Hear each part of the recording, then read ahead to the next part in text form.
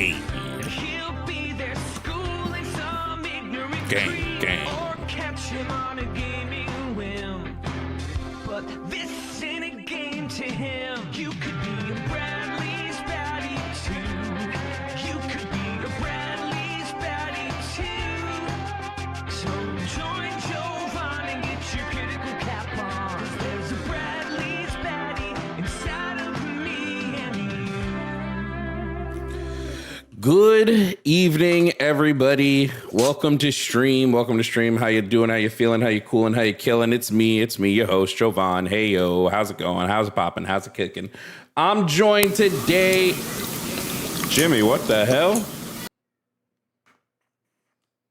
Jimmy, your mic just went nuts. I thankfully muted you before that big pop on for stream, but I can hear it. Your mic's gone. It's static. It's nothing but static right now. Nothing but static. Jimmy, can you hear me? You are nothing but static, bro. So we're just gonna let Jimmy try to fix this. I muted him for you guys, so you guys don't need to hear. But in my ears, oh boy, it sounds bad.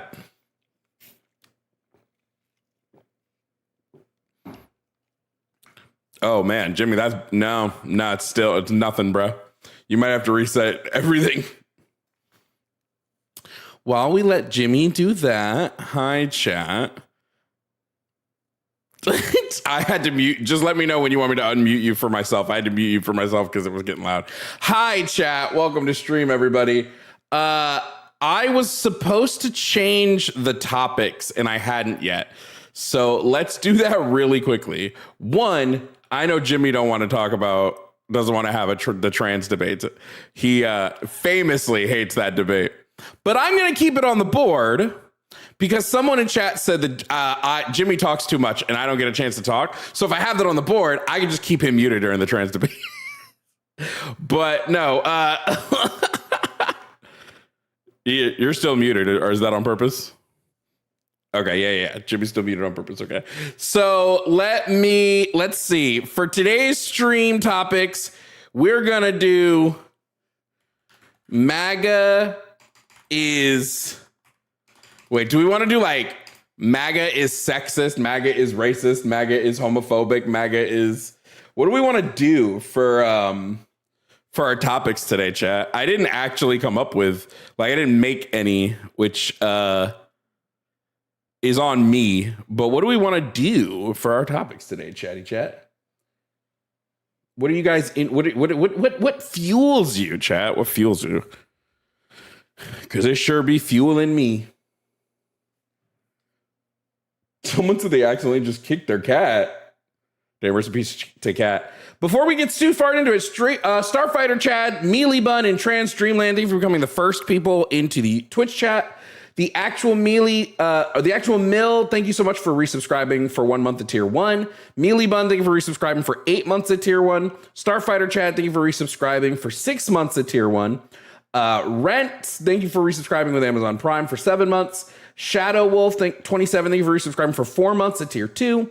King Puff, thank you for resubscribing with Prime for 4 months. Flying Leech, thank you for resubscribing for 9 months at tier 1. B. Renese, thank you for resubscribing for 9 months at tier 1.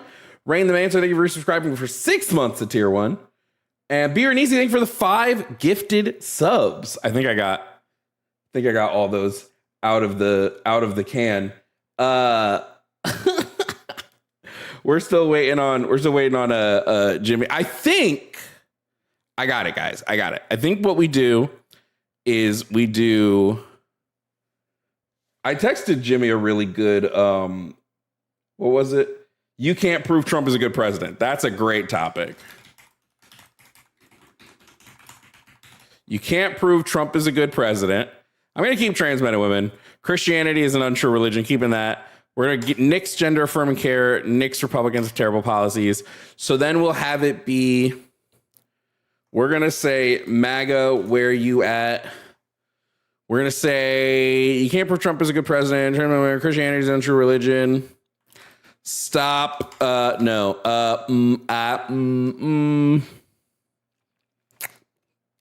Man, I don't know. What do we want the last two topics to be, chat? You help me, chat. This is the beauty of being in chat so early. You can help me come up with the last two topics.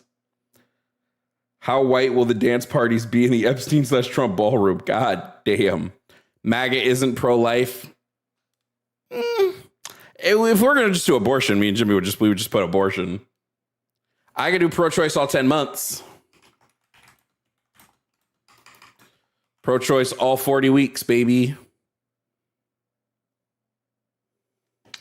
What? Immigration is good. I don't mind doing an immigration topic, but immigration is good is not the one it should be. MAGA is uneducated. You know what? We're going to just piss them off. MAGA is, and we're going to say uneducated, sexist, racist. Any others? Uneducated, sexist, racist, homophobic. Actually, let's just go back to the linchpin. Fascist. MAGA is a fascist movement. We're just gonna go back to the linchpin. Fuck it. Fuck them. You heard me? Is Jimmy back? Let's find out. Say something. I think so. Hello. Yep. I got you back. Hello, is it me you're looking for? This happened the other day. I think my soundboard. This is the shitty thing about like so many things now. It's like on the one hand, it's cool that things get firmware updates when they get new features. Yeah. But everything used to be analog, so you never had to do a firmware update. It either worked or it didn't. And I think the most recent firmware on my soundboard caused that issue. Guys, how's volume between me and Jimmy? You're a little bit louder for me, but that's not a problem. I just want to see how volume is for chat. If chat's fine with it, then it's no biggie. It could just be that I had view up louder in my headphones. So chat, let us know how our volume is between the two of us, Jim Jam and I. Just so that we know. Whoever said volume is good. Okay, cool. Yes, we know Jimmy's delayed. I don't, it's too much effort to try to figure out why. Jimmy knows why, but well, we know why. Yeah, it's too much effort to try to fix. Yeah. Let me rephrase that. Why depression? White depression. Yeah, no, this is reparations. Yep.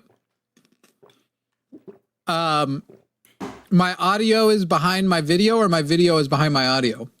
It's gonna be your audio is behind your video. That's what it always is. My video is happening first, and then the audio is on a delay, right? Yeah, it's because Jimmy's video is going straight into the streaming program, but his audio is going through my audio, my audio system, and then back into the streaming program. So there's just a delay, guys. I don't know what to tell you. It's not a big deal. How bad's the delay? Is it a second, or is it 2 seconds, or what is it? I don't know, because for me, you're not delayed. Chat sees the delay. We got a birthday party request real quick. Hold on. I just put on a 30 frame delay. Did this fix it for people? Tell me if I need more or less frames added. Does this make it better? That's gonna be trippy for me. Yeah. Because now you'll be delayed for me, but not for them. They said it's worse now. It was only a half-second delay. Okay. And they said now it's worse. Seems to be about birthday party. So let's take that down to 50. You could be a birthday party too. That was loud. You said the audio was coming after the video, right? So if I was to delay something on my end, delaying the video would have been the thing. That's what I would have assumed. How are we looking, people? They said now it's perfect. Are we good now? This is beautiful. Is it? What did you do now? And we fell in tech love. I did only 15 frames of video delay. Oh, okay. Instead of, yeah. Yeah. Hey, can you output me my stream view? Yeah. Are you not? Yeah. Make my video source, whichever is the. Oh, it's because last time you just see me. Now you should see. Yeah. Now you should see what your stream sees. Okay, chat. Lines are open, everybody. Here we go. Go back to the other way. My God. This really sucks. I'm going to switch it to this way, and I'm going to record. Like this? Yeah, that was better. Okay. I like the other way. Okay, guys, it's been a couple crazy days. Donald Trump bombed Nigeria. For anyone that didn't see, Trump decided I'm going to hit Nigeria. We got another birthday redeem. Hold on. Another birthday coming through. I don't think, Jimmy, I don't think you can hear the birthday songs. But birthday song. I hear no birthday songs. Twitch users can redeem a birthday song. You were almost in key. You were almost in the right key. Nice. I felt like your intro song, I should have been wearing a terrible sweater. It is meant to resemble the Full House theme. Some high quality H2O. Okay. Delish. All right, everybody. Okay. I can't record without the delay. Fuck. Oh, like you're... On my end, now the delay makes it look like shit. If I record, I'm not going to worry about it. Yeah, it looks great for us. For the chips. Yeah, no, he's eating right into the mic. It's fine. I do it all the time. I forgot that the mic was open. Listen, chat. Let's go over our topics real quick again, just so we all know them. Why did Trump bomb Nigeria? Because he wants to end the Christian genocide. The thing that's not happening, by the way. Just so we all know. The thing that is not happening in Nigeria. The funny thing is, like, just all of the bullshit about Trump is the anti-war president, blah, blah, blah, blah, blah. And then you actually go and you look at the death tolls of the people who are being attacked by ISIS. And it turns out Muslims are also getting hit. But this is apparently about protecting Christianity. And what was the whole thing about America? We shouldn't be the world police. Why are we going over there and get involved? We're not a Christian nation. So if you're saying the motivation is to protect Christians, you're already like going beyond what the nation is. And then if you want to say because there is ISIS is out of control and we need to help them over there, you can go ahead and say that and make your case for it. But then you need to drop the whole like that you aren't an interventionist like world police bullshit that you aren't interested in. And let's just be clear. He's just trying to do as much as he can to be the fully super duper into war, strong military figurehead person while also claiming he's the guy who ends wars. The whole thing's redacted. Now, speaking of wars, let's talk about the war in these financial streets. Guys, if you want to support the stream, if you want to make sure we keep the stream running, there are a couple ways to support. One is being a sub over on Twitch. Subbing on Twitch is a great way to support. Speaking of which, Frostymus, thank you so much for the 5 gifted subs over on Twitch. Welcome in. Thank you for the 5 gifted subs. You can also become a channel member on YouTube. Now, there are my channel members to my personal channel, but there's also Jimmy's got channel members to his channel and the line. So you can have channel members to all those things. You can also send subs and memberships over on I Do Like My Subs. Thank you, Starfighter Chad. You can all become my little subbies. You can also become members. Like you can send gifted subs and gifted memberships. If you want to support the show directly, my Cash App and Venmo are on the screen. Cash App and Venmo go straight to keeping our call lines open, as Jimmy can attest. Call in studio is not cheap. Though. Go buy mugs. No, don't do that. Buy mugs. Like you should also buy mugs, but also support me directly as well, because I also need to earn a living. You get paid on mugs. You get paid on mugs. Linemerch.com. No, yeah, do both. Do both. Double your money. Do a little. If you guys invest in Ethereum right now, by the end of the stream, it'll have doubled. That's how I understand crypto works. True. And then do both. Oh, we should be getting paid soon. I do not. Blah blah blah blah. I should be getting paid soon from you anyway, shouldn't I? Isn't that something happening in the next week or something? I believe you've already been paid. I believe I paid you on the 23rd because I tried to make sure everybody had a little pre-Christmas money. Sure did. Didn't even notice it. Man, must be nice. I know. No, it's just I have $20 get added. No. I just have so many bills that I pay every month that I just throw all my money out, and then I'll look and be like, hey, this is what I have left over after bills, and just roll with it. If anything, it was probably a depressing realization where you're like, fuck, I don't have more money coming in. Yeah, but it's okay, guys. If you do support the show, remember $20, you can boot any guest we're talking to after 20 minutes. If you're like, this call sucks, I feel like the line should implement something like that when Forrest is on, because my man will talk for hours to the same person. It's a good idea, and I'm glad that I've stolen it at least once. Cape Cod 40% less fat are the best chips. Let me let you know on a little lore here. So TikTok debates, which I used to do, don't do anymore. Almost everybody who debates on TikTok now has like a pay to kick rule. I started that. Like quite literally. It's not even like a oh guys, this was me. No, like literally I was the first person doing live debates that was like, yeah, if you pay me $20, I'll boot anybody. And everybody does it now. And I'm just saying, that was me, guys. I'm a trendsetter. If it was a recurring rule, I definitely think you get credit, but I'm positive I could find you a stream from before you ever even started streaming where at some point I went, hey, this person sucks. If anybody super chats $50 right now, I'll drop their ass. Yeah, but I will do. I have it as work. They could technically. What they used to also be able to drop my co-host too. I stopped doing that one. It used to be. Wow. It used to be. We had a bounty. So like if you were a co-host, we'd be like, yeah, there's like $100 bounty. If you pay $100, I'll boot whatever like back in the panel days. I don't do panel discussions anymore. But back in the panel days. All right. I know what to do then. I'm going to go over on mine with this all in mind. Speaking of which, Jaden paid $20 on Cash App to kick Jimmy. So we're going to, if somebody pays me $20, Jimmy will get muted for 20 seconds. Mid call. It could be mid debate. I'm putting a 2-hour timer. If I get 50 super chats, which remember, Jovan makes money off of these super chats too.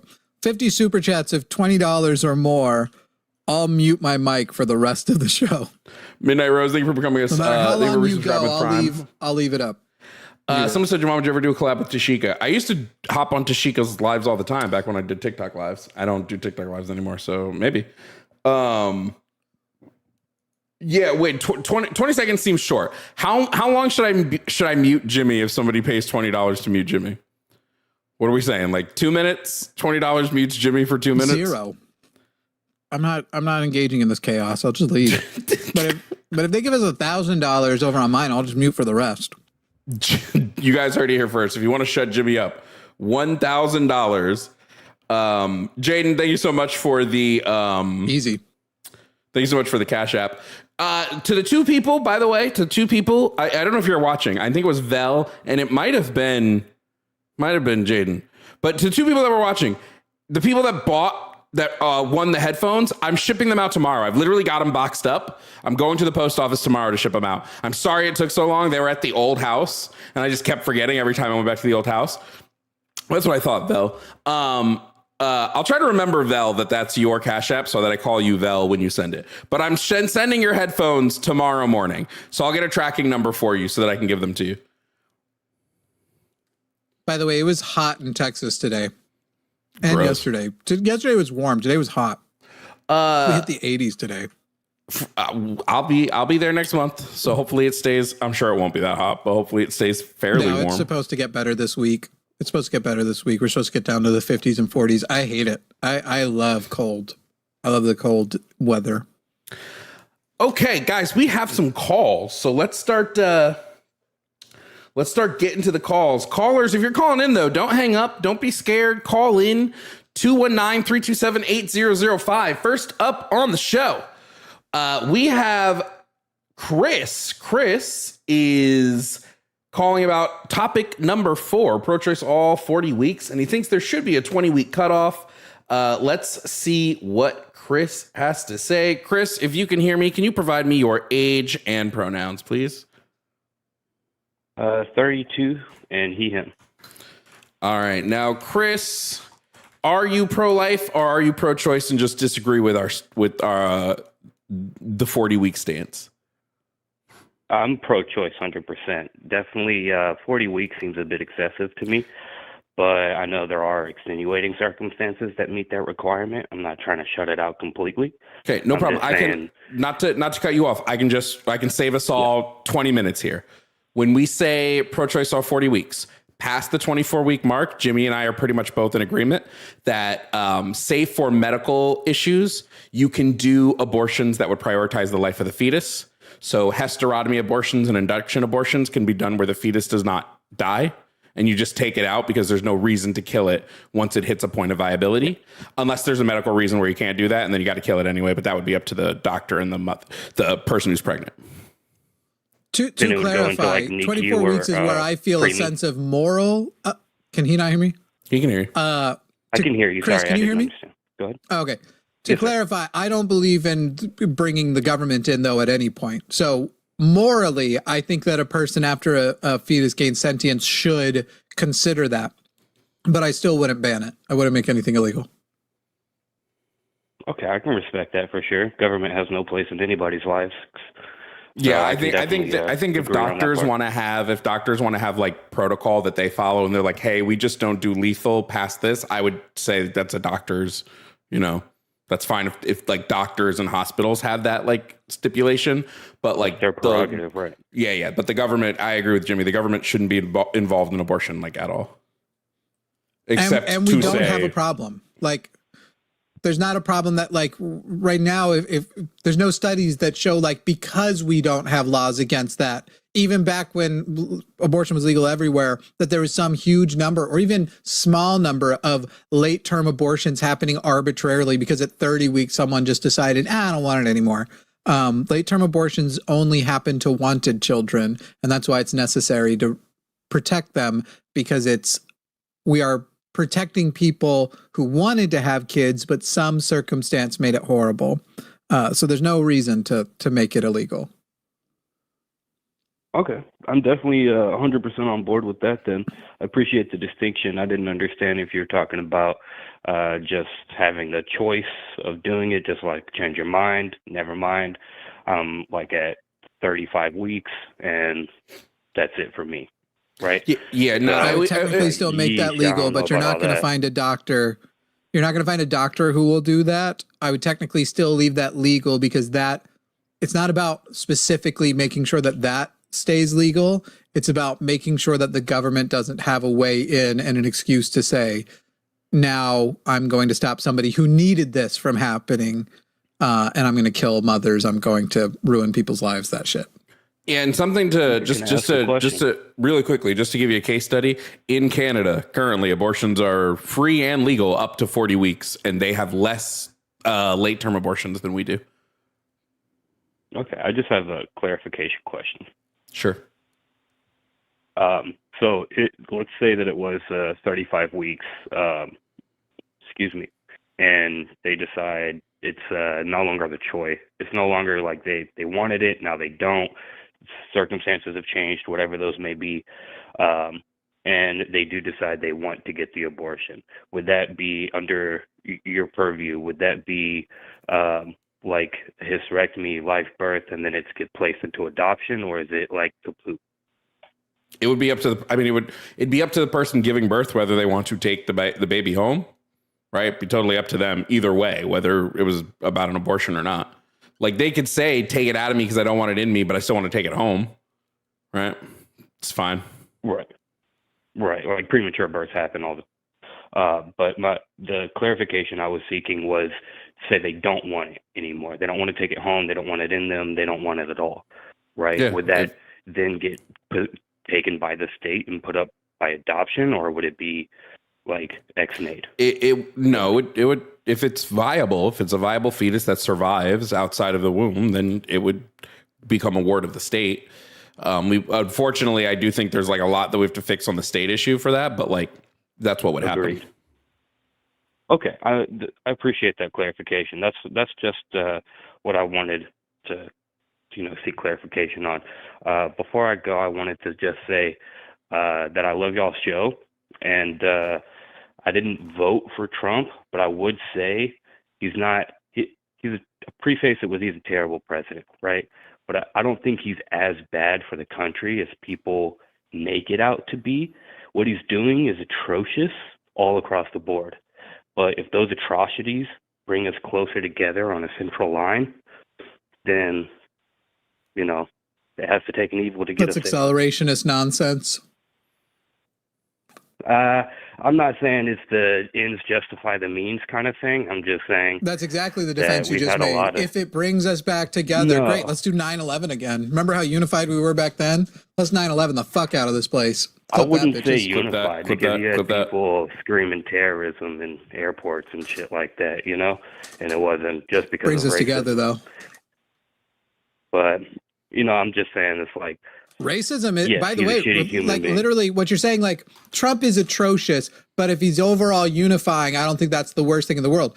Unifying isn't necessarily good inherently. Do you know what a unifying force is? Racism. Racism is literally a unifying force. People literally build communities and unify in their shared belief that because they have no other means by which to consider themselves exceptional, that they are more exceptional than other groups of people.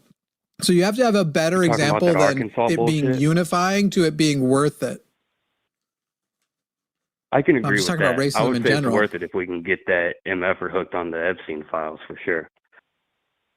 Great. And a lot of people will have died those and should will have have been really suffered and tough. won't have been worth it. Re-electing him won't have been worth it to all the people who died, to all the people who suffered, to all the people whose rights are damaged, to all. So we're going to do the best with what we now have. If you want to take that approach, sure. Here's what we have now. Here's the best we can do with it.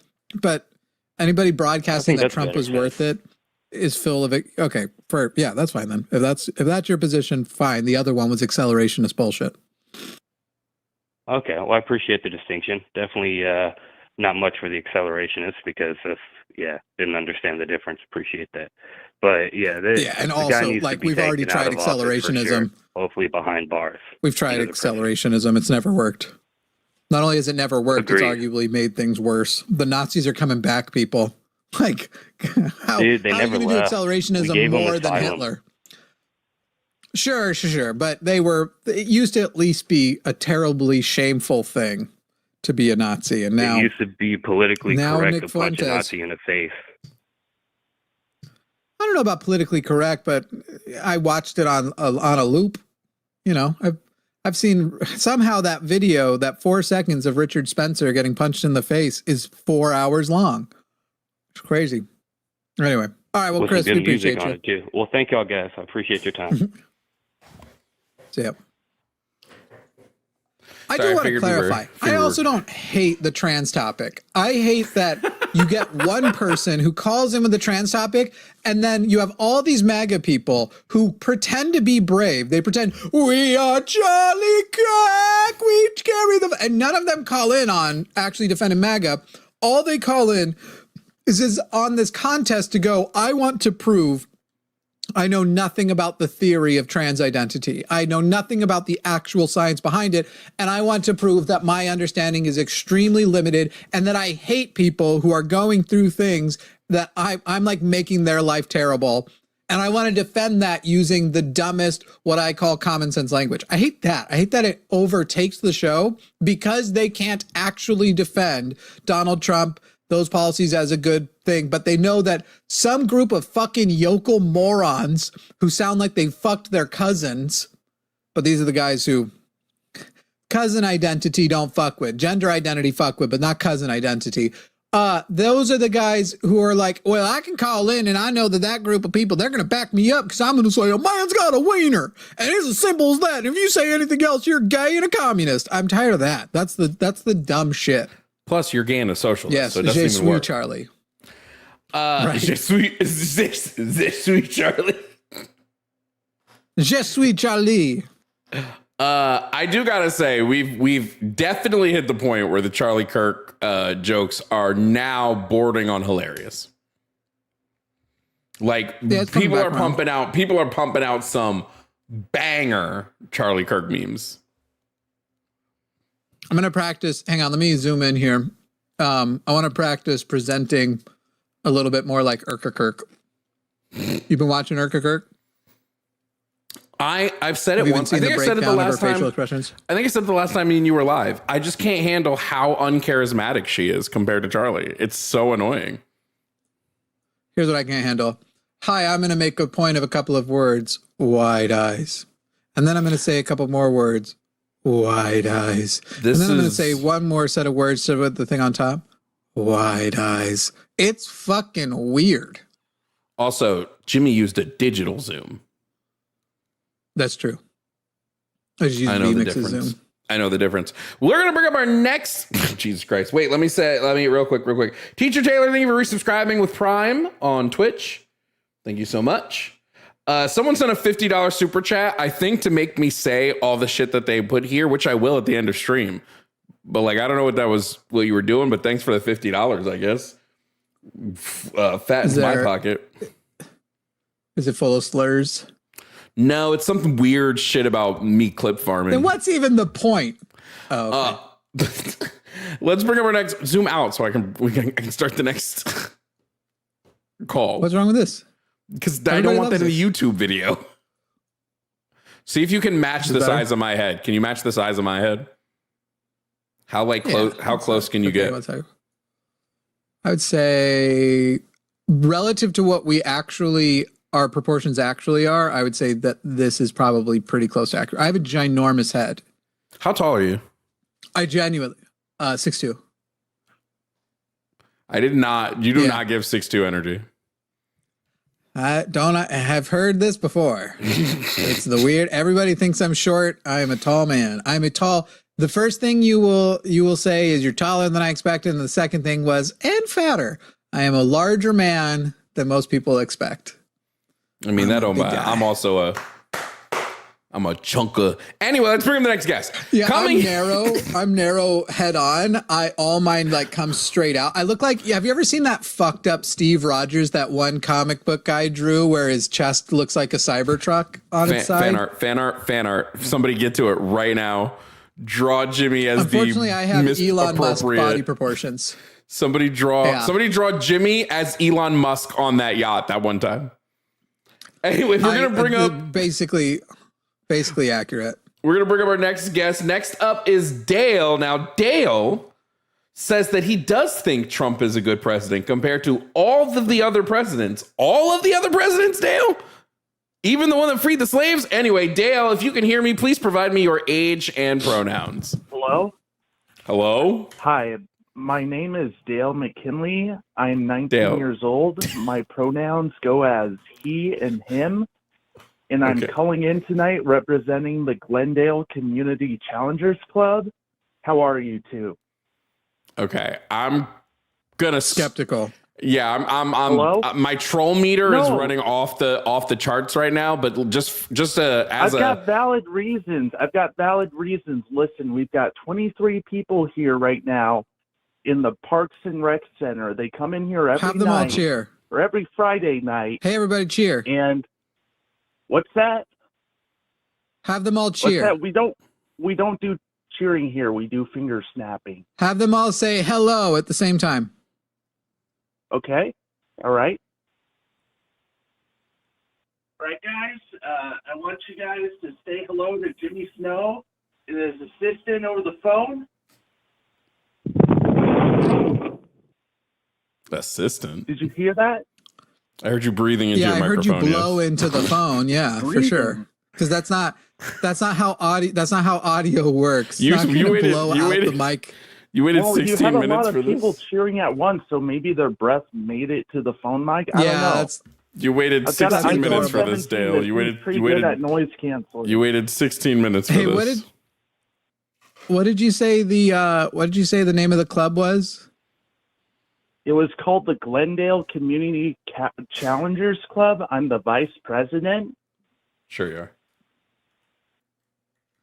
I'm calling from Glendale, California. I've been part of this club for 2 years. Uh-huh. How old do you have to be in that club? We accept people from all ages. We have people here from high school all the way to For a Republican club, citizens. that is the very first believable thing you've said. Hey, well, here's the thing. Here's one thing that I've got to add here, Jimmy. And you pair what? The teenagers with an older boy? What's that? Where's your website where I can find you guys? We don't have a website, but we do have a meetup group. Do you have a Facebook? No, so they have Meetup. Facebook. You don't know what Meetup is? The app. I know what Meetup is. You have a Facebook? Yeah. Well, we used to have a Facebook, but during COVID, we had a lot of people find our Zoom links through that and troll on there. So we pretty much. Damn, how was it during COVID? Could you imagine? What was your real quick? What was your experience like during COVID in this club? Well, I was midway through high school. I hadn't joined the club yet. So I was passed that test in high school. Nah, because I repeated myself, he realized what I was doing. All right, let's guess. Let's say, Dale, let's say you're being honest with us for a second. Let's just pretend. Sure. Okay, we know you're trolling, but let's just pretend you're being honest for a second. You think Trump is the best president we've ever had? Well, here's the thing. He's definitely not the best president. I would attribute that to Jimmy Carter. However, if you put Trump's actions and policies compared to all other 51 presidents throughout American history, he's... Sorry, what was that number? Sadly, whether or not towards the top of the list. Sorry. Towards the top of the list. I'm sorry. How many other presidents? 51. Where are you getting He thinks the number of presidents are the number of weeks in the year. So there's 52 weeks in the year. Trump is week 1, week 52, and everybody else is the prior weeks. Hey, how many of the 23 people are women? Oh, actually, first of all, no. The number of presidents is correlated with the number of stars on the American flag. So you can get your facts straight on that. The number of women here, why? You want to talk to them? Because this isn't even a good troll. You got to keep the It's bad troll. I don't know what you're let me talk to one of the women. Troll. I think you're just Can afraid I talk to one of the women? Debate me because you're afraid to go up against 23 people. That's what. Are the 23 people in the room with us right now? Come on and verify that your name and your position in the organization and endorse that you represent them? Yeah, I'm the vice president. Can we hear that from one of your lady members? From one of the lady members? Yeah. Wait, before he does that, one of the ladies Jimmy, there just confirm for us. Jimmy, I'm going to send you a picture of what I think one of the ladies are going to be. Real quick. Hold on. Dale, hold on. Don't say anything. Don't. Dale, stop. Got you two on the projector in the way that you guys Shut up. Okay. Dale, shut up. That's very rude. God damn, I'm muting you so me and Jimmy can finish this. Jimmy, look at the picture I sent you. That's I don't know if you saw that movie. I texted it to you. That's gonna be one of the women. Fine. Let me see. Where did you? Oh, text. Yeah, I just went into the Discord. Yeah. For those who are wondering, I was thinking of in the most delicious way from Arrested Development was what I was thinking of. I sent Jimmy a picture of Split, the movie Split, of James McAvoy when he was playing the girl of the personalities. That's who I assume Dale is going to be. Okay, Dale, put By the way, she was hot. Dale, if in order for us to believe you, put a large-breasted one of the women guests on the phone. Sure, Yeah, I could, but I preferably reckon a big you don't titty want to goth. talk to your mom. My mom is dead, Dale. So I would like to talk to her, I was talking about Jimmy's mom. Jimmy's mom is also dead, Dale. So we would like to talk to our We're mom. also a dad. puppetry club. My mom killed Jovan's mom, so she's in prison. We're also part of a puppetry club. Okay, are you sure? What you gonna do about that, huh? Dale, Huh? Dale. Yeah. Why are we still here? That's what I thought, big guy. I'm just letting the other call is being screened. Finish up screening. Dale. Oh, there's a Colorado caller waiting. Dale, just really quickly about the puppet thing. Do you use sock puppets or are they too dirty? Do you have too much fun in those socks to put on your hand? Do you use sock puppets, Dale? I don't believe in puppetry abuse. Dale, if you're going to troll, you have to have funnier comebacks. That's true. Funnier comebacks? Yeah. The Dale, funniest comeback have an is you improv showing up every other day. I was going to give you a valid point about the funniest and you completely you started calling me a troll. The funniest comeback is the on your back that you keep getting. Okay, I'm not going to finish that sentence. All right. You started. Dale, you started. Dale, Meetup does not have a Glendale Community Challengers Club, and you should use Meetup to find an improv club. I think that will help you out. Nah, I use Tinder for that. Okay, see you, Dale. Yes, and not even good at yes and. Like a pretty bad yes anding. Yeah. And a good yes and was like the way Jimmy said that his mom killed my mom. That's a good yes and. Right? That's building on the joke. I was proud. I was pretty proud of that one. Like, he didn't even try. Like, I prefer trolls that try at the very least. It was terribly boring. All right. Hopefully this one is less boring. Coming up to the stream now is going to be Jeff. Now, Jeff wants to talk about abortion. Jeff is against abortion and thinks that they're eugenics. So let's see how Jeff substantiates that. Jeff, if you can hear me, please provide me your age and pronouns. Jeff, he, him, 40. There we go. Now, Jeff, you said did we all hear Jovan say "eubortion"? Because it was pretty funny. Did I say abortion? Yeah, it was right before you had to say eugenics. So yeah, that's well, fine. Yeah, Adolf lifted his eugenics policy from the early Margaret Sanger and abortions were never done while Margaret Sanger was alive through Planned Parenthood, so I don't know what that. Hey, Jeff. Wait, hold on, Jimmy. Jeff, do you have a mustache? Hold on. I just need to make sure that we have this understanding. You know that abortions weren't done.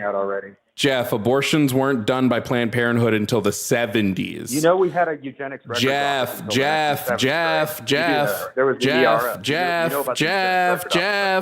You just said, Jeff. You're spurting out. Jeff, I don't know if you understand how conversations work, Jeff, but you just said Adolf Hitler lifted his eugenics plan from Planned Parenthood, who didn't start doing abortions until the 70s. Was Adolf Hitler alive in the 70s? Eugenicists.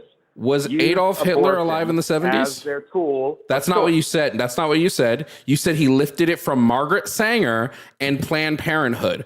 Was Planned Parenthood doing abortions in the 40s? Margaret Sanger? Yeah, Margaret Sanger was around in the... Margaret Sanger wasn't doing abortions in the 40s either. Margaret Sanger was actually anti-abortion and actually said abortion is the worst thing a mother could do. You want to bet? How much money do you want to bet? How much money do you want to put on this right now? How much money do you want to put on this right now? How much money do you want to put on this right now? Jeff, I'll put any amount down. Jeff, I will put Jeff, stop trying to change the subject. I'll put any money. Jeff, stop trying to change the subject. I'll put any money down with you right now. Are you familiar with the Pareto distribution? Jeff, I'll put any money. I don't care. You're not going to change the subject here. Jeff, you're not going to change the subject. Sorry, I'm going to mute you because you keep trying to change the subject. And only pussies try to change the subject this early on into a conversation. Jeff, I will put any money down that Margaret Sanger was against abortion. She thought that abortion was one of the worst things mothers could do. How much are you willing to put down on this, Jeff? Now I will unmute you. All I want to hear is the number you're willing to put on this bet.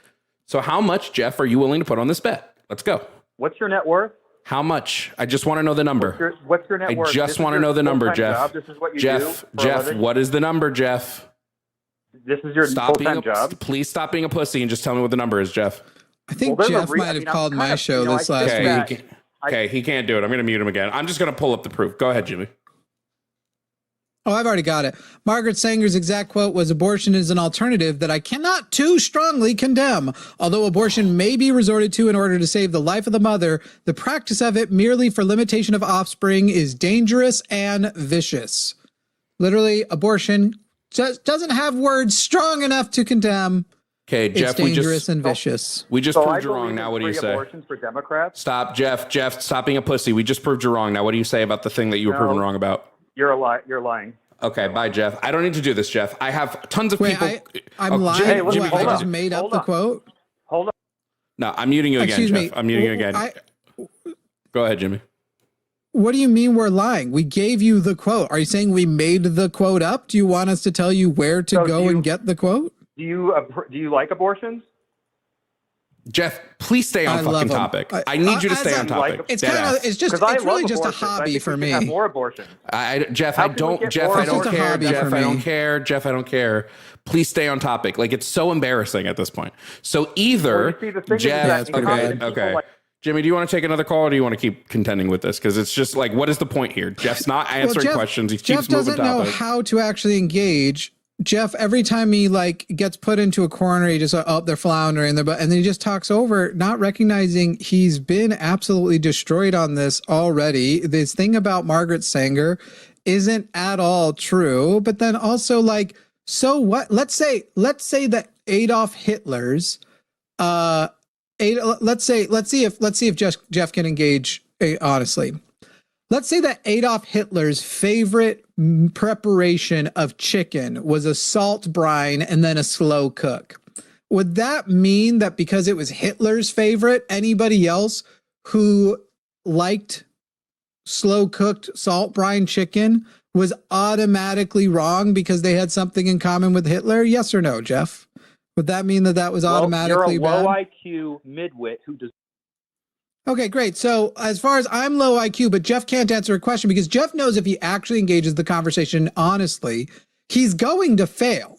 If he actually answers the question, if he actually hears out why we have the beliefs we have. First of all, Hitler's eugenics or whatever and abortion are completely separate concepts and topics. But even if they were the same, it wouldn't actually demonstrate whether it was wrong or right. Hitler had lots of things everyone would have agreed with him on, and lots of things that most people, I'm not positive Jeff would disagree on. I have a feeling that Jeff and Hitler probably felt similarly about black people, for example. So it being, if you just say so-and-so had this belief, therefore it is bad, that's literally called, actually, let's find out. Jeff, who's so much smarter and higher IQ and knows so much more and is clearly a great debater, what is the name of the fallacy where you say that is fallacious because of the origin of the information? Your net worth. What is the name of that fallacy, Jeff? What's your net worth? Jeff, I'll answer you. Jeff, I'll answer that question after you answer my question. After you answer my question, I'll answer yours. Why would I answer that question? Jeff, and by the way, my net worth has nothing to do with the argument. You've called in claiming to be pro-choice. That's why you do what you do. You've called in claiming to be pro-choice all 40 weeks. Did he just Jeff, quote do you think Jim that you're Carrey? winning this debate? Yeah. Jeff, do you think you're winning this debate? Because you have yet to engage the actual topic, honestly. You're incompetent. You deliver my Uber Eats. That's your role in life. We literally don't work for Uber and Eats. Yet, Jeff, we've defeated you in this debate. You deliver my, hey, what's the name of the fallacy? Democrats deliver my Amazon package. Hey, Jeff, what's the name of the fallacy? Shelf, and they pour my latte. That's your role no, in Democrats life. are. And you need the government to protect What an own that Jeff has, that Democrats are laborers. That Democrats have jobs. Oh, by the way, we're not Democrats, neither Jovan nor I, nor are either of us working at Amazon or Uber Eats, but I'm not going to shit on people. Okay, so just so everybody knows, if you're listening right now, Jeff believes you should not vote for the Republicans if you work at Amazon, if you are an Uber Eats driver, if you are working a job and trying to make ends meet and you're not rich. You should not vote for the Republicans. That's a Democrat move. Jeff is basically somewhat accurately saying if you work labor, if you are a laborer, the Republican vote would be the wrong vote for you. Jeff, I wish we could dox you to your Amazon delivery people and they would reflect that in the quality of your deliveries. Anyway, Jeff, why should we continue on with you when you won't engage honestly at all? You're evil, worthless, garbage people. And evil cannot create, it can only destroy. That's why you like to dox people. So Jeff, basically, Jeff, you are admitting you actually can't win the debate, right? Punch up because Jeff, can you win a debate? Because you're subhuman. I'm worth more than you. I'm punching down. Incompetent. Well, hey, what's your net worth, Jeff? To be aborted. Hey, Jeff, what's your net worth? What's your net worth, Jeff? I have at least 25 million. Yeah, right. I have 45 million. I have 125 million. I have 100 million more than you. Cool. So I'm better than you are. That's cool. I mean, I did just make that up, just like you did, since you're also making shit up. Also, Jeff, please acknowledge that you can't actually win a debate. And your life doesn't Please matter. acknowledge that You're you a can't burden win to a humanity. debate. When you Please die, acknowledge. the world will be a better place, and nothing. That's funny because I'm actually an employer. I actually pay people fairly, by the way, and I pay way more into the United States government than I receive in benefits. So that's interesting that you would say that, Jeff. Jeff, will you concede that if you are going fact by fact, you cannot win a debate on the actual substance? Is that true or not? You're fat and ugly and ridiculous, and you suck. Okay. You suck. You're just stupid. You're just stupid people. Aww. Yeah. And just so you know, little baby. Oh, little baby got, little baby got. Jimmy. I've banged more attractive people than the number of times you've ever had sex ever, which if we remove, you've had sex 0 times consensually, but the non-consensual sex you've had, I've had more consensual sex with attractive people than you've had sex ever. So Jeff, this means nothing to me. You mean nothing to me. Truly, this was a waste of time. I gave you an opportunity many times to see if you could actually engage with the big boys. Are you going to keep crying foul? Are you going to keep resorting to ad hominems? Or are you going to have a debate of actual ideas? I agree with and you prove that you're abortion. smarter? How can we abort Why are you more crashing out? Democrats? Can you prove that you're right? Hold on, just real quick. Let me just. Jeff is very hormonal. He's emotional right now. He's very emotional. Let's see if we can convince Jeff to emotionally regulate crying, everybody. By the way, let's see if can you tell he's crying when you listen to his voice? He's actually crying. No, you're fat, and you're ugly, and I have $25 million. Yeah. Let's see if we can get Jeff to emotionally regulate. Jeff, just tell us, what's your favorite color? Are you go ahead? What's your favorite? What's your favorite color, Jeff? You're manic, what's your favorite color, Jeff? Jeff, what's your favorite color? Jeff, what is your favorite color, Jeff? What is your favorite color? Okay, here's what we're gonna do, Jeff. Clearly, you are incapable of having an adult conversation. Apparently, your family didn't house train you. I don't know. You're still pissing on the carpet. Maybe you should have been learning to go outside. He's too sexually attracted to us. Jeff, I don't know what it is about your evening that you thought like you would be able to like upset Jimmy and me. We're just chilling, dude. This is one of the funniest calls we've had today. I don't know. Bad boy. Jeff, I don't know if it's possible for you. I'll ask you one more time. I just want a yes or no answer. If you say anything other than yes or no to this question, I'm just going to move on. Like, it's real simple. So I just want a yes or no. Were you house trained, Jeff? Yes or no? You cut out. Were you house trained? Yes or no? Excuse me? Were you house trained? Yes or no? Are you a stupid nigger? Yeah, that's what I thought. Jeff, you are a stupid nigger. Jeff, do you mind if I tell the chat what your phone number is? Do you mind if I just tell the whole chat? I can? Yeah. You're saying you're going to don't do it on mine. Don't do it on mine. It's you're right. against TOS. Don't put my channel in danger. Bye, you can Jeff. go post it on Threads though if you want. You're a nigger. Yeah, you're worthless Jovan will post your number on Threads. You're all worthless garbage. Yeah. Bye, Jeff. Bye, Jeff.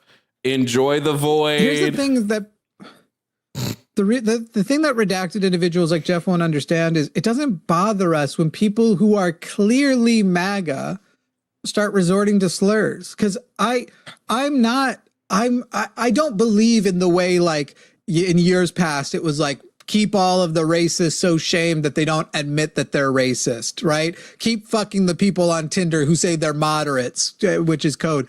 I like my racists to be Klan members like that dude. What was his name again? I already forgot. Jeff.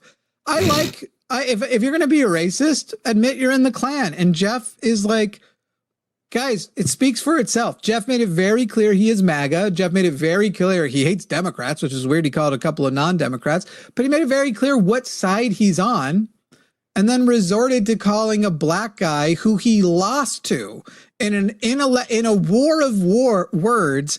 He lost to in an intellectual battle. He lost to, and resorted to calling a black guy that he lost to the N-word. Like, yeah, good. Thank you for being consistent with what we understand MAGA is like.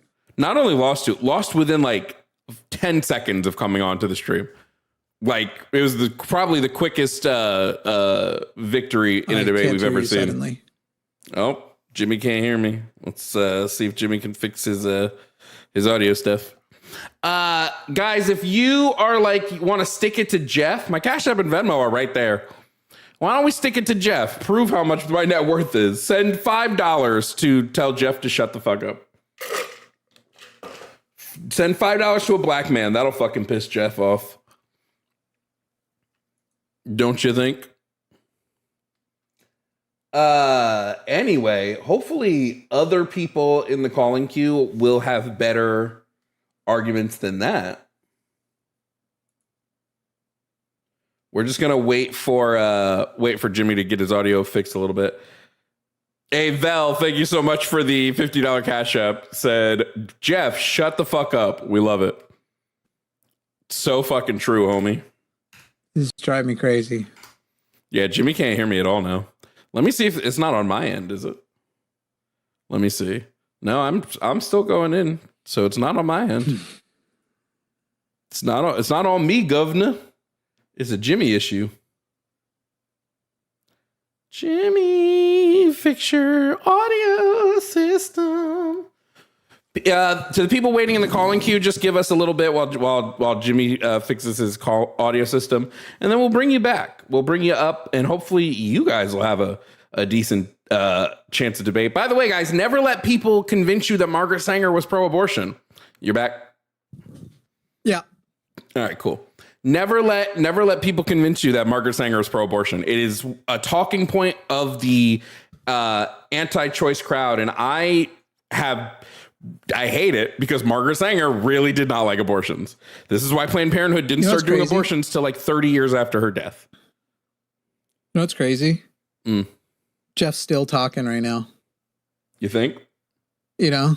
Oh, definitely. He's still like at home right now, just like, and you guys are gay and N-word and gay and your N-words and what's your net worth? What's your net worth? What's your net worth? Which again, like, thank you for continuing to prove that you think net worth matters. Like, this is MAGA. They hate labor. They hate workers. They hate blue collar workers. They hate people who are actually like struggling. They hate anybody who wasn't born rich. Like, that's their thing. By the way, Justin and Lana, thank you guys for the Justin and Lana. Thank you so much for the Venmos. Vel, thank you for the Cash App. All to stick it to Jeff. We love sticking it to Jeff. It's always nice to pay a black person when a white person calls them the N-word. That should just be our norm. Mm-hmm. That should be our go-to. Guys, I need super chats quick. Somebody call me a fag. I need it. I need it. Queer man, I can say it. You can't. Say, come on, guys. I need some soups. Please, guys, remember Jimmy. Soups. Just remember Jimmy is bisexual, so he uses he dropped the slur though without a warning to any of us that it was coming. Well, I mean, it's for demonetized. I think it's for the N-word anyway. I'm pretty sure we're good. That's my word. Laku Pipu, thank you so much for the Cash App. Said Jeff, you're a troglodyte. Joyful, thank you for the Venmo. Said stay mad, Jeff. Hold on, I'm just trying to put in all of these. What's 96 plus 20? 116. Gang. Let's keep it moving. Let's see about bringing in the next call into our show. Thank you for the super chats, guys. Well, I'll read those all at the end of stream. Promise. Okay, next call. Next up, we have Jonathan. Now, Jonathan wants to talk about Christianity. Said Christianity is a true religion. Let's see how Jonathan defends that. Jonathan, if you can hear me, please provide me your age and your pronouns. 28 and he, him.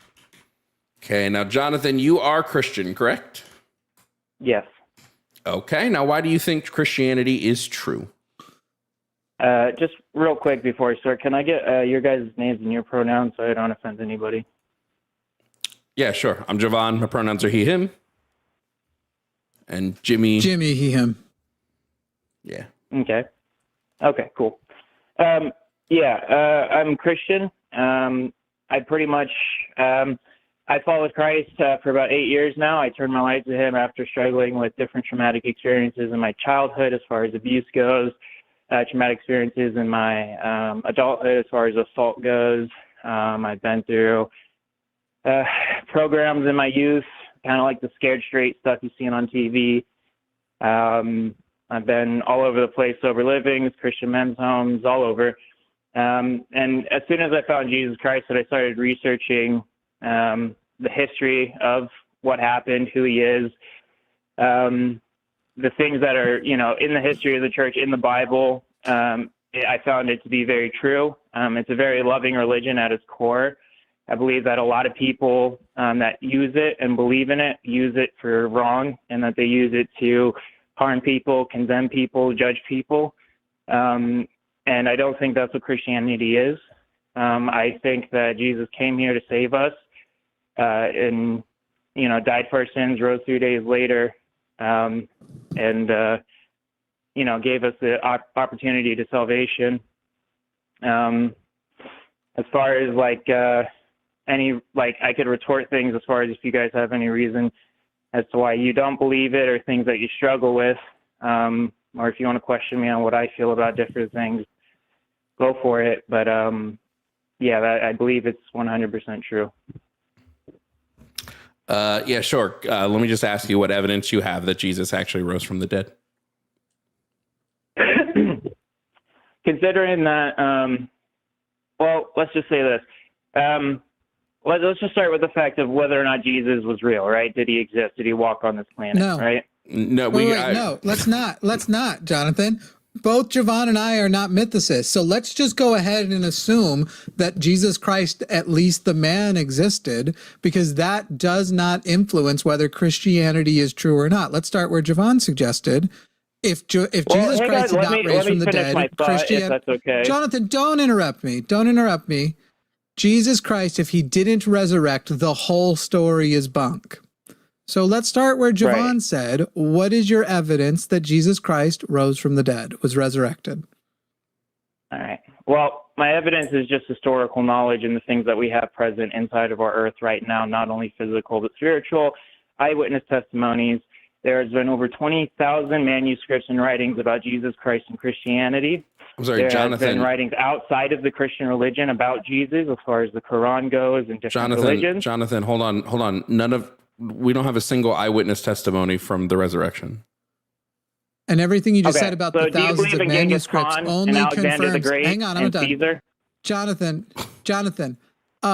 Yes, I believe, as we already said, we believe Jesus existed. Or I don't even know if I believe he existed. I just don't have a problem with starting with that he existed.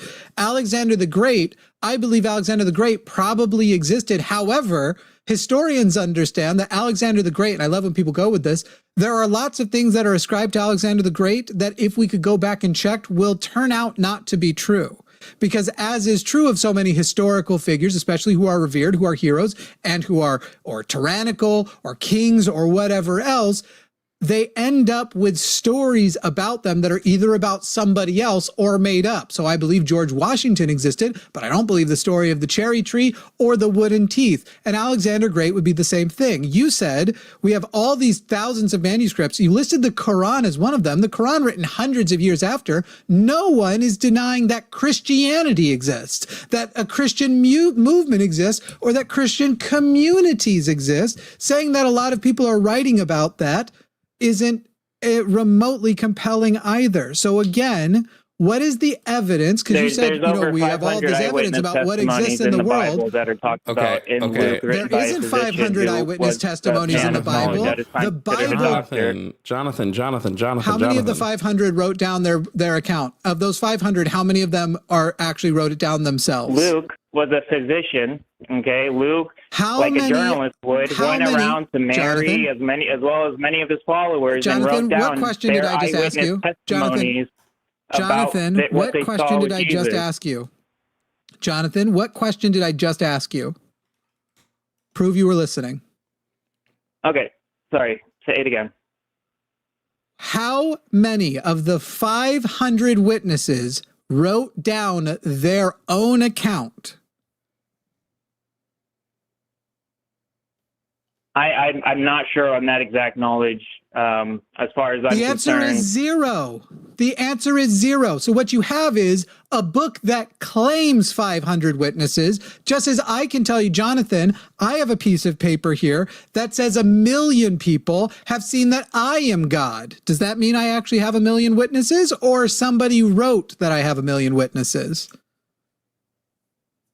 okay. What about the writings that are like all over the world outside of Christianity? What about the findings? You listed the Jonathan. Quran. No, what are they called? Relics and all sorts of stuff that have been found and dated back to the time of Jesus. Like, there's been so much proof. Jonathan. I love how bad Jonathan is at this, because none of this is proof that Jesus Christ resurrected. You keep going back to whether Jesus existed, and me and Jimmy have already said we can concede that Jesus existed. I have no issues. Okay, so if he existed, then you have to understand. So then I have to believe that he right? came back. He came back from the dead.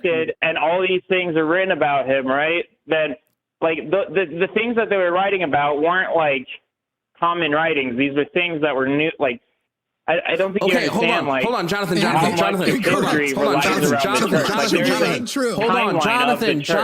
Hold on. Do you believe that the Egyptian pharaoh caused the sun to rise and set? Where are you pulling that from? Hey, just answer me the question. Do you believe that the pharaohs of Egypt... If you can pull that out of the Bible and give me an example, Jonathan, you're pissing me off. Do you believe that the... I've never heard that before. Before. So it's written down. It's written down. There's a bunch of accounts. There's a bunch of accounts in Egypt of their ancient pharaohs being the reason that the sun rises and sets. So how come you believe all these accounts of the stuff Jesus did, but not these accounts?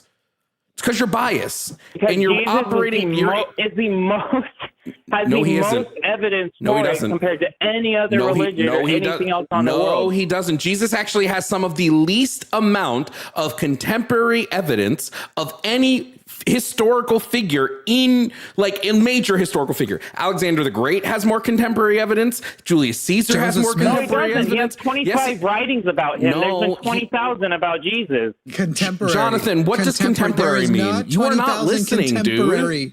You're just on a script and you're going on your script. Can you actually, for 1 minute, hear the words that I'm saying and pause? I need you to pause at least 3 to 5 seconds before you answer so you can actually hear the thing I'm saying. When we talk about evidence for a historical being, what we look for as the best example of evidence, other than like archaeological evidence, other than like when we're pre-photo and video, right, is contemporary writings. Contemporary means written at the same time this person was alive. Jesus Christ has there's only 25 of those. Jesus Christ has 0 contemporary writings. No one wrote about Jesus while he was living. Not one single person. Of anyone who met him. You could say Tacitus potentially.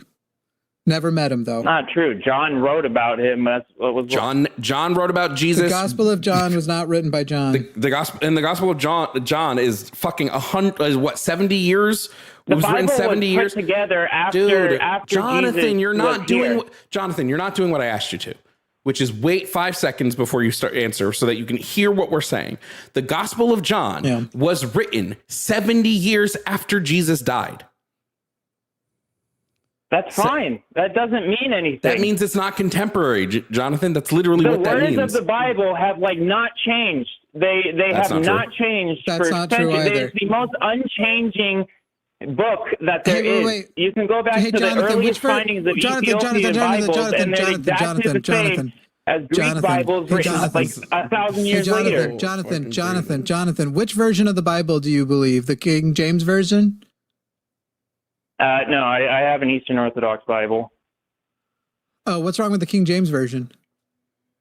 The King James Version is used by a lot of English Orthodox Christians because it's considered one of the what's wrong with it? No, I didn't ask. You're answering a question I didn't ask. What's wrong with the King James Version?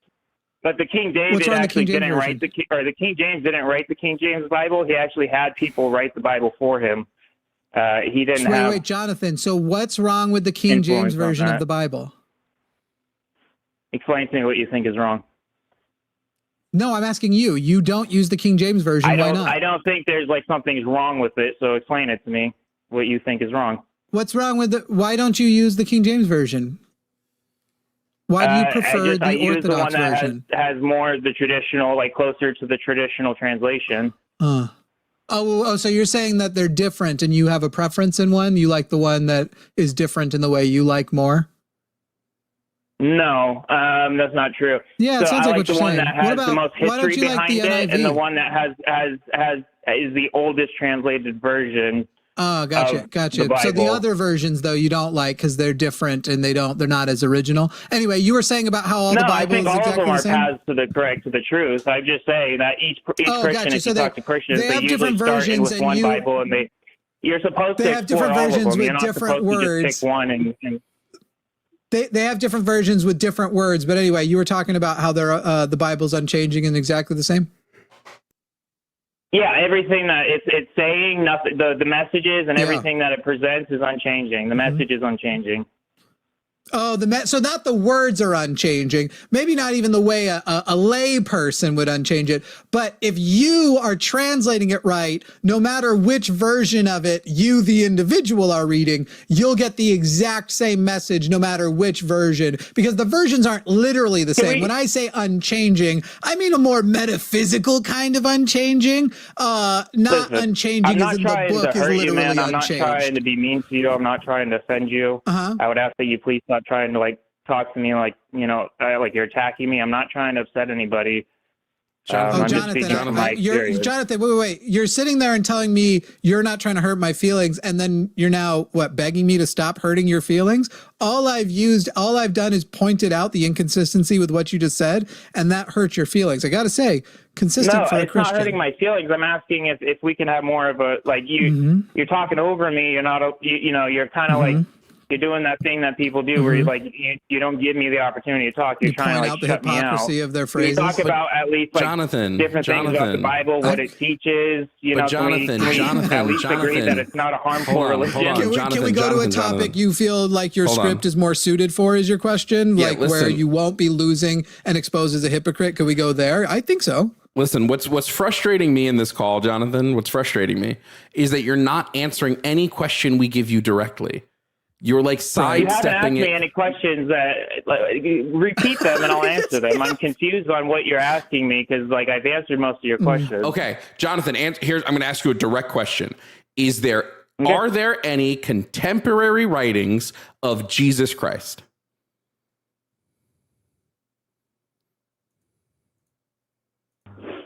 Hang on. If you're confused, you got to Google it. So you don't know the answer, but you're hoping. Well, no, I did tell him to wait 5 seconds before he answers. So hopefully he's doing that. Oh, I don't. I think I was hearing the clickety clackety of some typing.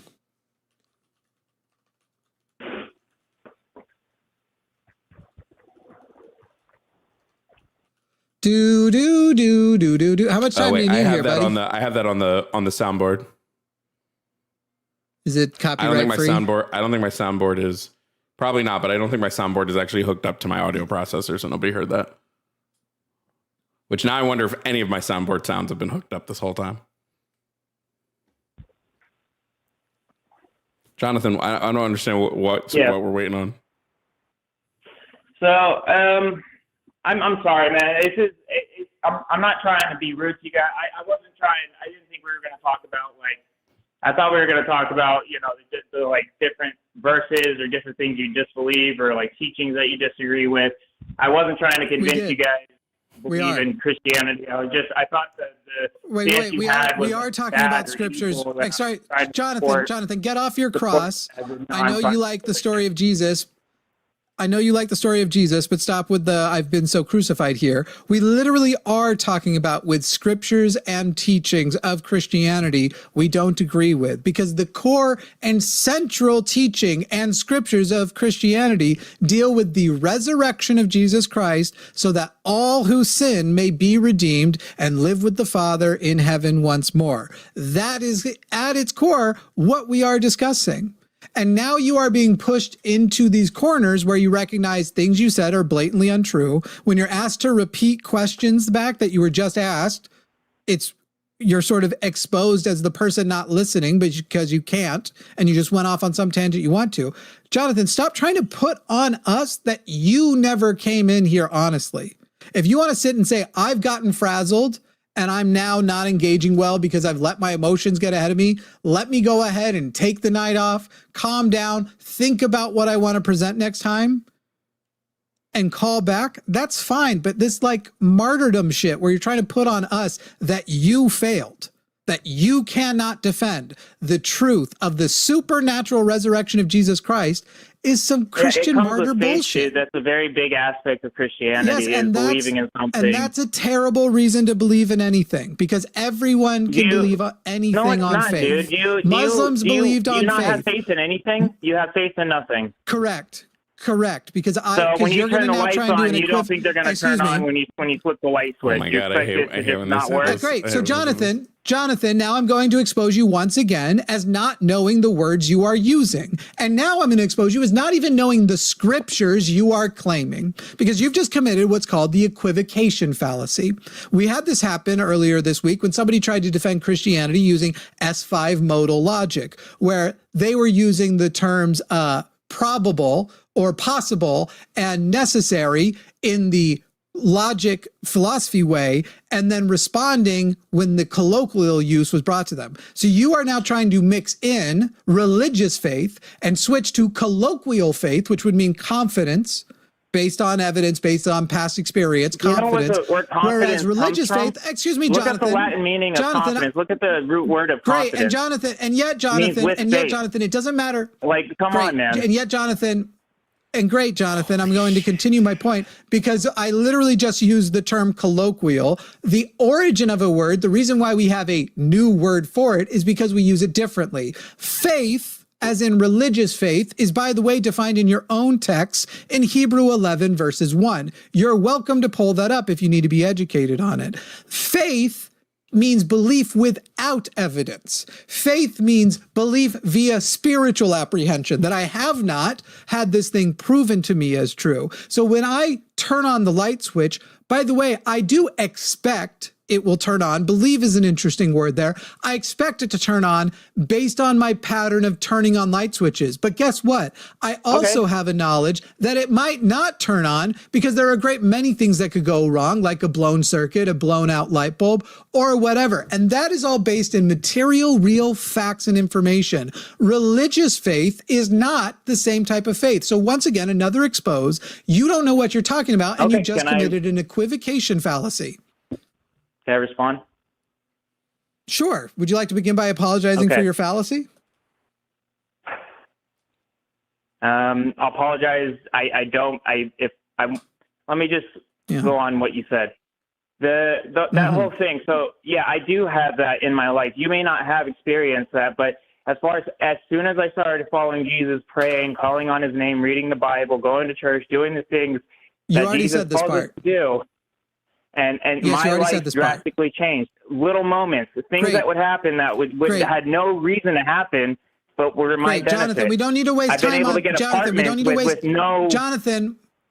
Okay. Jonathan, we don't need to waste time on your personal faith-based testimony because this is the same thing Muslims use, Mormons use, everybody of every religion. So if you want us to believe your religion, you have to give us something better than faith, better than personal experience, because everything you just said is less compelling than my old reasons for being Christian, my old reasons for being Mormon, because I would have said not just that I believe based on faith, I would have said I know it's true. But then later I learned how to actually engage the skeptical part of my brain, how to actually engage skepticism, how logic actually works, how reason actually works. And once I had a consistent epistemology, I had to put those things down. So Jonathan, I will unmute you. Sorry if I've taken over the call, Jovan. I promise I'll stop. It just the constant, like, you're just giving us the same reason Muslims are Muslim, Hindus are Hindus, Christians are Christians. Christians you disagree with are Christians, Catholics and Protestants, Mormons are Mormons, Scientologists are Scientologists. In fact, if you want to hear the craziest fucking testimonies of how life changed after they became a certain religion and accepted a religious figure into their hearts, go listen to a Scientologist talk about not just how they think their life changed, but how they then had the power to start changing the world, because the size of their claims are much bigger. Jonathan, we need facts and reasons that work not for anybody of any religion. It has to be an exclusively effective epistemology. Now I return it to you instead of getting another testimony that I get from everybody else. There's more people who believe in Christianity than any other religion. Incorrect. Islam is the largest religion in the planet. Yeah, I think that changed a little bit ago. Let me look it up. By the way, what fallacy did you just commit? Do you know? Sorry? Which fallacy did you just commit? Do you know? Fallacy? What do you mean? Yes, if I say Christianity is true because more people believe it. Excuse me, Jonathan. Jonathan, don't ask me a question and talk over me. Jonathan, don't ask me a question and talk over me. I'm going to explain it to you. You just committed a fallacy and it came in this form. Christianity is true because the most people are Christian. What fallacy is that? That's not what I'm saying, dude. That's not at all what I'm saying. What you're saying. What I'm saying. You committed an argument there's literally billions of people who can confess the faith of Jesus Christ. Okay, let me more try. than any other. And there are billions of people who are Muslim. There's something to that. Now, Jovan, if you don't mind, if you don't mind, I have one more. I have to mute you again because you're talking over and you're just committing the same fallacy. You can say more people than any individual religion. However, actually, if you break up Christianity into its different Christian sects which disagree with each other, there are far fewer sects of Islam. So as far as faith in an individual tradition of the religion, Islam has you beat by so fucking much. Especially with you're going to count all the Catholics when most of them are lay Catholics. They don't even know what the fuck they believe. But it wouldn't matter anyway, because using your logic, I can say, great, more people in the entire world, something like 3 times more people do not believe in Christianity, whether they believe in Islam, Hinduism, whatever, than believe in Christianity. And I could use that same fallacious method of reasoning to then say, therefore, Christianity is untrue. But it would also be fallacious what you're doing. Christianity is not true dependent on how many people believe in it. Islam is not true based on how many people believe in it. They are true based on whether or not they can be factually defended, and Christianity cannot. That's why, imagine believing something is true, like evolution. Evolution is true. Imagine my arguments for evolution being true never are why evolution is true, but arguments like, do you know where the Latin for evolution comes from? Do you know how many people accept evolution? Do you know how smart the people who accept evolution are? And that is the type of argument that I would resort to if I didn't know how to actually defend evolution, because I wouldn't have a non-fallacious way to defend it. And that's what you're doing now. I will concede my time for the remainder of your call with Jovan, because I don't know how I can get through to you any more than that. I just feel that this is a little embarrassing, Jonathan. I just feel like you're on a script, and the second me and Jimmy pull you from your script. Because, dude, it's not that, man. I don't have notes in front of me and all this stuff. Like, I'm not a photographer. I'm an average dude. I'm not some scholar, dude. What I was trying to talk about, what I was trying to get to is, like, I didn't understand why the Christianity, like, why you need to disprove it. What's wrong with it? My question to you guys was, what was the goal of trying to disprove Christianity or pull people away from it? Let me answer that question for you. I believe Christianity at its core is responsible for a litany of human rights violations across the globe for thousands of years. I believe Christianity at its core is responsible for the nationalist fascist movement currently propping up in the United States. And I believe that people would be better off with a level of skepticism where they don't just believe in magic, especially magic with no proof. Okay, and I understand where you're coming from. I can admit that many people have used the Christian religion and the Bible to exploit people, enslave people. They've used it to create wars and stuff like that. Jonathan, wait. I don't believe that people do it because they're misinterpreting or taking the text. The text is very clear. God had Okay, in the tell me Bible. in the text where it tells people to do that. In the Christian New Testament, where it tells people to do that. Leviticus 25 verses 44 to 46. That's not New Testament. The New Testament doesn't overwrite the Old Testament. Jesus said, I didn't come to change. No, it doesn't. Jesus said you still have to follow Yes, Moses. it does. No, Christians it doesn't. Don't follow the Old Testament as law. Then you are we not. Then you are not following Jesus. But Leviticus is Moses' law. Leviticus is Moses' law. Anymore. Leviticus is Moses' law. Leviticus is the laws God gives to Moses to give to the Hebrew people on Mount Sinai. That is Moses' law. Is Levitical law. You don't even know your own book. Yeah, dude, we don't. How does Leviticus start? How does Leviticus? Christianity does not teach that. Jesus does not teach any of that. Jesus specifically says. Jesus specifically says to follow the old law. He specifically says this. So he does teach this because he tells everybody that they are to follow Mosaic law, which is both the laws from Exodus and Leviticus. I have something I read a little while ago. Let me try and find it in my notes. My God, what? Like, I swear to God, you guys don't read your own book. He just book. said he doesn't have a script or notes and just told you to give him a second so he finds something in his notes. I write about Testament commands. Hey, by the way, Mr. We only obey the New Testament, which is untrue. You might want to go ahead and read Ephesians 6:5.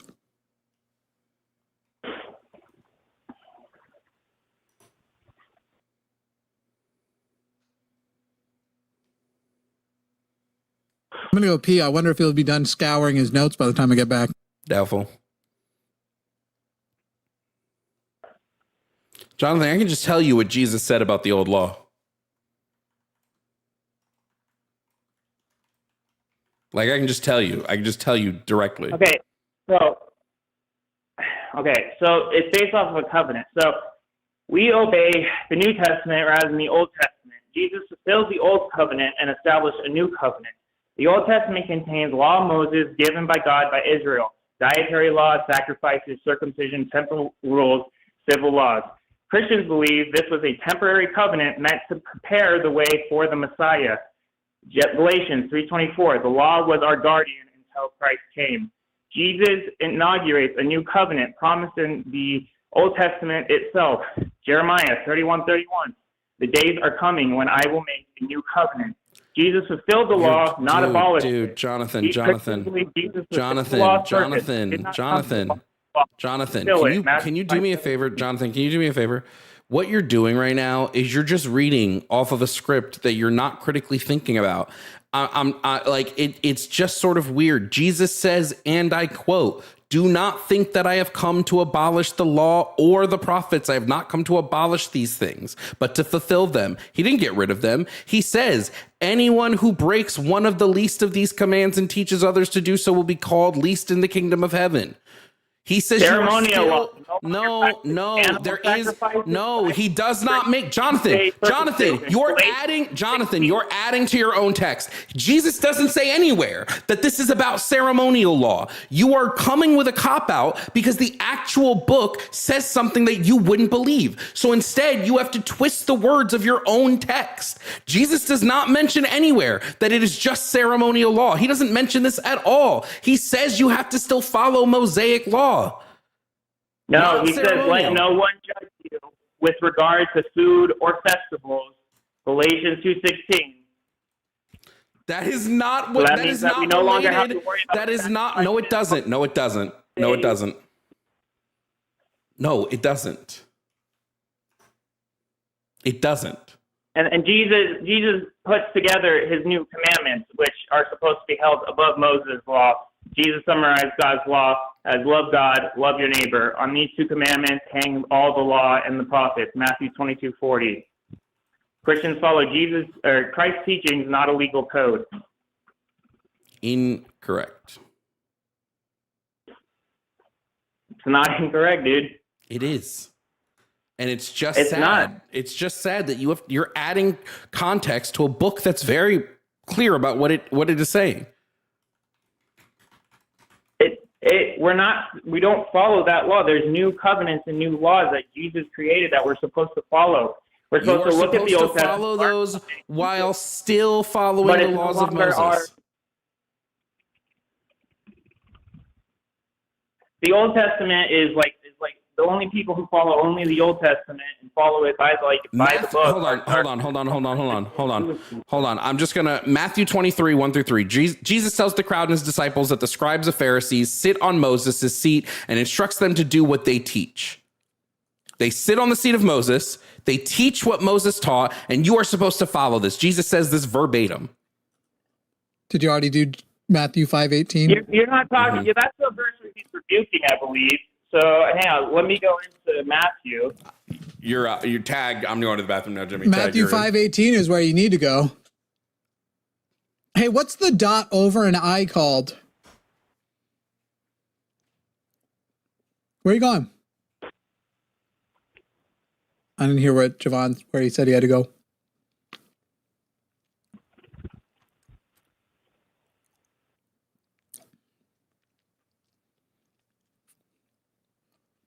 What are we doing? Why are you so quiet right now? So, what? Did you read 5:18 yet? Yeah, so that whole verse is talking about reinterpreting the law and going from external obedience from the Moses law into internal transformation from Jesus Christ. Well, that's a fun apologetic way to read it, except for that's not what it says at all. Okay, read. Saying reinterpreting. Wait. Reinterpreting, he says, not the smallest letter, not the least stroke of a pen will by any means disappear from the law until everything is accomplished. Yeah, that's the. What do you mean Jesus. it means reinterpret? It literally says you don't get to reinterpret. This is him on the Sermon on the Mount. Until it's accomplished, until Jesus fulfills the law. Jesus hasn't fulfilled anything. The Messianic prophecies haven't been fulfilled yet. Jesus says, Jonathan, Jesus says specifically, or not Jesus, one of the Messianic prophecies that Jesus is supposed to fulfill is he's supposed to call all of the sons and daughters of Israel back from all of the corners of the earth. That hasn't happened yet. So if that hasn't happened yet, then all of the prophecies haven't been fulfilled yet. Then none of the laws of Moses are changed.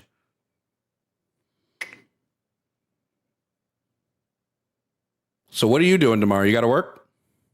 Sunday? Not tomorrow, Sunday. Do you got to work on Sunday, Jonathan? Sure hope not. Yeah, that would break. I do. Well, that breaks your law. I have night shift. That breaks the law. It doesn't, but it does. So what you're talking about is it doesn't the way he reads the unchanging book. Do not think I have come to abolish the law or the prophets. I have not come to abolish them, but to fulfill them. So Jesus does not destroy the law; he completes its purpose. Once fulfilled, a covenant is no longer binding in the same way. In order for this to happen, Jesus must have fulfilled Messianic prophecy. Can you tell me what Messianic? He died and rose from the dead. Hold on. You have no proof that he rose from the dead, first and foremost. Also, what Messianic? If you're saying this, he would have fulfilled every single one of the Messianic prophecies. What are they, and which ones has he fulfilled? Okay, can you read 5:21 to 48? No, I just want you to tell me what are the Messianic prophecies.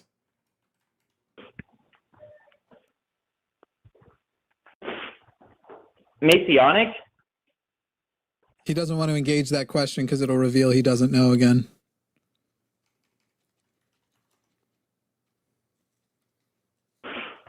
I'm sorry, I'm saying Messianic, but Messianic is the prophecies of the Messiah. He's Googling. The prophecies that are needed to be the Messiah.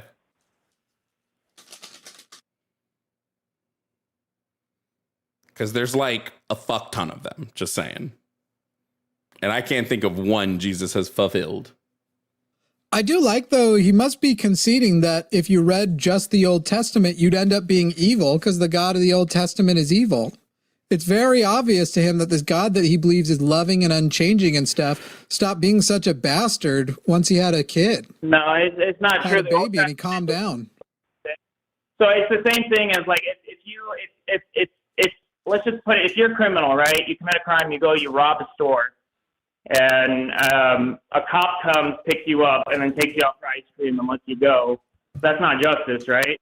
So when in the Old Testament, when people would commit sin and there was nobody there was no Jesus to forgive them for their sins, God had to create justice within the world. He sent his son because he didn't want to no longer do those things, and he sent an option in order to save us so that we no longer had to suffer the consequences of our sins as long as we turn to Christ. Jonathan, he sent his son because he's a vindictive asshole.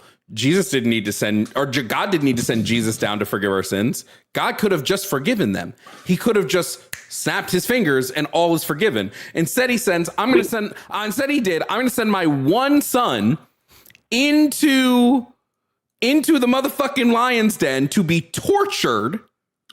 Yeah, okay, so I have all of the prophecies Seems weird. according to what Christians believe, or the Masonic prophecies, all according to what Christians believe, and according to the history that we believe in, all of them have been fulfilled. Nate, give me one. Pick one.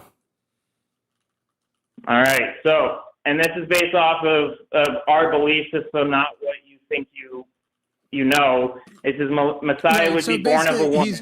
That was a very cute. That was a very cute poisoning Jimmy, the well. Where Jimmy. it's like, by the way, it won't matter what you know and the facts that you have. Dude, Jimmy, you just missed what just happened. Christians. You missed what just happened.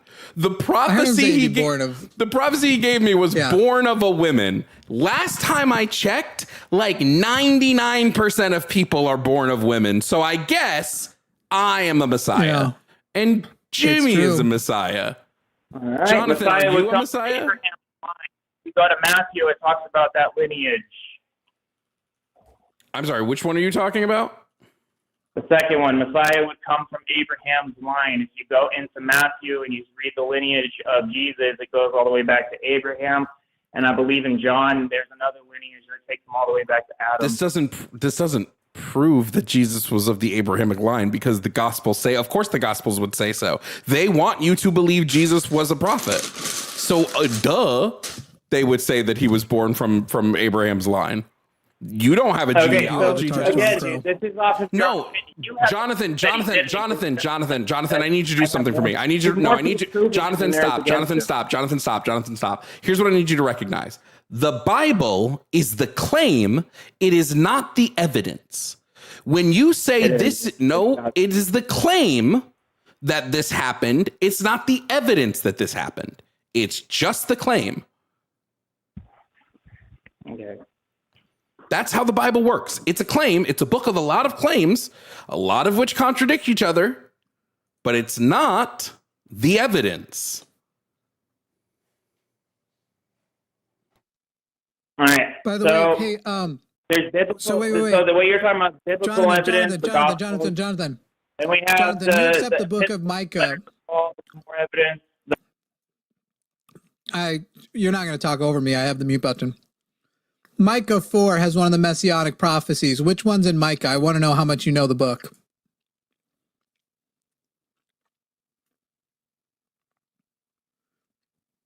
Which messianic prophecy is in Micah 4? Are you talking to me or did you mute me? You. Which messianic prophecy is in Micah 4? Which messianic prophecy is in Micah 4?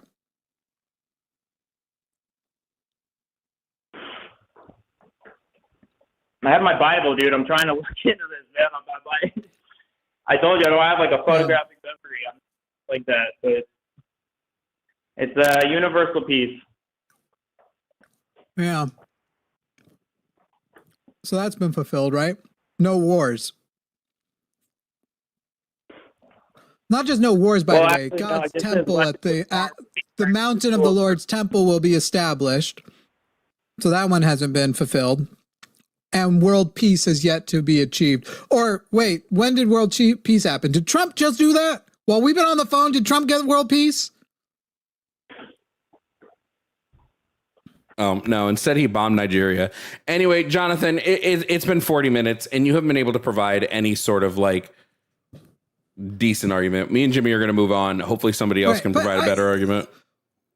What's dumb is him saying Christians agree. Mainstream Christians agree many of them were not fulfilled. That the universal knowledge and worship of God hasn't been fulfilled. The gathering of Israel, as Jovan already said, hasn't been fulfilled. The reign of Jesus with peace for everybody has not been fulfilled. Like, where is he getting that anybody believes they've all been fulfilled? No one believes that. By the way, the resurrection is also one of the messianic, the mass resurrection is one of the messianic things. Nobody's been resurrected but Jesus and those people who were zombies when he raised. Jimmy, we have a lot. I kind of want to hit this person who's been waiting 50 minutes, but we do have a lot of people. Before we do, let me just say some shout outs to people. Shout out to where was my last? Here we go. Avatar Stormcrow for gifting 5 subs. Thank you for doing that over on Twitch. Just a Human Dude, thank you for over here as well. resubscribing. It's a salary for teaching this guy his own book with a very generous $100. Appreciate you very much. Dope. Just a Human Dude, thank you for resubscribing with Prime for your 25th month. Raging Butterfly, thank you for resubscribing with Prime for your 9th month. Lady Patero, thank you for subscribing with Prime. Miss Sparklebottom, thank you for subscribing for 1 month at Tier 1. We also have a birthday party, so really quick, I'm going to hit a birthday song for the birthday on a birthday party with a birthday. Just real quick. Just there you go. There's your birthday song for you. Ayo. By the way, guys, my autism needs a tune-up. Please send $10 for Tylenol. If anybody wants to send some autism tune-ups, thank you guys for the chats will get me 1 additional autism. Also, thank you guys for the super chats. All super chats on my stream will be read at the end of stream. If you super chat over on my YouTube page, I'll read those at the end of stream. Also, shout out to Bradley for the Venmo, said F that guy, W. Angie for the Venmo said fuck that asshole, W. Donna said $5 for White Nana. Thank you. How many dollars? Excuse me, how many dollars did Donna send? 5. Somebody play the tape. Somebody play the tape. Huh? Do you know what you said? You said No. Donna sent fag dollars. That's fucking crazy. This is why I've not been saying Nigeria. Just one little slip. And Vel sent $20, said for mute Jimmy for the bit, and I didn't do it, and now I think I should have. Yeah, it's okay. You guys can cancel me. Please feel free to cancel me. I welcome all cancellations over here on Jovan Bradley X Debates W title debate live / how Jimmy got her groove back. Oh no, we won't be able to debate MAGAs anymore. Not that. It's the worst threat, canceling us. Like, oh, we'll have to do something other than this. I guess I'll just woodwork. I got a wood shop that wishes I would get canceled. For real. All right. We're going to bring up the next caller. We got a lot of people in the calling queue. So please consider staying if you're in the calling queue. We're going to get to everybody, including Andrew from New Jersey, apparently. No. Okay, people, look, we're about to take a different call, but let me just say the goal we said earlier didn't work. So we're going to do a different goal. $10 super chat or 10 super chats of $10 higher. We're going to go a little bit more, 15, and you have 30 minutes to do it for us to drop Andrew from New Jersey. I put it in y'all's hands. I am not. We have plenty of calls, but if in that 30 minutes, and if Andrew's still on and you guys haven't done it, I have to end the other goal first. It's over. It's all over. But the crying. Oh, you can set super chat goals? Yeah, they're kind of dumb. So you can do goals of. So I can make I need 15 super chats of at least $10, and then I can mark what the goal is. And so I've said 15 super chats of at least $10, and I will drop Andrew from New Jersey. Otherwise, that dude's getting on. So just so you guys know. All right, let's get over our next caller. You'll start this one, Jimmy, just so I can go refill my water. Coming up to stream next, we have Josiah. Josiah is calling in about Christianity as well. Now, Josiah does believe God exists. We'll see if Josiah has more evidence than Jonathan did, the last caller. Josiah, if you can hear me, please provide me with your age and pronouns. Hello, I am 24 and my pronouns are he, him. All right. Now, Josiah, I'm hoping you can prove the trueness of Christianity more than the last caller. So give it a try. Well, just want to say thanks. I'm a big fan of Jovan, Jimmy. I haven't really heard of you, but you seem like a nice guy. Suck it, Jimmy. I'm not. No. And you won't be a big fan of mine for sure. But go on. That's all right. I probably won't be as fragile as whatever the last guy, I can't remember his name anymore. But Me neither. yeah. So I think some of the stuff I really can't remember his name. I'm blanking so hard. But some of the stuff he said seemed legit to me, but also some of the stuff, like your rebuttals, were very interesting. And I was looking them up as I went, and I think the main thing I want to ask is, do you have evidence that it isn't true? Yes. So, Josiah, Okay. Here's the thing. 99% of the people you call with this are going to say the burden of proof isn't on me. And to tell you the truth, I'm still going to say the burden of proof isn't on me. You need to prove to me that Jesus Christ exists. Otherwise, if you don't, in the same way, that wouldn't be good enough reason for you not to believe in Islam. That wouldn't be a good enough reason for you, or rather to believe in Islam, Mormonism, anything else. And they'll all say the same thing. You can't prove our magic claims aren't true. The burden of proof is on the person who makes the claim. However, is there adequate evidence in my mind to draw the conclusion that not only is the Bible not true, but that humankind created God, and that the current monotheism is after the evolution of Jewish polytheism, which preceded Jewish monotheism, before Jewish monotheism, and we can track that through. You can go to Israel right now, or temples near Israel right now in the Middle East, and Jewish temples that have shrines to other gods, and we can track back the history of current Christian God from monotheism, Christianity, polyish Christianity, and also polytheistic Judaism, back through these more like pagan roots all the way back to animism. And in the same way that we can do that with wizards, we can say we know Harry Potter isn't true because we know where wizards come from. We can say we know gods don't exist because we know where gods come from. Now, if you would like proof that Jesus doesn't exist, that Jesus's claims aren't true, you can certainly prove that a human being cannot come back from the dead after achieving actual death over 3 days. So in as much as you can prove anything in the material world, you can materially prove that the story of Jesus is not true.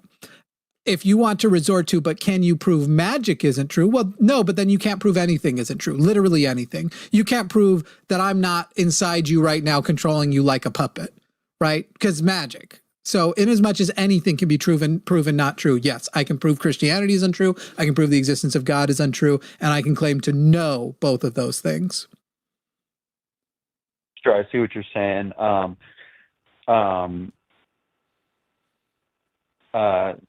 Sorry. Basically, so, I'm sorry. I'm having a brain fart here. I got you. It's overwhelming. It's a lot of information, and most people won't make such a confident claim. Our interest in you is going to be lots of people believe based on faith. It says you told the call screener that you believe you can't call an individual's faith untrue. I believe we have and can. So we would need you to either defend the assertion that you can't call an individual's faith untrue, or defend the assertion that God exists in some way that is meaningful, that should compel us to believe, and not include the threats from the Bible, because those threats seem to be the only thing you have to motivate belief, not actually proof of truth. Just the like, I'm threatening you, and if you don't believe, what if the threats are true? Not they are true, but what if? Right. I actually think about like the threats.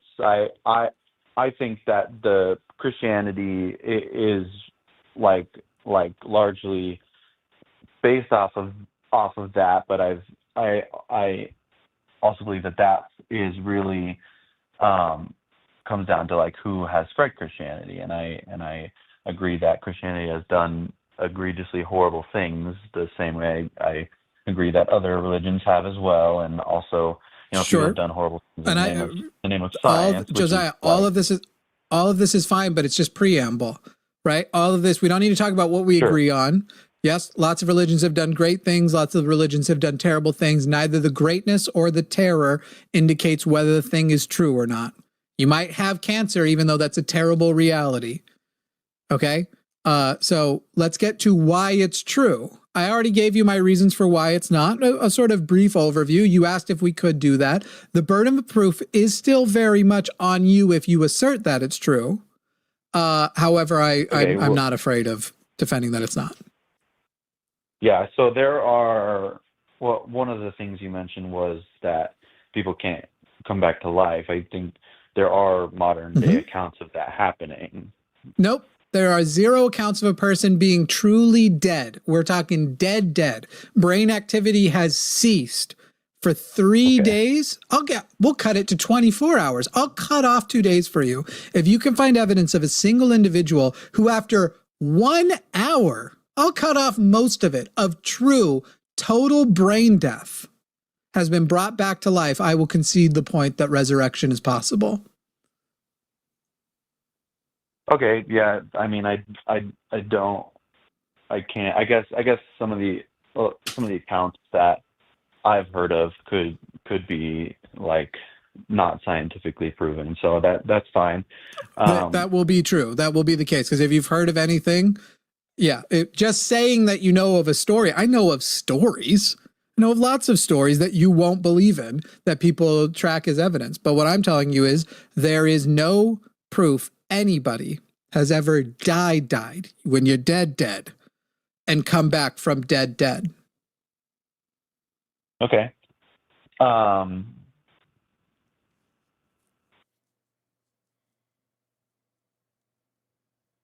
So just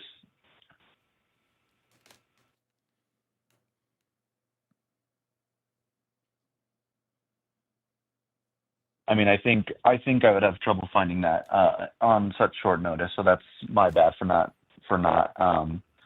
I want to take it I'll take it even a step further than what Jimmy is saying. I don't think there's enough evidence to promptly say Jesus was buried in a tomb to even have the ability to do this. Because it just doesn't make sense with what we know historically, right? Romans historically would take political prisoners, which is what Jesus was. He was a political prisoner. They specifically crucified him because of the claims that he was the king of the Jews. That was like the specific reason why Rome crucified Jesus. He was a political enemy. And when they crucified political enemies, they left them on the cross for days and then threw them, as an example, and then threw them into mass unmarked graves. It doesn't make sense that Jesus would be this special case that they not only put him in a tomb, but place armed guards at his tomb. That's just not how Rome operated. Yeah. But at least that's all physically possible. As far as like demonstrating that, saying that I'm fine with saying I know Jesus wasn't resurrected, because we don't establish whether we know things are possible or impossible on the invocation of magic.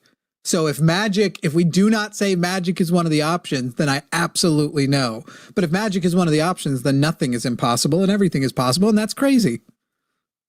So if you're going to say magic did it, you have to prove the magic happened. Then you fully have the burden of proof. So Josiah, we've answered now why do you believe it did happen? And do you have a reason, not just, you might have lots of reasons. What are the reasons you believe that we should find compelling? Well, okay, so there's this evidence of Jesus existing and Jesus being like Joseph Smith existed, Muhammad existed, neither of them are who they said they were. No. So existing, fine.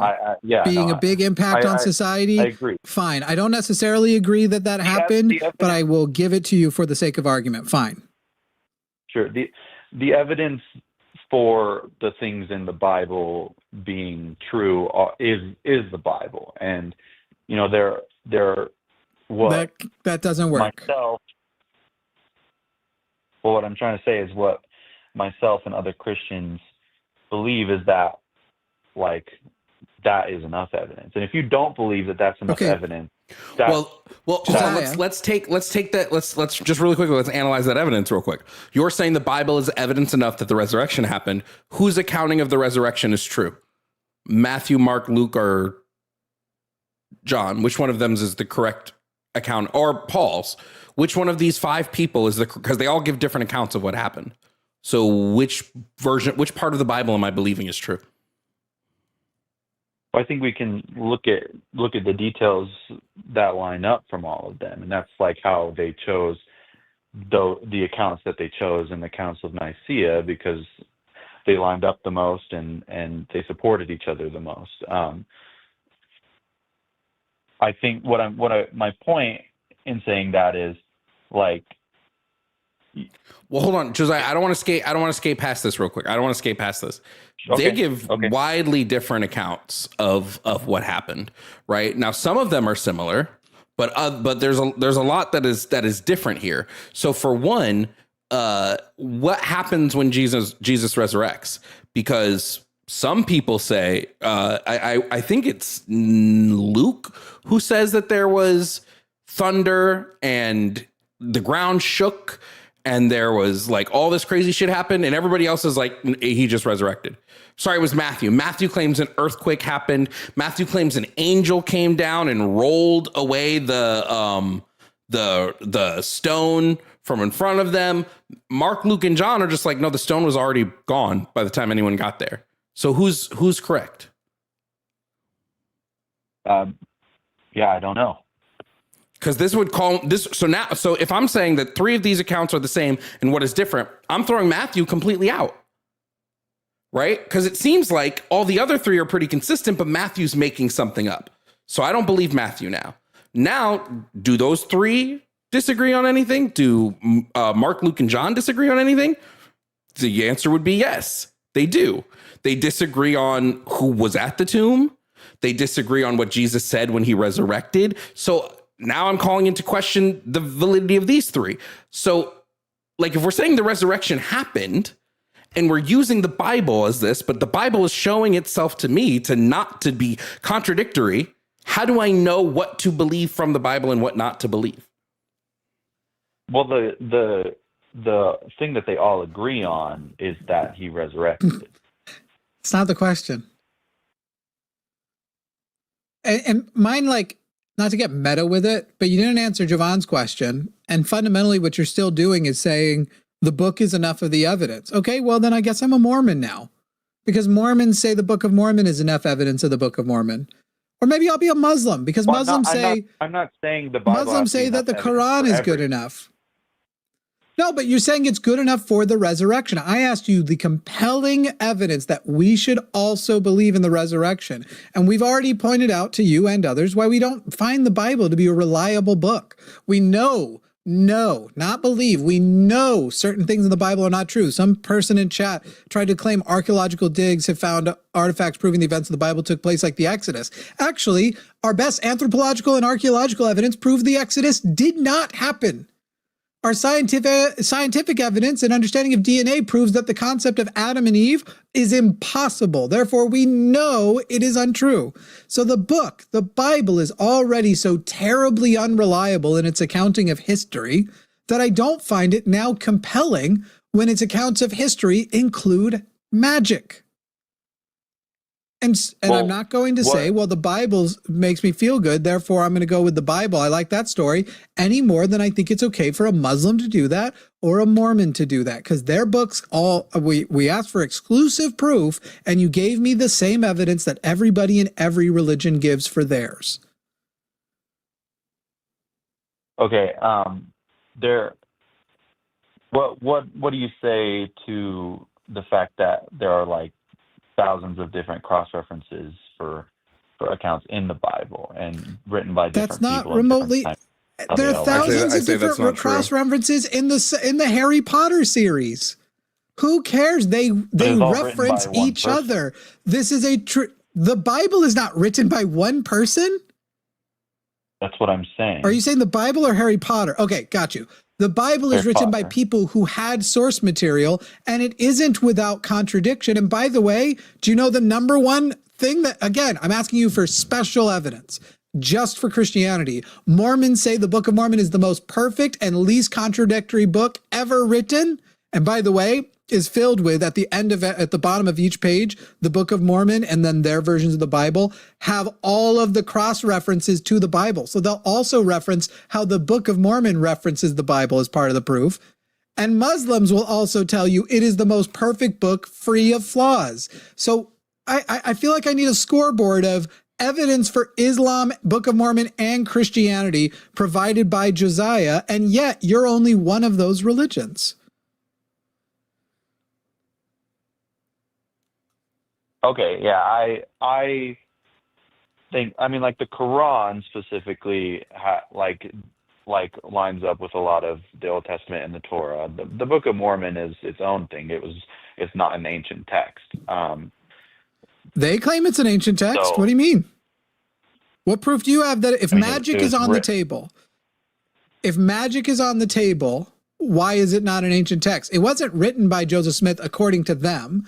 They say that Joseph Smith uncovered the plates that start with the story of Lehi, though you could go with the story of the brother of Jared from a separate part, but start with the story of Lehi from around 600 BC and run up to 200 to 300 AD with the story of Moroni, that they were written on plates in a language called Ancient Reformed Egyptian. Joseph Smith found those plates, and through basically magic instruments given to him by God, he translated those plates. And so this, I mean, literally, their claim is that they are as ancient, older than the story of Jesus Christ, including in it a story of Jesus Christ coming to America.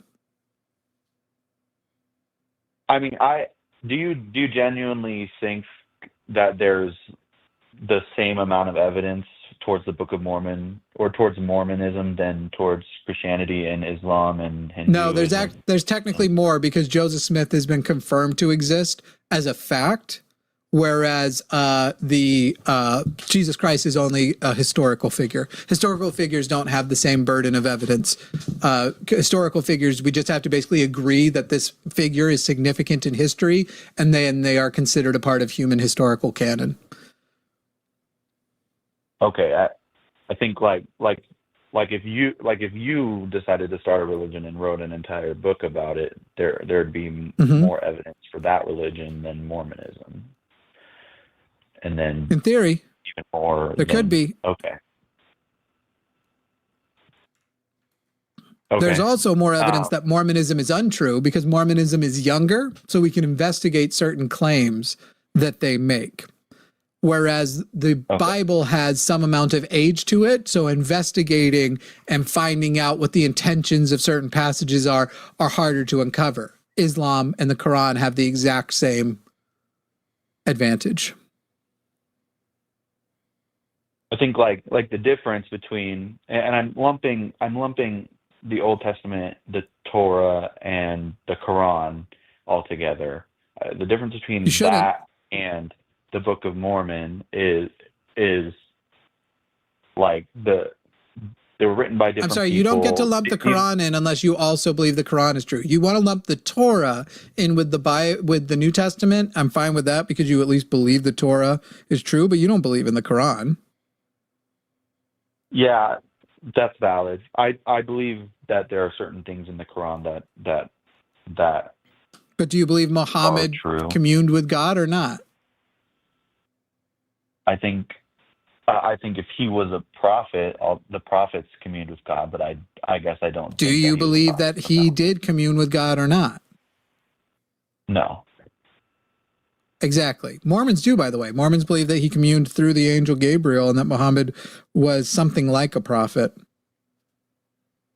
I think he could have been something like a prophet as well. I mean, I think he communed with God in the same way anyone. I doubt you know what's in the Quran then. Josiah, we're still waiting for that evidence that Christianity is true, that anybody of any religion can't claim for themselves.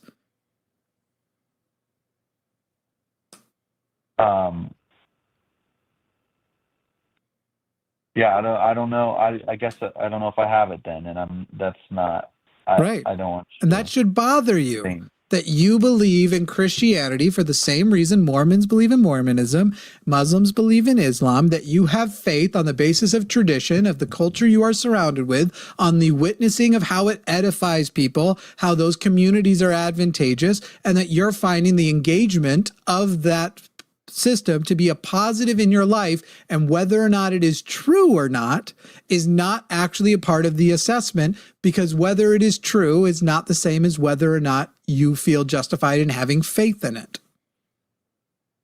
Okay.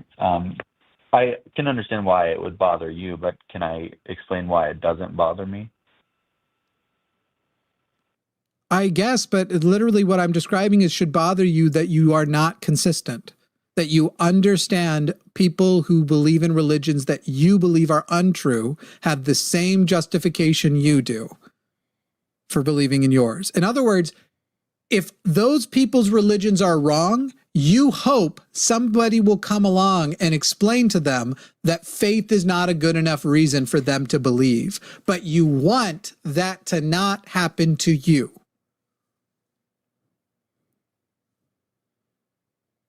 I guess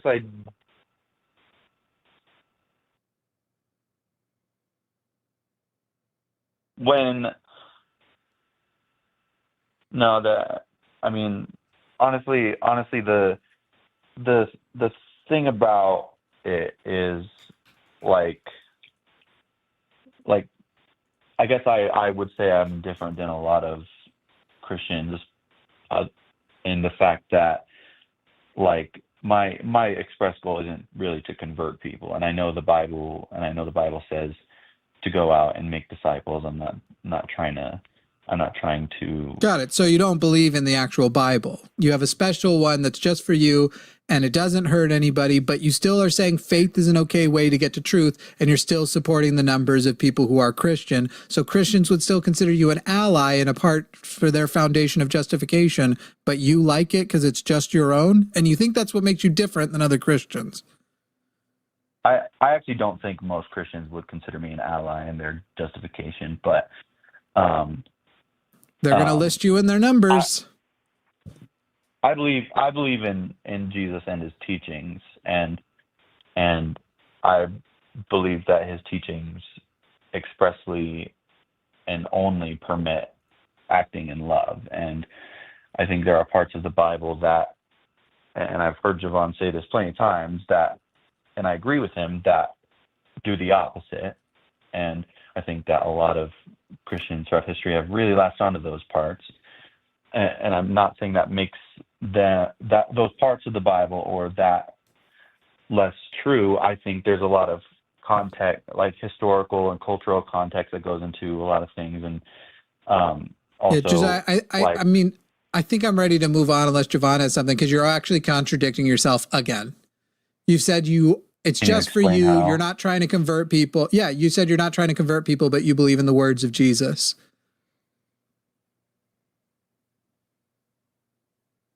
Jesus said to love people unconditionally. And what else did he say? What did he say in Matthew 28, for example? You want to grab your Bible? Yeah, therefore go and make disciples of all nations, baptizing them and teaching them to obey everything I've commanded you.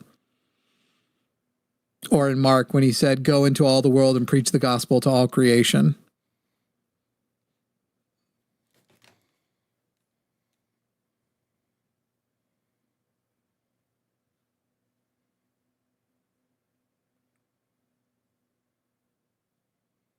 Yeah, it's hard to explain for sure, and I know that this. No, Josiah, that sounds. It's not. It's hard to articulate. Jovan and I get it because we've both been religious hypocrites before. Wait, Jovan, were you religious? No. Never mind. I get it because I was a religious hypocrite before.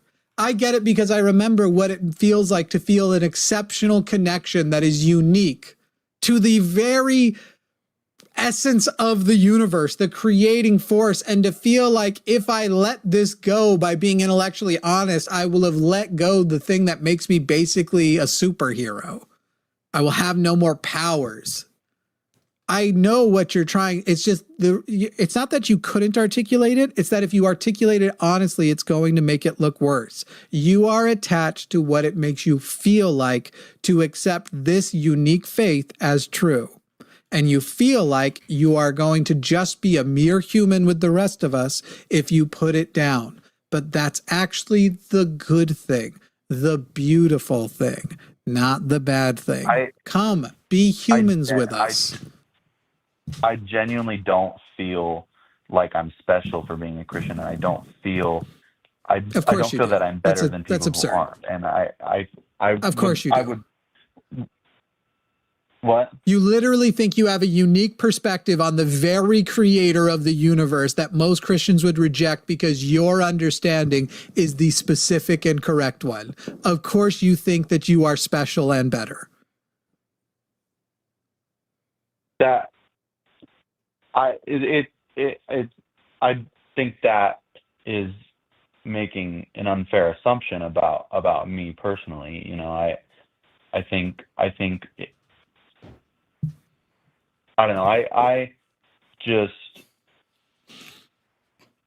feel like if we were to really hash it out, what it comes down to is that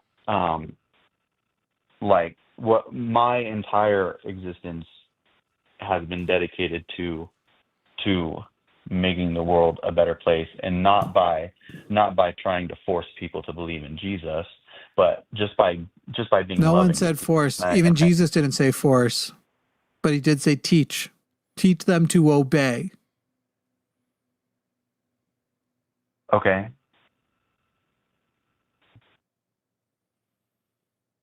Josiah, do you have a good reason for us to believe that Jesus Christ was resurrected?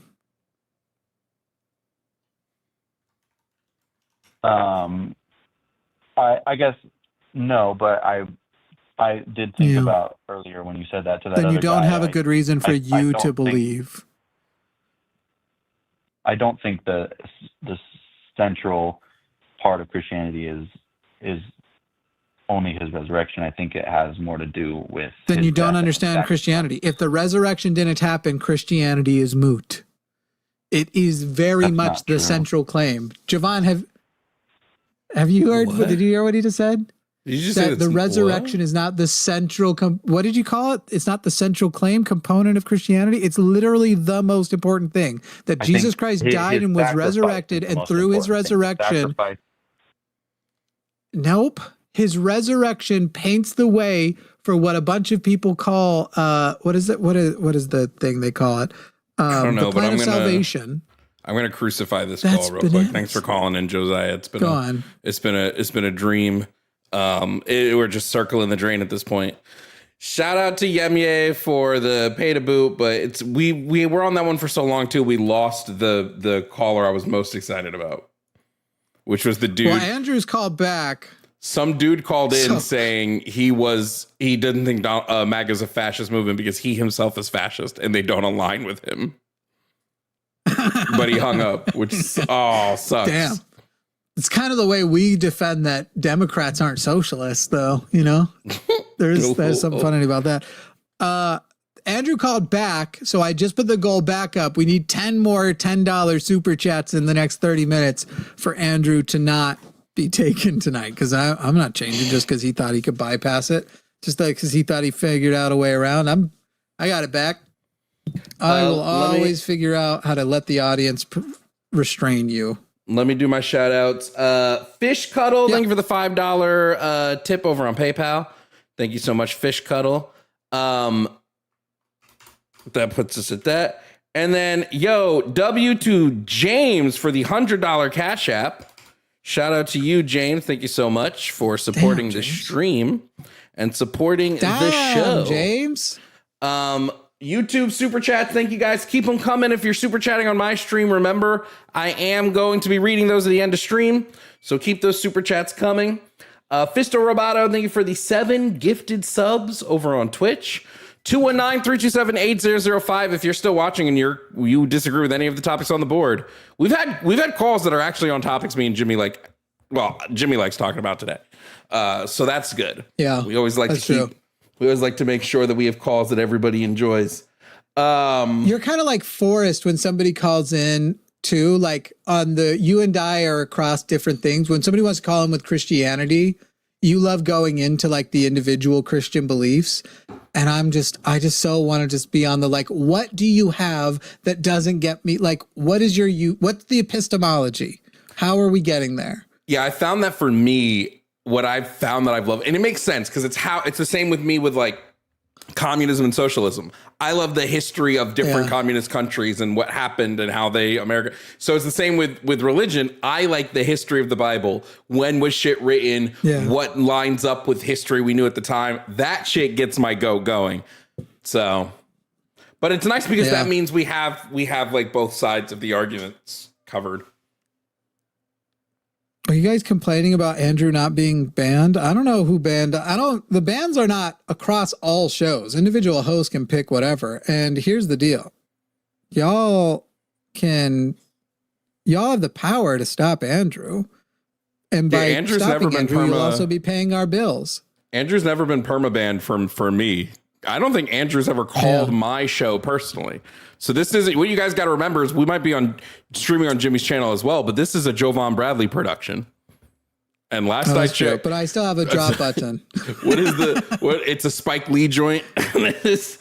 So I mean, Jimmy can drop Andrew at any time. I don't really give a shit, but I do kind of want to know 27 minutes for 10 more soups. I do kind of want to know what Andrew has to say about the Syria and the Nigeria thing. The thing is he basically what he's going to say is like, I just think it was good. Would you like it if someone came in your house and blah, blah, blah, blah, blah, and they're oppressing Christians? Then he's going to correct it on a bunch of things. And then, that's what we should do. But he's going to still say at the end that he doesn't agree.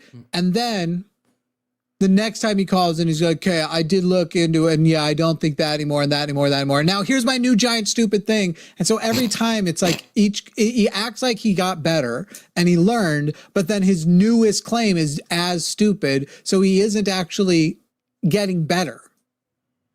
And that's what's so annoying about fucking Andrew. Yeah, I think I have callers saying they'll be leaving when we pick up the Andrew call. Or we have chat. In chat, I think chatters are like, yeah, if y'all don't get him out. Well, luckily they don't have to listen to Andrew yet. Coming up next to the show, we are going to be speaking to Kevin. Kevin wants to talk about abortion. Kevin thinks all abortion is murder, literally all of them, and is also anti-contraception. So let's bring Kevin up here. Kevin, if you can hear me, please provide me your age and pronouns. How you doing? My age is 33, and I do not have any pronouns because I'm not a sodomite. Okay, hold on, Kevin. Totally fine. Wait, you're telling me do you not use pronouns at all? Yeah, I just don't. I don't give into the whole "what's your pronouns." No, that's not what I asked you, though. That's not what I asked you. I said, do you not use? So you're telling me you don't have preferred pronouns, Kevin? Is that what you're telling me? Well, I am a man. That's my only pronouns, I guess. But man isn't a pronoun in the English language, but that's fine. So just confirming, if somebody saw you in the store and said, "Oh, she looks cute today," you would be fine with this because you don't have a preferred pronoun. I wouldn't know who they're talking about, so it wouldn't bother me. If they pointed at you and said, "She looks cute," there's Kevin. She looks cute today. Would that bother you? No, I'd probably appreciate it to come from a good place, say it'll look good. You know, you can't be mad at someone thinking you look good. Okay, what if she said, what if they said there's think Kevin? They're fucking crazy. What if they said, why would they be crazy? Because I'm 6'2", 230 pounds. There are women that are 6'2", 230 pounds. What would it matter? Well, but you said you don't have any preferred pronouns. So why would they be crazy for calling you she? You don't prefer any other pronouns. Yeah, that's fine. I'm just not into the whole pronoun thing. You know what I'm talking about. But I'm ready to debate on the topic. Wait. But hold on, Kevin. We will get there. I promise. You said that they would be crazy for calling you a she. Why?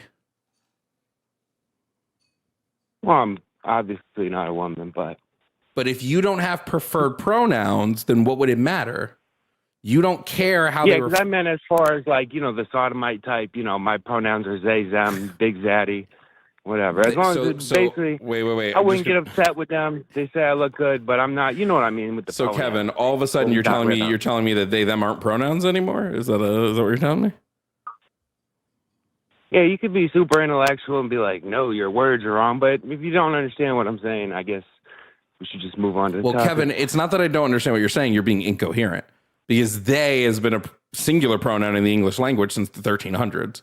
So what would the issue be with calling someone they? You have to forgive me. I'm an educated peasant. I didn't go to college, so.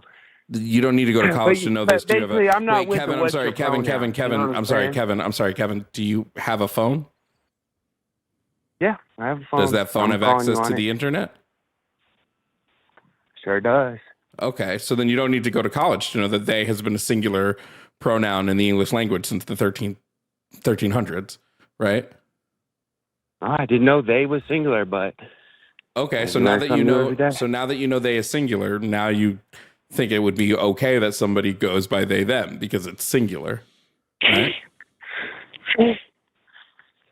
Yeah, man, you got me. I'm total uneducated fool. I only concern myself with topics that I can understand. Like, well, I was just curious. Kevin, if you can't understand the English language, I'm worried about having a conversation with you about abortion. 40 weeks abortion? You're pro anytime abortion? Yeah, I am for abortion up to birth. Up to birth. Yep. Yeah, well, I think that's murder.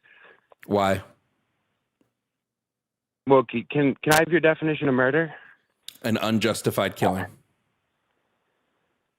An unjustified killing, like consciously, you got to be conscious of it. Ending. No, I don't think you need to be conscious of it. I think just any unjustified ending of life. Also, wait, Jimmy, are you back? Did Jimmy clock out? Yeah. What happened? No, I'm here. Oh, your camera's frozen. So what do you use to justify ending another human's life like that? If you are using another person's bodily resources without their consent, it's justified to end the use of that in whatever way. They didn't consent to make the baby with God. I'm sorry, I don't believe in God, so try again. Have the baby. I'm sorry, consent to, what do you mean did they consent to have the baby? If they had abortion, then they don't consent to have the baby. What are you talking about? Am I back? You're saying like, oh, they didn't consent to have the baby. So you're like only have abortions if they didn't consent. Well, yeah, Is that what you're saying? yes, the removal of consent of something using your bodily resources would justify any abortion. Okay. So no abortions for women that consented to have sex but wanted to terminate. I'm not talking about consent to sex. I'm talking about consent to being pregnant. Consent to sex is not consent to pregnancy. Consent to pregnancy is consent to pregnancy. Even if it was consent to pregnancy, it wouldn't prevent you from withdrawing your consent either. It's not, but even if it was, you could still withdraw your consent to pregnancy. So 40 weeks, you think that's okay? Just kill the baby. Why would you have to kill the baby? That's when it's due. That's its birthday. Really. Why would I have to kill the baby?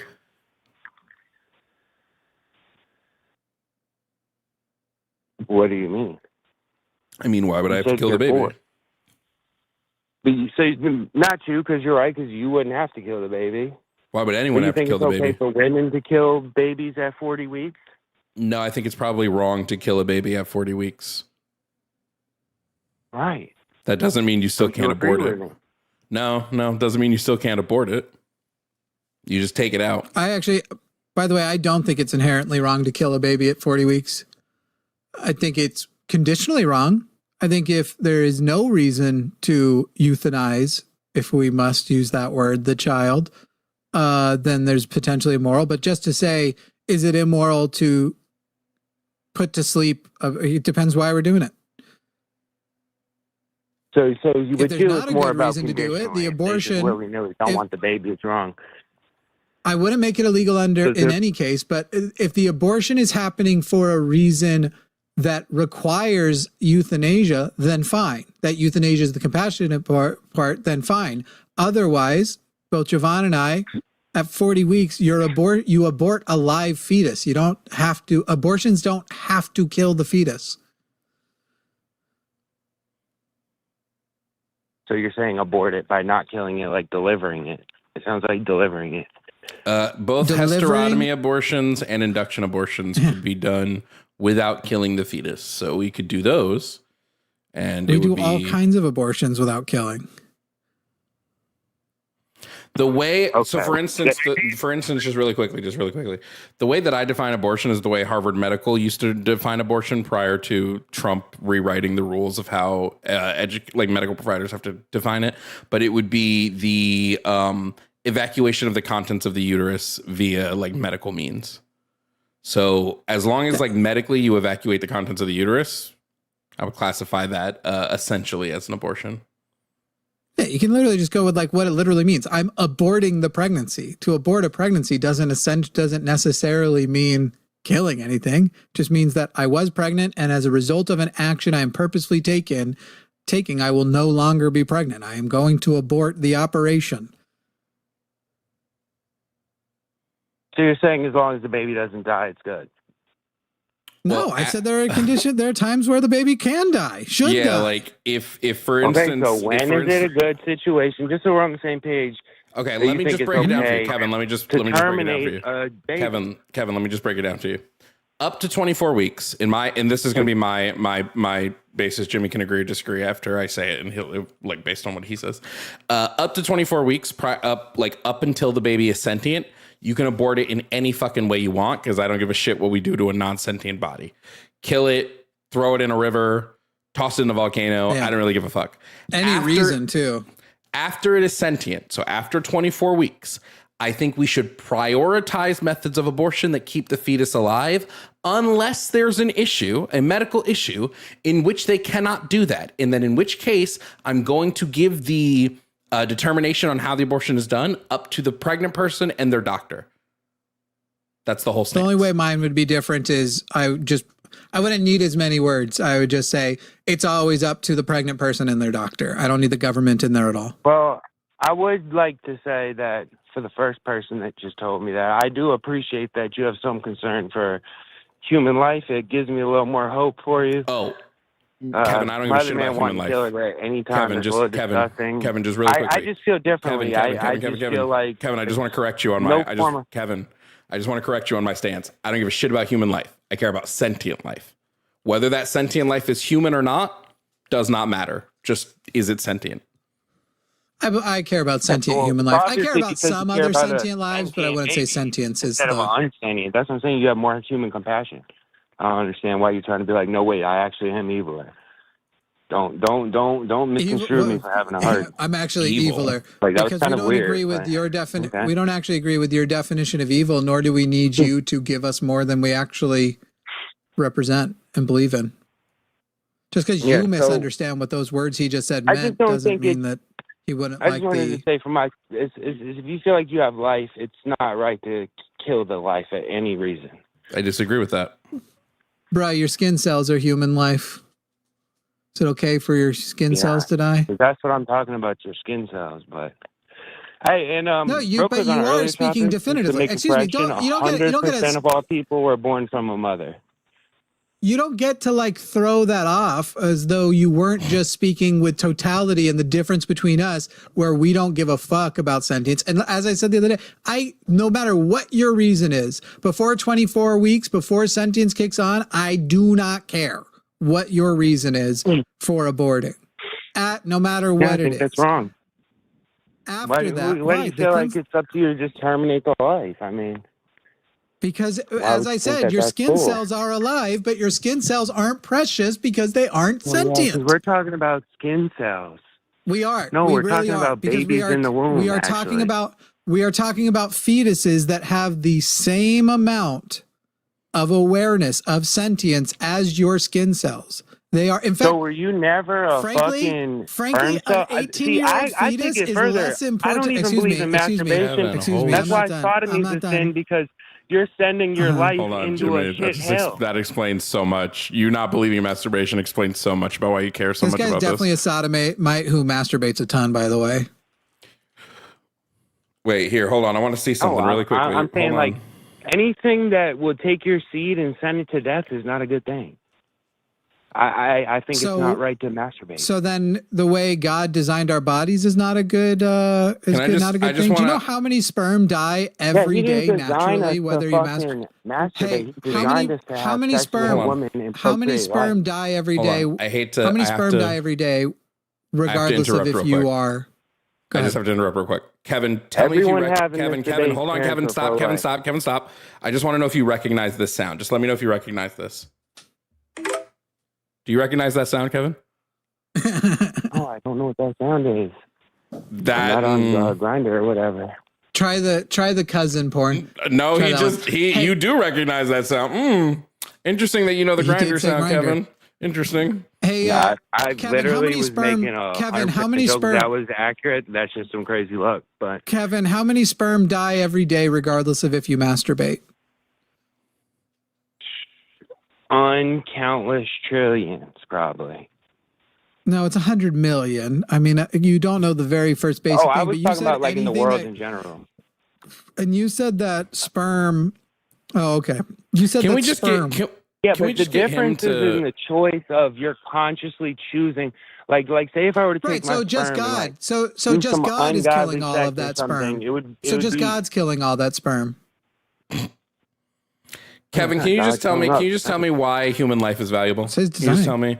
Can you just give me a reason why human life is valuable? They don't even believe in God. Don't say God. Anyways, excuse me. I'm sorry. Can I hear your question one time? Kevin, why is human life valuable? Well, human life is valuable because that's the beauty of everything that we're experiencing. I feel like is the interactions with others. What we're doing, even if we disagree, is a beautiful thing of exchanging ideas and thoughts. So human life is valuable because of the experiences we share with other people. Agreed. I would be pretty lonely if there were no other humans. Okay, so just really quickly. So then why should I care about non-sentient humans who don't have the ability to experience? Boom. Okay, just because you're saying they're not experiencing it, you're not looking at the potential of they're there, they're on their way. I don't care that they will potentially experience it. It's not about whether they're going to understand the suffering. It's about... It's not about understanding, Kevin. I don't think you get what experience means. Terminate their life. But Kevin, you said that human life is only valuable because they can experience. So it doesn't matter if I terminate this non-valuable human life because they can't experience. Guess what? I have 4 children and I talk to all of them in the belly, different stages. They could kick back. They feel, they see sunlight. They hear your voice. I understand that they're there before they're born. That's an interesting experience. A reaction to stimuli is not experience. An amoeba can react to stimuli. It doesn't mean that amoeba is having a sentient experience. But imagine understanding gestation so poorly that you believe a fetus can see sunlight. Yeah, I didn't even think about that. I never said a fetus. I said the baby's in the womb. That's a fetus. So definitionally, that's a fetus. I don't care if you want to call it. Okay, fine. I know. Kevin, you win. Imagine understanding gestation so poorly that you believe a baby in the womb can see sunlight. It can. It can. Have you ever closed your eyes and looked at the sun? You can't feel the brightness and see the light. The skin of your eyelid. Kevin, the skin of my eyelid versus the skin in the uterus and the you look it up. Look it up. I know you're AI and against all sorts of people. Just look it up. I know you're AI and against all sorts of people. The number of things you don't know about gestation could fill many libraries. How developed is a fetus's eyes, by the way? You're the one obsessed with the fetus word. I said babies in the womb. Again, it's a scientific term. I'm just saying I don't believe in terminating it. It's a scientific term. Why you're getting butthurt? You are as butthurt as a sodomite. The fucking shit you are saying is so dumb. I'm not a sodomite. That's what I'm trying to save you guys. Oh, buddy, nobody brings up not being a sodomite apropos of nothing as much as you. Who doesn't like it? What was your hypocrisy? I know what your porn history. What made you feel like hypocrisy? It's just weird how much you talk about Kevin. Why do you talk about butt sex? It's okay. So much? There's no such thing as being gay. You're just participating in a sexual deviant act. Kevin, the closet is made of glass, he's bro. No longer gay. He's celibate. The closet is made of glass, dude. It's made of glass. Okay. You can say what you want to say. Kevin, I'm going to tell you something really quickly. I'm hitting the fact Kevin, I want you to understand something. Kevin, I want you to understand something. Kevin, I want you to understand something. I'm a straight man. I do not think about gay sex nearly as much as you do. I don't think about gay sex ever. So You've said the word sodomite like 20 times this call. What do you think sodomy is? You're asking me about my pronouns. I just assumed you were a sodomite. There you go again, thinking about gay sex. It's just kind of weird. I'm not thinking about gay sex. I'm just... Gender, hey Kevin, gender and sexual orientation aren't the same thing. There are people with pronouns who are literally asexual. They don't think about sex at all. So neither of you are sodomites. Sex at all. I'm just hallucinating. Well, it depends on what your definition of sodomite is. I never said I was straight, but also Kevin, I'm not as gay as you are. You are clearly super gay. Well, like I said, that's your opinion, but yeah, I don't participate. Well, it's my opinion based on the fact that you imagine that when you close your eyes, you imagine getting. Be honest. How many times have you dreamt about Jesus Christ coming inside you? Huh? I got the good Lord, he's going down on me. I got the Lord. I got the Lord. I got the good Lord, he's going down on me. And look, I don't think it's right that you guys shouldn't really play with it either. I mean, if you don't believe, I leave it at that. But if you're trying to grift and like say God's not real, but I don't know. And you were like, you're like, well, what is one thing that your religion has that no other religion has? Well, of proof. The Muslims say that the Christians and the Jews have the information. No one says the Muslims have the information. The Muslims do. What? You just said the Muslims were a good, reliable source when it comes to Christianity as some sort of foundation, but you can't say they're a good source for Christianity, but not a good source for Islam.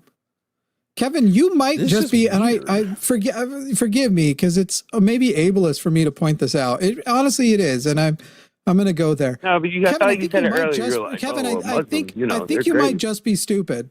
Kevin, I think you might just be a dumb, stupid, really just stupid man. But I really is that do. not a trait that I don't mean it as an insult. I just actually think you are stupid. No, not every other religion does. Hinduism doesn't. Judaism doesn't. Islam does not recognize Jesus as the Christ. Judaism famously doesn't recognize Jesus Christ. That's kind of one of their whole big things. Well, obviously. Islam only recognizes Jesus, not the Christ. You just said. No. You just I think you might just be a very stupid man.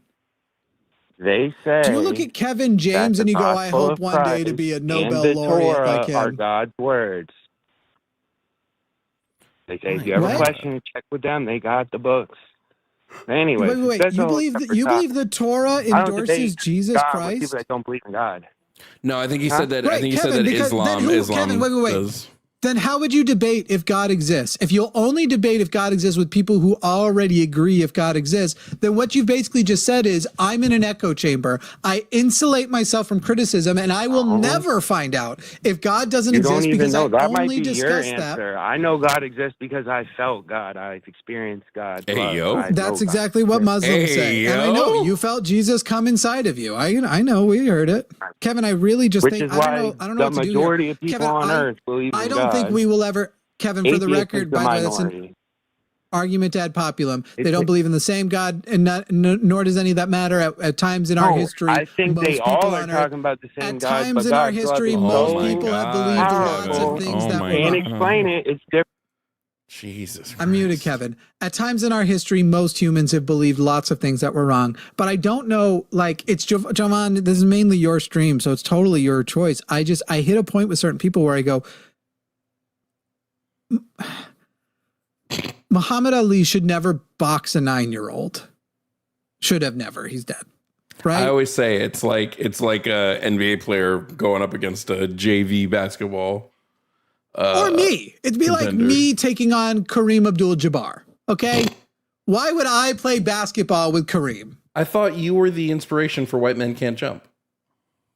I might have been. But why would I do that? And by the way, but more than that, I actually would do it. I would play a game with him because I now have bragging rights for centuries of I played a game of basketball. Don't worry about the score with Kareem Abdul-Jabbar. How does Kareem look on that? Can he go and brag that he beat Jimmy Snow? Yeah, I mean, Kevin, listen, I don't think any rational or coherent argument has come out of you. I think instead you just keep talking about how God has come in you. And like at this point, if I wanted to hear stuff like that, I would just tell Jimmy to tell me about his sexcapades. Thanks for calling in, Kevin. And maybe if you get a better argument, call back another time. See you. You know what's funny is I probably have a more heteronormative and less free. I feel like you're a bit of a freak, probably, and I'm not really, and I'm in a heterosexual relationship right now. So your relationship might be gayer than mine at the moment. Who knows what I get into? We're gonna take the next call in just a second. I'm gonna go pee again because I'm drinking water like a bat out of hell. Use the water. Well, I am willing to debate Kareem Abdul-Jabbar on Islam, by the way. I do know that he's Muslim.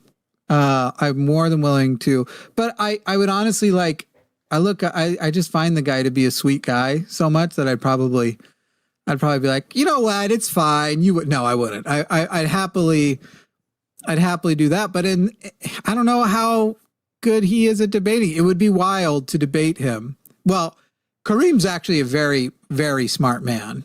I would say that your average Muslim basketball player, and really just your average Muslim, I can easily defeat and debate. Kareem is like brilliant. So he might actually be a fun opponent in debate. So it wouldn't be like the reverse. It wouldn't be, I don't feel like Kareem and I debating would be the flip of if he and I played basketball, where in that scenario we've like switched roles. But I don't know. Anyway, Jimmy, can you pay my student loans? Use me for PR? That's a weird question. First of all, I don't know you. Second of all, I profit share here in a way in which there isn't really a lot left over. I make sure to pay everybody who works here fairly. So if you work here, if you're secretly one of the people who work here, I probably am paying. Well, I'm not paying them. The people are earning the money they make.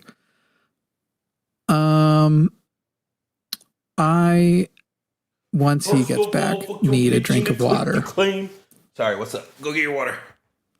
Yeah, I'm gonna get a water, maybe with some salt in it. You go ahead and start a call if you like. All right. I mean, we got a birthday redeem first. I'm gonna do a birthday. You could be a birthday baddie too.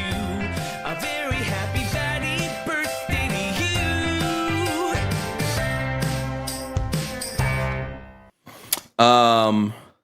All right, listen up, folks. We're gonna get ready for our next call. I hope the rest of the people here waiting are actually oh my god, are actually ready for a conversation.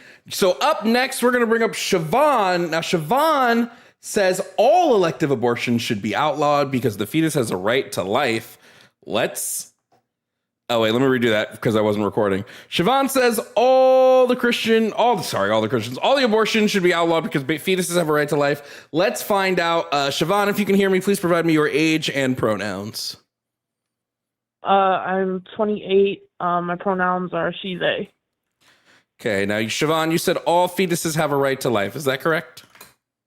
Yes. Okay, is that a positive or negative right? Sorry, say it again? Would that be a positive or negative right? Ooh. I don't know. Okay, so you don't know if the right to life is positive or negative?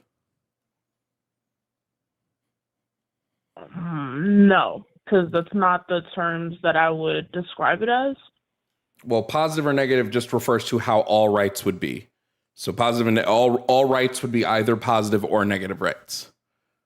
A positive right entails a duty. A negative right does not entail a duty. Right.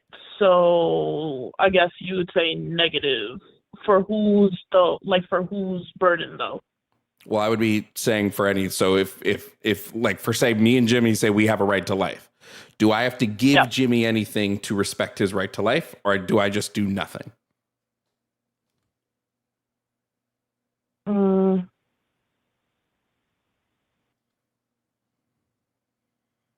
The fetus itself isn't doing anything. Like, for example, like the right to self-defense is like self-evident, and you use it when you get it, like when you need to. That's not what I'm asking, though. I'm asking, does this right impose a duty on another? Let me make it a bit clearer. Does the right impose a duty on another? So yes. Does it impose a duty on another? Yes. The right to life does. Yes. What duty is imposed on me to respect Jimmy's right to life? Well, it would obviously only be in the context of a woman being pregnant, because that's where the life, so then you're just special pleading that right. What do you mean? How would it be special pleading? How can a man none be of pregnant? us. No. You're special pleading because you're saying this right, it works one way, except for this one specific instance where we changed the way that it works. And now because of this one specific instance, people who are pregnant can't have abortions. Well, what's the equivalent to gestation? Well, the right to life would exist for everybody, not just the fetus. Oh, well, yeah, of course. But my right to life does not impose a duty. Wait, does my right to life impose a duty on you? Are you responsible for providing me something to maintain my right to life? No, absolutely not. All I have to do is not kill you. Exactly. But you're saying pregnant people now have a duty imposed on them with the fetus's right to life. This would be a special plead. They now have something that they have to do that nobody else has to do for anybody else with this right. Because that's how gestation works. Doesn't matter. It's not how rights work. If you're going to claim that the reason is because you put the fetus there. It's not. Rights have to be universal. You can't say that some people have a right this way and others don't. That's not how rights work, especially because you're using rights in a moral sense. It's not how rights work in a moral sense. In a moral sense. Explain how it's a moral sense. Well, you're saying that the fetus has a right to life. That would, unless you're trying to make a legal claim, which I think would just be kind of silly. But when we talk about the right to life, typically we're talking about a moral claim that you have a right not to be killed by somebody else. Okay.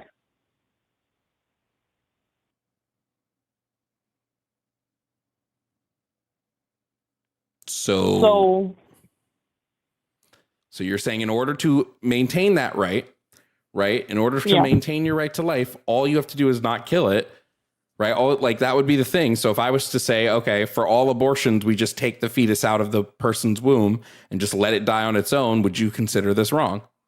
Because we're still recognizing its right to life.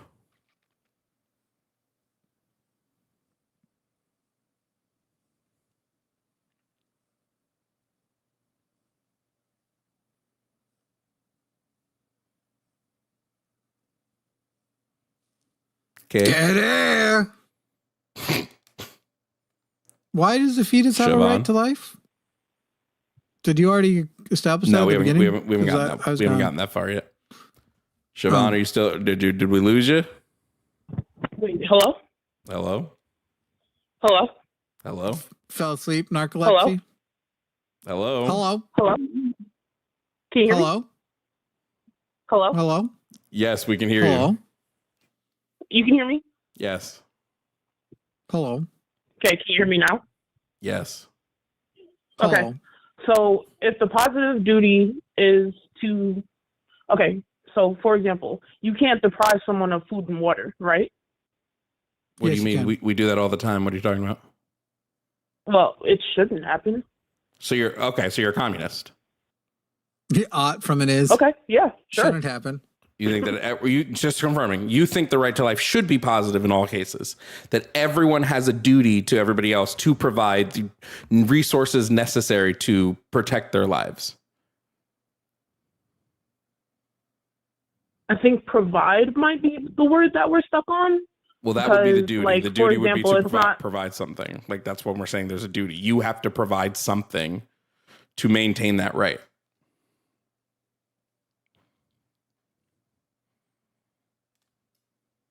But provide. Like, for example, like I'm grown in my house. Nobody has to put food in my fridge. Yes, but you believe they should. For me to survive. But I have to do it. Yeah. No. I have to do it myself to then the right survive, to life right? is not positive. Then you don't believe the right to life is positive. If you don't believe that somebody should be giving you that food. Is there neutral then? because No. if you have to sustain it yourself. Rights can only be positive or negative. And when we talk about positive or negative rights, we're talking about, okay, wait, let me start here. What do you think a right is? Like, what do you think a right, when we talk about rights, what are rights?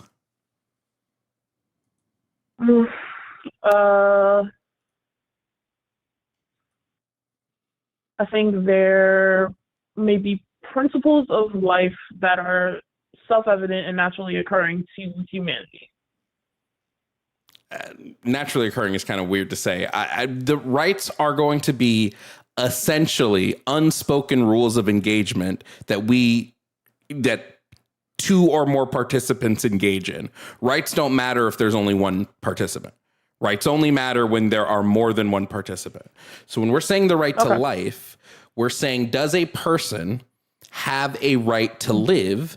And if that right to live is negative, then that just means you just avoid killing them and you've engaged in keeping their rights. Or if it's positive, then we're saying you have to provide whatever that person needs to stay alive and vice versa. Right. So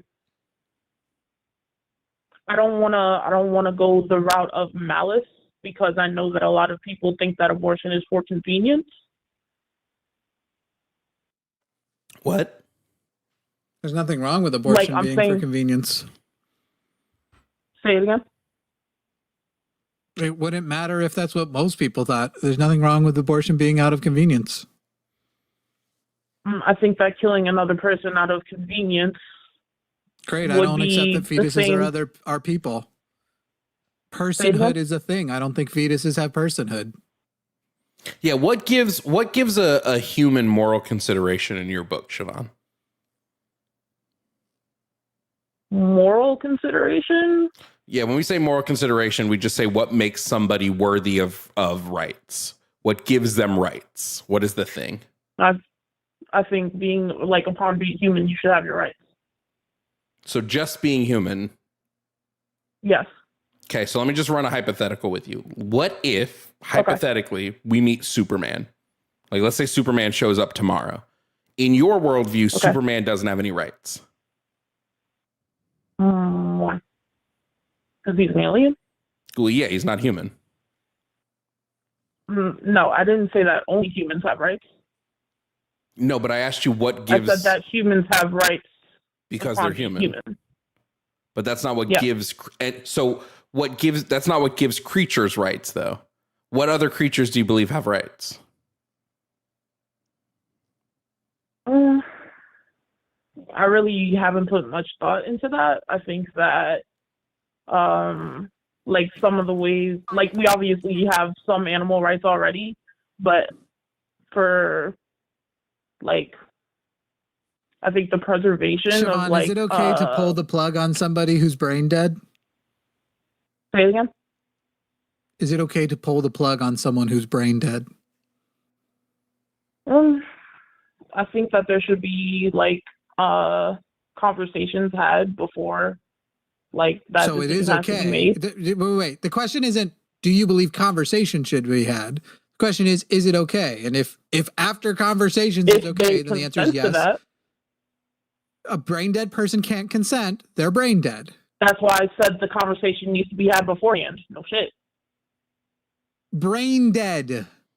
What does it mean to be brain dead? Do you know what a DNR is? Do you know what it means to be brain dead? Yes. What does it mean? That you have no neurological function. So why would it be wrong to pull the plug on someone who is brain dead?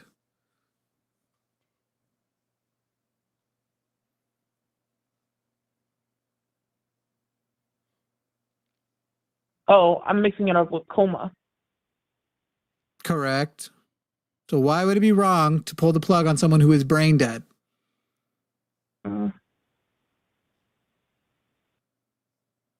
There's been no instances of when, like, someone brain dead has come back.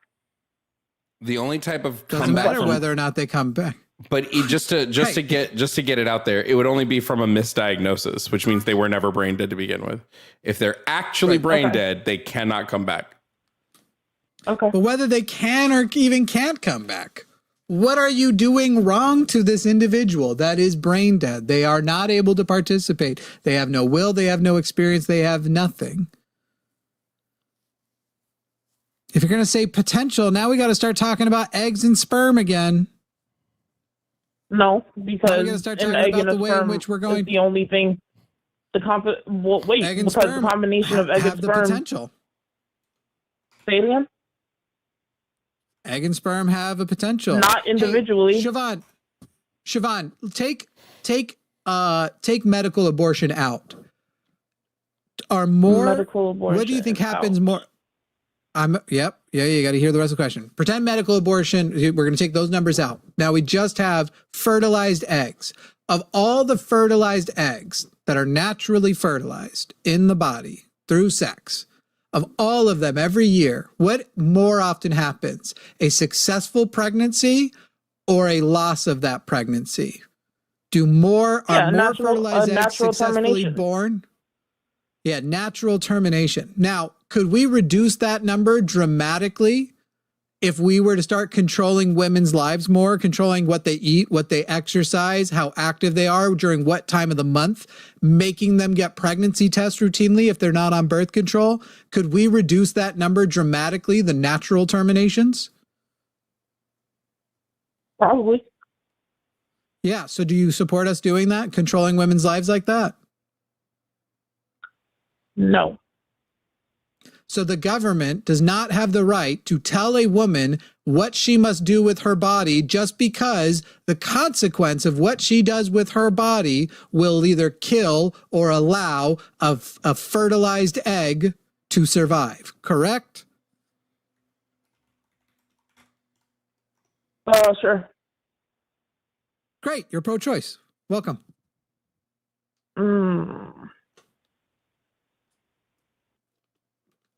So you're saying that you consider natural terminations of a fertilized egg to be an easy to use metaphor to illustrate that you don't actually believe the government should be interfering. A woman has the right to do whatever she wants with her body, even if it leads to the termination of a pregnancy. And this includes when you are potentially pregnant, not monitoring if you're potentially pregnant, continuing to eat in ways that would be dangerous for that potential pregnancy, continuing to exercise, and getting whatever medical procedure you might like to get. And that would also include getting an abortion. Right. So remember when I said that I didn't want to attribute it to malice, what's really for convenience? Doesn't matter. In no way is that related to what we just agreed to. The government does not have the right to tell a woman what to do with her body. The same way that it has the right to protect the life of anyone else who is potentially murdered.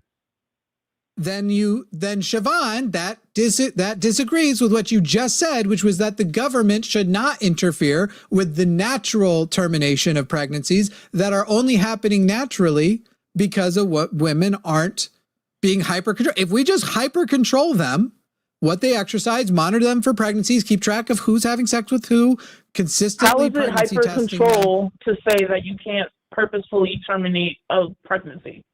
Wait, can we just let me just ask you a question.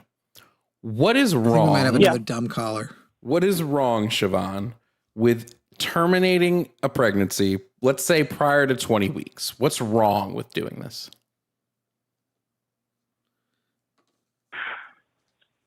Well, personally, I believe that because you made arguments with the other callers about sentience. Mm-hmm. And so I don't believe that you can recognize what other people feel. Sentience isn't about hold on, just to cut you off. Sentience isn't about feeling. It's about whether or not your brain has the structures necessary to engage in experiencing life. And prior you absolutely can measure sentience. Yeah, prior to 24 weeks, your brain doesn't have that. Okay. Do you know what the word sentience literally definition means? Of sentience is the ability to perceive or feel things. Yeah, we're talking about or a capacity for subjective experience. Yeah. When we talk sentience, we're talking about it on like a philosophical level. So just like one cursory Google search isn't really going to tell you like what we mean, what like we're talking about when we mean sentience. As a headline, the definition isn't bad. It's just that you then are going to want to minimize what that phrase experience means. And Jovan's rightly pointing out that's where we have to be a little bit philosophical, but not even a ton. Just that your brain, there are flowers that react to stimulus. We have brains that do a different type of reaction to stimulus. So you can have parts of a fetus that react to stimulus, and up to a certain point, those reactions only happen at the same level the flowers happen. And we can track in a brain where just the capacity, we're not even saying for sure those things have even turned on, just that they potentially could have turned on by that period of time. Potentially the experience is there, is when those weak markers are coming up. And so what week does that occur? Somewhere between 20 and 24 weeks. Okay. So that's why I'm asking you, what's wrong with terminating a pregnancy prior to 20 weeks? Why is that wrong? Oh, I believe that life begins at conception because the fertilized egg has all 7 signs of a living organism. Hold on. Well, no, it doesn't have all 7. But like, even if no one's disagreed, it's alive. Even if it does, though, that doesn't answer the question. What makes killing it wrong? We kill living things all the time. Why would killing it now be wrong? Well, because we don't kill other human beings. We do all the time. But but again, my question is, why is it wrong? Because that thing has a right to life that you're not violating. No, I'm not asking you about whether it has a right to do it. I'm saying, why is it wrong to kill a human? Why is it wrong? Because you're violating its rights. What do you mean? Why is violating its rights wrong? Why is violating rights wrong? I'm asking you. Jimmy, I lost headphones you took. Yeah, at the end of the day, you're saying you believe life begins at conception. Guess what? I believe life began before conception. Your eggs are alive. Your sperm are alive. They have human DNA. When it's alive is not the measurement. It's when it has personhood and when there should be any sense of responsibility. And then when it comes to pro-choice versus pro-quote unquote life, when the government should interfere. So I don't care at all, Siobhan, I don't know if you're capable of pregnancy, but if in your mind you go, I just couldn't do it, I would never get an abortion unless there was some huge extenuating circumstance. Great. That's great for you. Never get an abortion. But don't tell somebody else they can't either. You don't have to get abortions if you don't want. Your whole stake, that personhood that is essential, that we treat a zygote as an equal right to life as a developed human, when we're shitty at taking care of developed humans in the first place, but that a zygote would have that right, is a feeling-based proposition. You don't have an actual basis for it. And at the end of the day, my right to swing right my to life fist belonging ends to all at humans? your no. No, not all humans have the right to life. Depending on how you define humans, not all humans have the right to life. How not? Or why shouldn't they?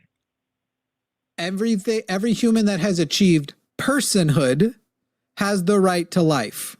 Personhood can be assigned legally.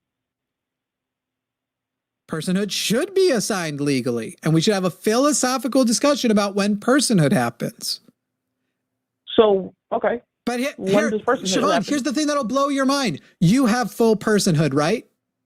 I have full personhood, yes. Right? Can we agree on that? Great. We both agree on that. Great. Jovan, let's say that I get in an accident and my kidneys get blown to smithereens and you happen to be in the hospital that day and they come to you and say, hey, Jovan, his kidneys are blown to smithereens. We can't start treatment for some period of time.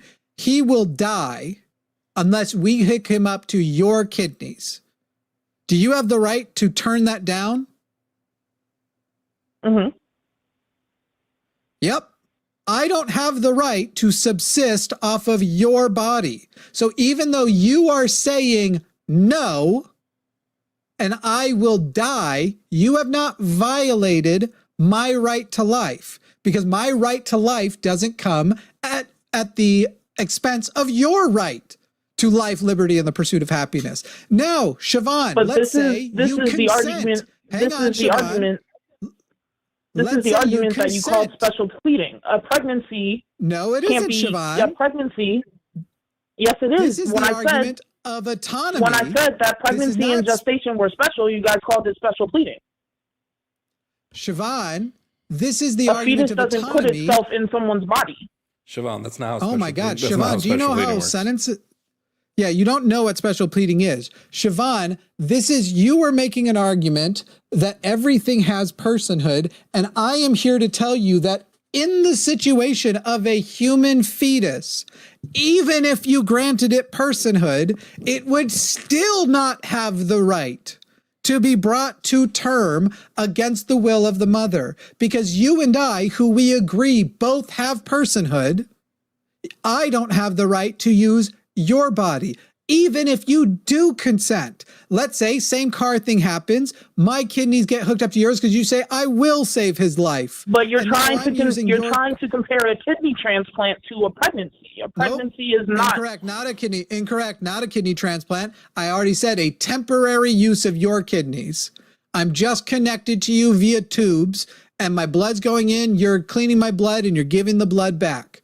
We'll call it 9 months long, is how long it's going to take, and then I'll be good to go on my own. You cannot be forced to do that, and if you consent to doing it, you may withdraw your consent to being in that situation at any time, because it would violate your right, and it wouldn't be consent if you didn't have the right to take it back. That's how it works. You're still trying to compare. Like, okay, gestation and pregnancy is its own category of thing. I am trying to illustrate to you that it wouldn't matter whether or not both creatures have personhood.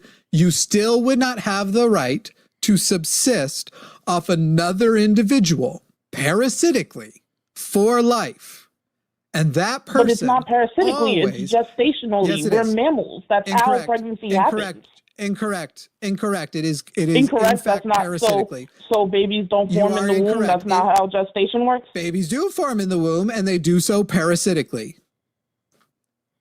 And you can consent to that parasitic relationship, and you can also withdraw your consent from that parasitic relationship. This is why I'm saying I think we need to try to. I think we need to boil At the expense of down. someone else's life, though. Hold on. This is Correct. why. Just like we said with the kidney example. This is why I think we need to boil down why Jovan views rights violations as wrong. Because I just feel like we're going in circles here. Like, Jovan, what would be wrong if I were to, for example, violate Jimmy's rights? Why would that be wrong?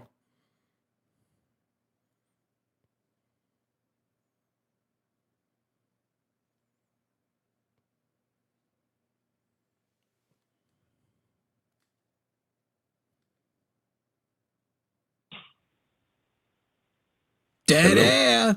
Hello? Yeah, I'm here. Did you hear the Hello? question? Are you going to answer? Like, why is violating anyone's rights wrong? So then, what other crimes are we going to allow against the person if violating people's rights is wrong? Siobhan, I'm not saying whether it is or isn't. You're saying it's wrong, and I'm asking you to think about it critically and tell me why it is wrong. Because without the right to life, you don't have the right to anything. Sure. Why would it be wrong if I violated someone's right to life? What's wrong about that? To kill someone else, you don't think that it's wrong to kill other people? I'm asking about your stance, Siobhan. Why do you believe it is wrong to kill somebody? Why do you believe it's not wrong? right to kill somebody? What do you, Siobhan, like, this is just a circular. I feel like it's simple enough to not kill other human beings. Siobhan, this is circular.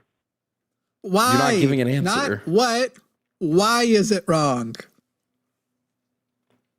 We know you. You guys are telling me that you need a reason to not kill people. Nope, Siobhan. Yeah. Yes. Wait. Yes. I do need a reason to not kill people because there are adequate reasons to kill people. If someone's going to kill me, that's a reason to kill them. So what is your reason to not kill people, and where that the conclusion of that reason is, and therefore it is wrong? It is wrong to kill another human and violate their right to life because blank. I mean, then I guess it's not. Wow. Okay, you fucking psychopath. I was asking you and you guys are asking me. So what's your reason to not kill people? Great. Here, let me answer this. I don't think it's wrong I don't think killing people is wrong. I think killing sentient people is wrong because it's ending a sentient experience of a creature that's expressed desires, and desires doesn't just mean like something that you want to happen. It's like even like on a functionally biological level, they have a desire to live, a desire to reproduce. Like you are functionally ending this experience, and it's wrong to end that experience. Once that experience shows up, it's wrong to end it because they will have expressed a preference for living. Okay, so if I boil that down to kill people, I'm going to give you mine as well. Is it ending the experience? Excuse me, Siobhan. Siobhan, I'm also going to give you my reason. And it's actually like, maybe I'm just dumber, but it's a little bit simpler. I don't want to unjustifiably kill a sentient human because I wish to live in a society which values the life and experience of sentient humans as a sentient human myself. Okay. So I just don't understand why that doesn't extend to humans in their youngest form. Because they don't experience. Yes, you do, because we already said sentient. But you they don't understand would that fetuses if you aren't let sentient? them. If you don't kill them. Wait, hold on. So here we go. But they aren't. Wait, here we go. This is where we're getting somewhere here. This is what I wanted us to get to. Why should I treat this thing like it is sentient when it is not?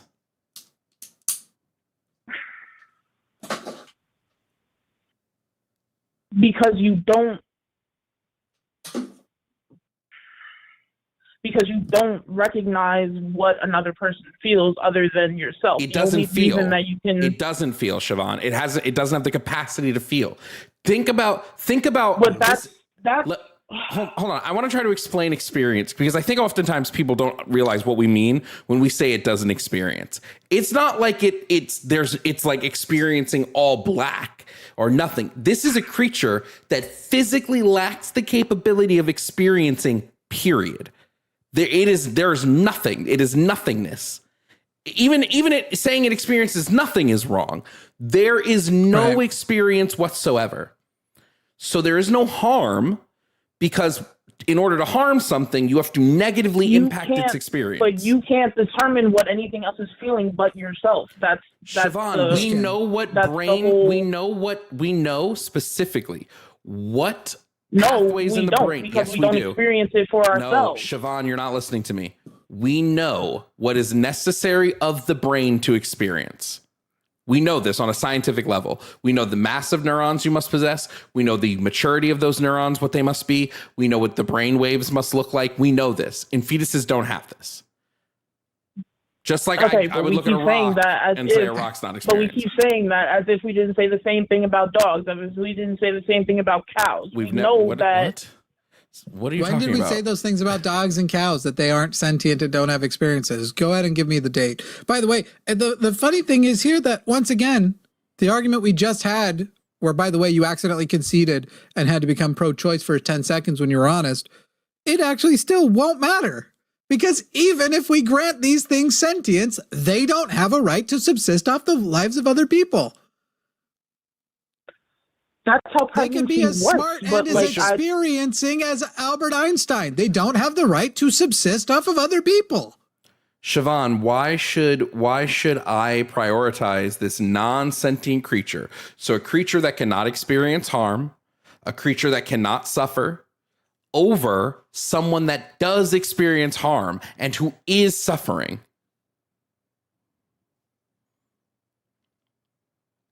Hold on. Googling, asking ChatGPT.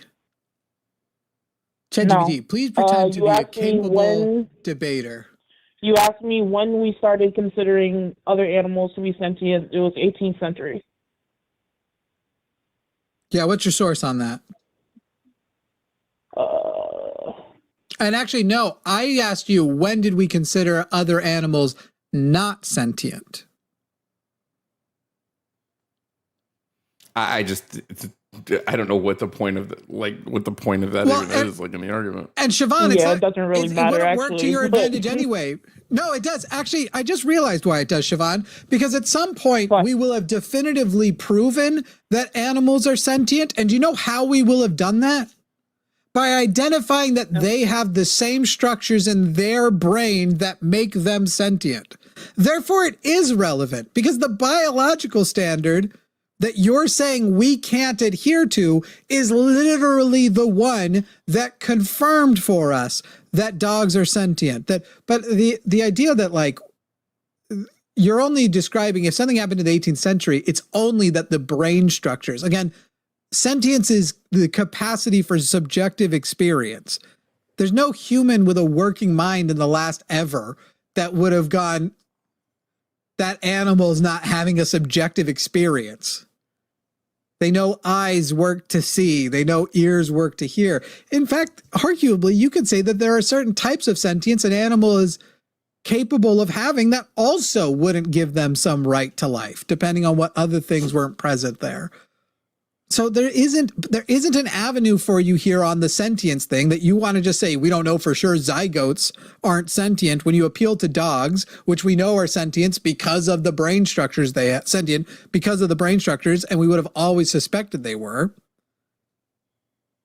And again, even if everything is sentient, you don't have the right to subsist off of another person's body. Period. Hook, line, sinker, it's over.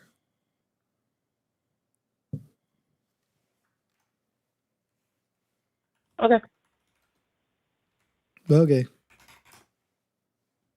All right. Was that all?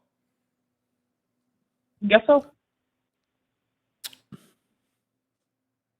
Okay, then. Thanks, guys.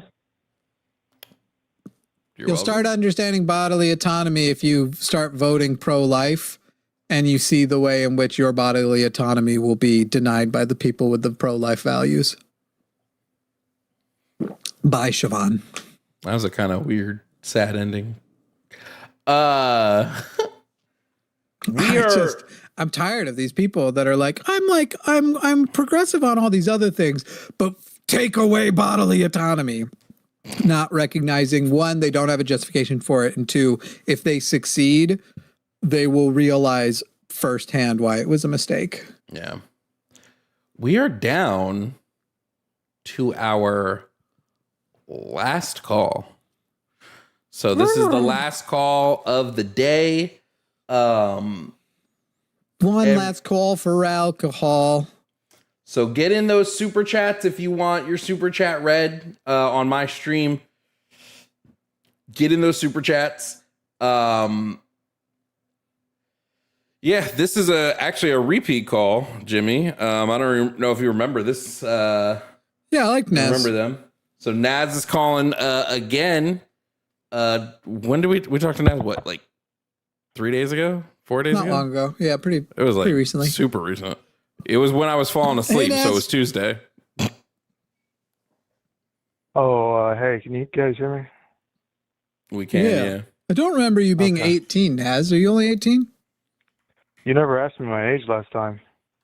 Yeah, Jimmy's realized he's screwing the pooch on that one sometimes. We got like I do 10 often minutes. ask, but the one time I didn't, I've turned out I was arguing with a 14-year-old.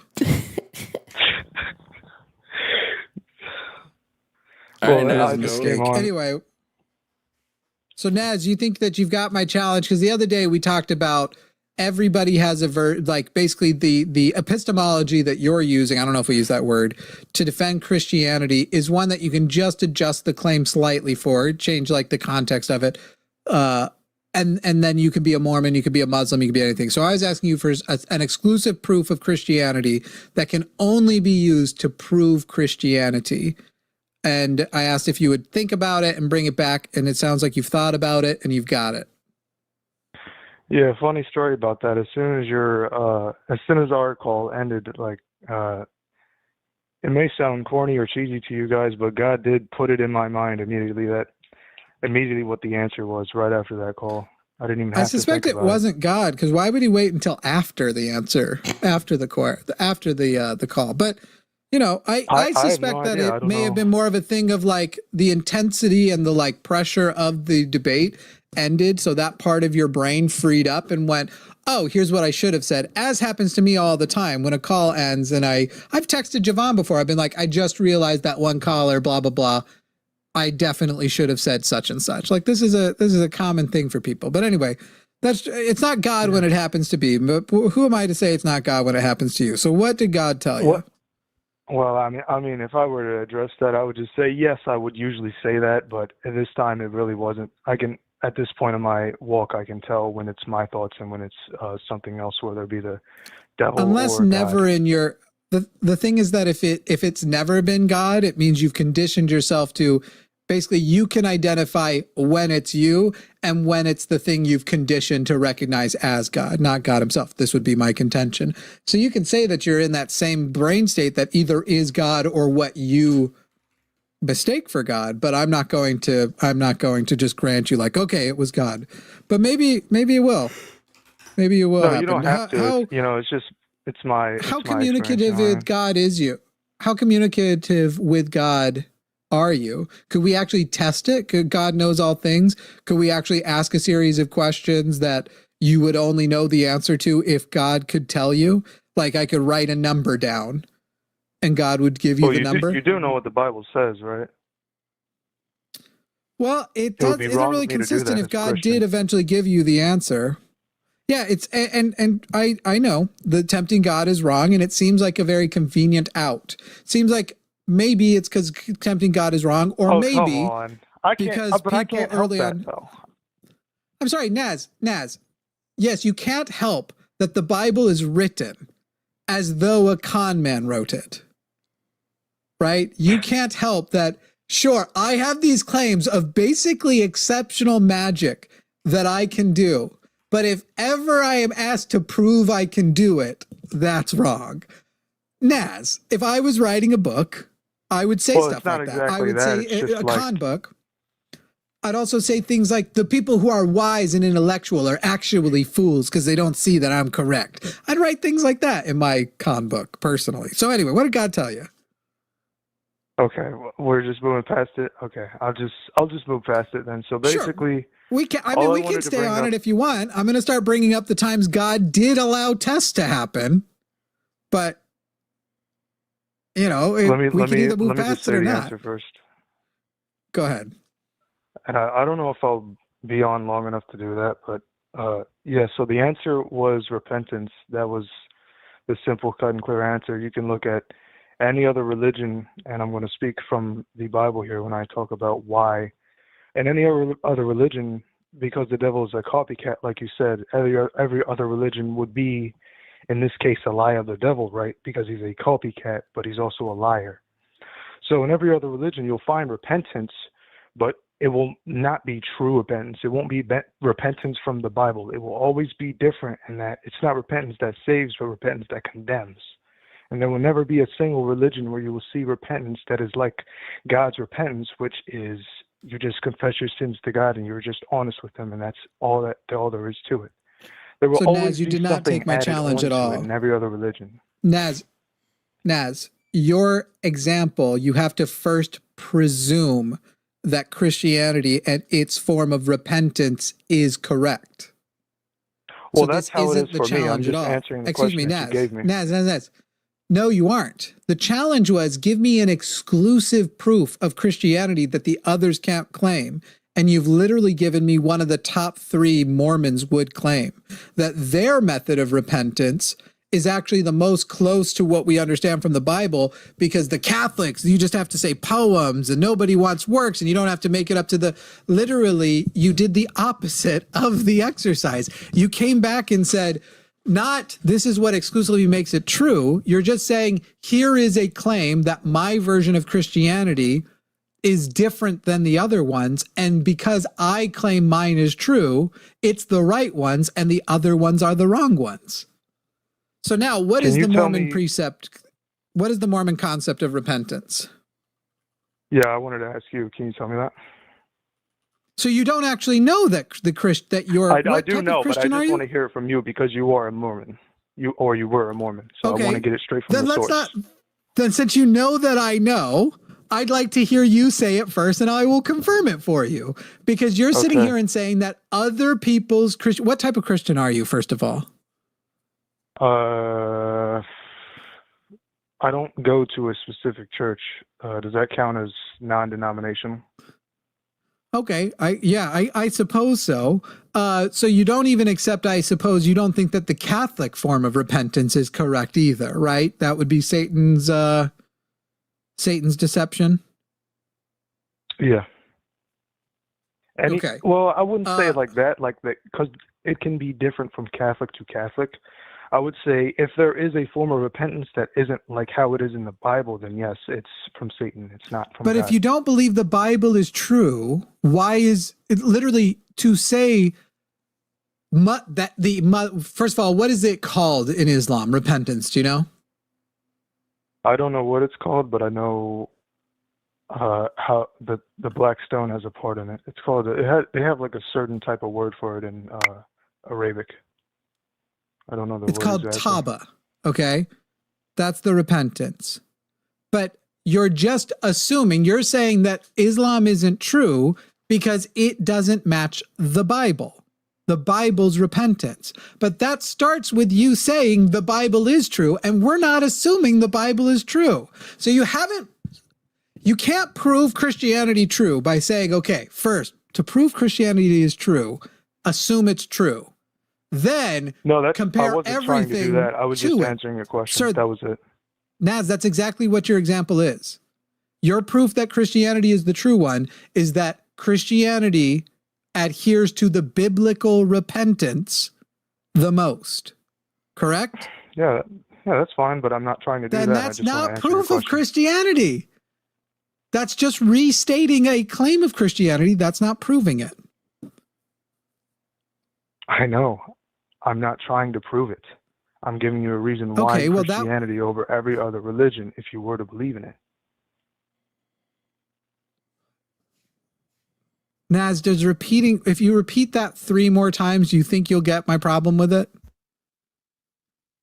No, your problem is you don't believe, and that's fine. I'm just answering your question. But you said the reason I would pick Christianity over any other religion is because I believe in Christianity. But if you're going to believe in Islam, you'll pick Islam over every other religion. The challenge that you were given, Naz, was to come back with an exclusive proof of Christianity that other religions can't claim, basically just change the words to their version, and it's the same thing. In other words, exclusive proof. Evolution is exclusively true because the evidence for evolution only points to evolution. It doesn't point to creationism. It doesn't point to intelligent design. Gravity, the evidence for gravity, the round earth, all of those things, you get all of the evidence, and they all exclusively point to the one thing when held together or in pieces. Okay? Christianity, your repentance thing, does not do that. The concept of repentance is across all of them. Now, what is your understanding of Mormonism's repentance? My understanding is that they say to confess your sins to God, but then they add on to it by saying you must be sincere in the actions you do in the real world to repent, and something else. What was it? They add one more thing to it, but I don't quite remember. Yeah, so they reference both John and Acts.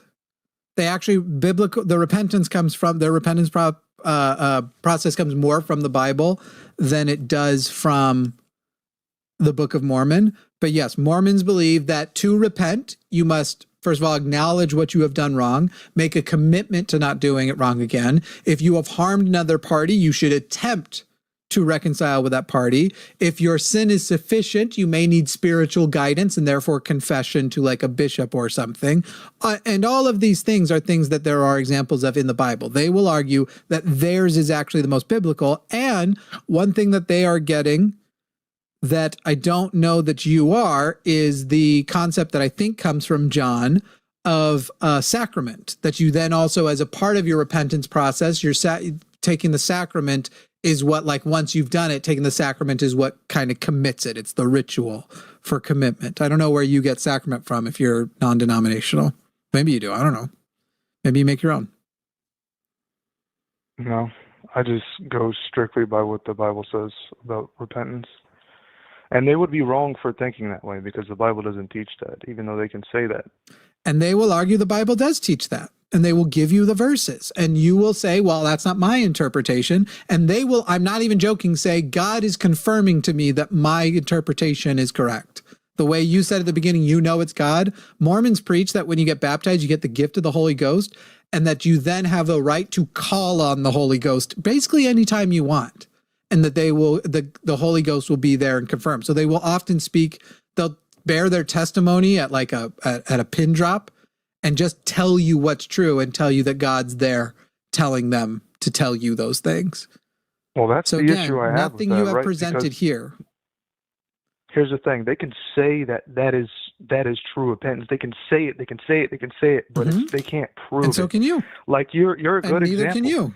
Didn't that type of repentance make you bitter and make you fall away from the faith? No, the repentance was not my problem with the faith. My problem with the faith was that it turned out to be untrue. It turned out, and that repentance had first no with part Mormonism of it? and then with Christianity. No part of whether or not I don't adhere to things as true or not true based on whether or not I had unpleasant experiences within that system. That's just a projection Christians like to say. The real reason if truly I believe Christianity was true, even if I chose not to exercise it, I would admit to you that it is at least true. But truly, I believe not only is there the case that to make that there's no good reason to believe in it, I also believe there is the case to make that there are very good reasons not to believe in it and to assert that Christianity is in fact untrue. I just have an issue with their, like any other religions form of repentance. That has to be the reason why Christianity, if you believe, over everything else. I mean, you say you can believe in whatever you want. I really don't care. You know, it's your free will. I do. It affects how you vote, how you affects other. It affects how you vote. The evangelical vote is why we get fascism now in America and why we got fascism back in the 30s in Germany. So I care a lot about how people believe. I mean, just your personal beliefs. I don't mind. I don't care. Like, I wouldn't care if anybody's Muslim or Hindu, or I just don't care. But if they ever ask me, I would say, yeah, repentance is the biggest difference between every other religion, because true repentance will not make you feel condemned and bitter. No one is saying that, again, and you're asserting that that's the experience people have. And I think Hindus will tell you it's the pathway to enlightenment, as will Buddhists. I think Muslims will tell you a lot that it's how you live a more light life. This is again, I think I told you this the other day, Naz. It's like when I talked to my dad and it blew his mind when I told him, my dad as a Mormon literally believes no other religion teaches that you can have a personal relationship with Jesus Christ. Naz, do you believe that you can have a personal relationship with Jesus Christ? Yes, because that's how it's stated in the Bible. Obviously, because most Christians do. And yet, it seems to be the case that people like yourself have the way I was taught or the way I came up with or the way I ended up with is definitely the exclusive right way. And I think a lot of things are missing from these other things that aren't.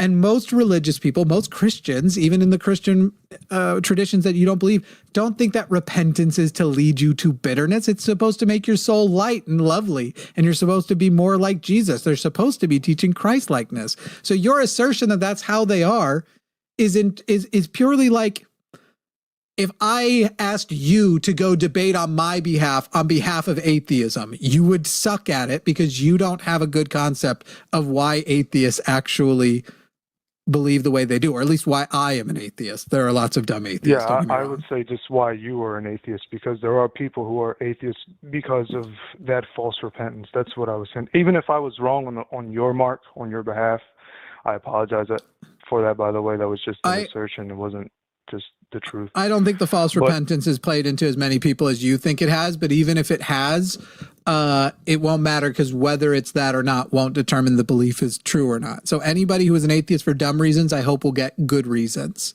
to be an atheist. The best of which being, there's no good reason to believe in a God. They are the ones with the burden of proof.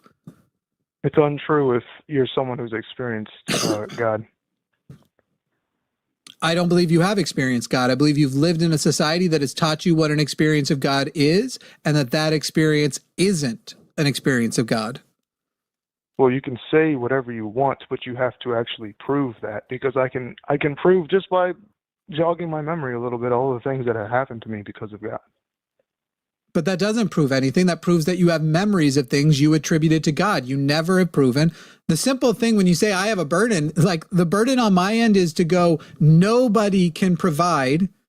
And I can show you many examples of people who claim to provide proof and what was wrong with those proofs. So when it comes to individual claim, overwhelmingly, nobody will be able to prove, as by the way, you already acknowledged this.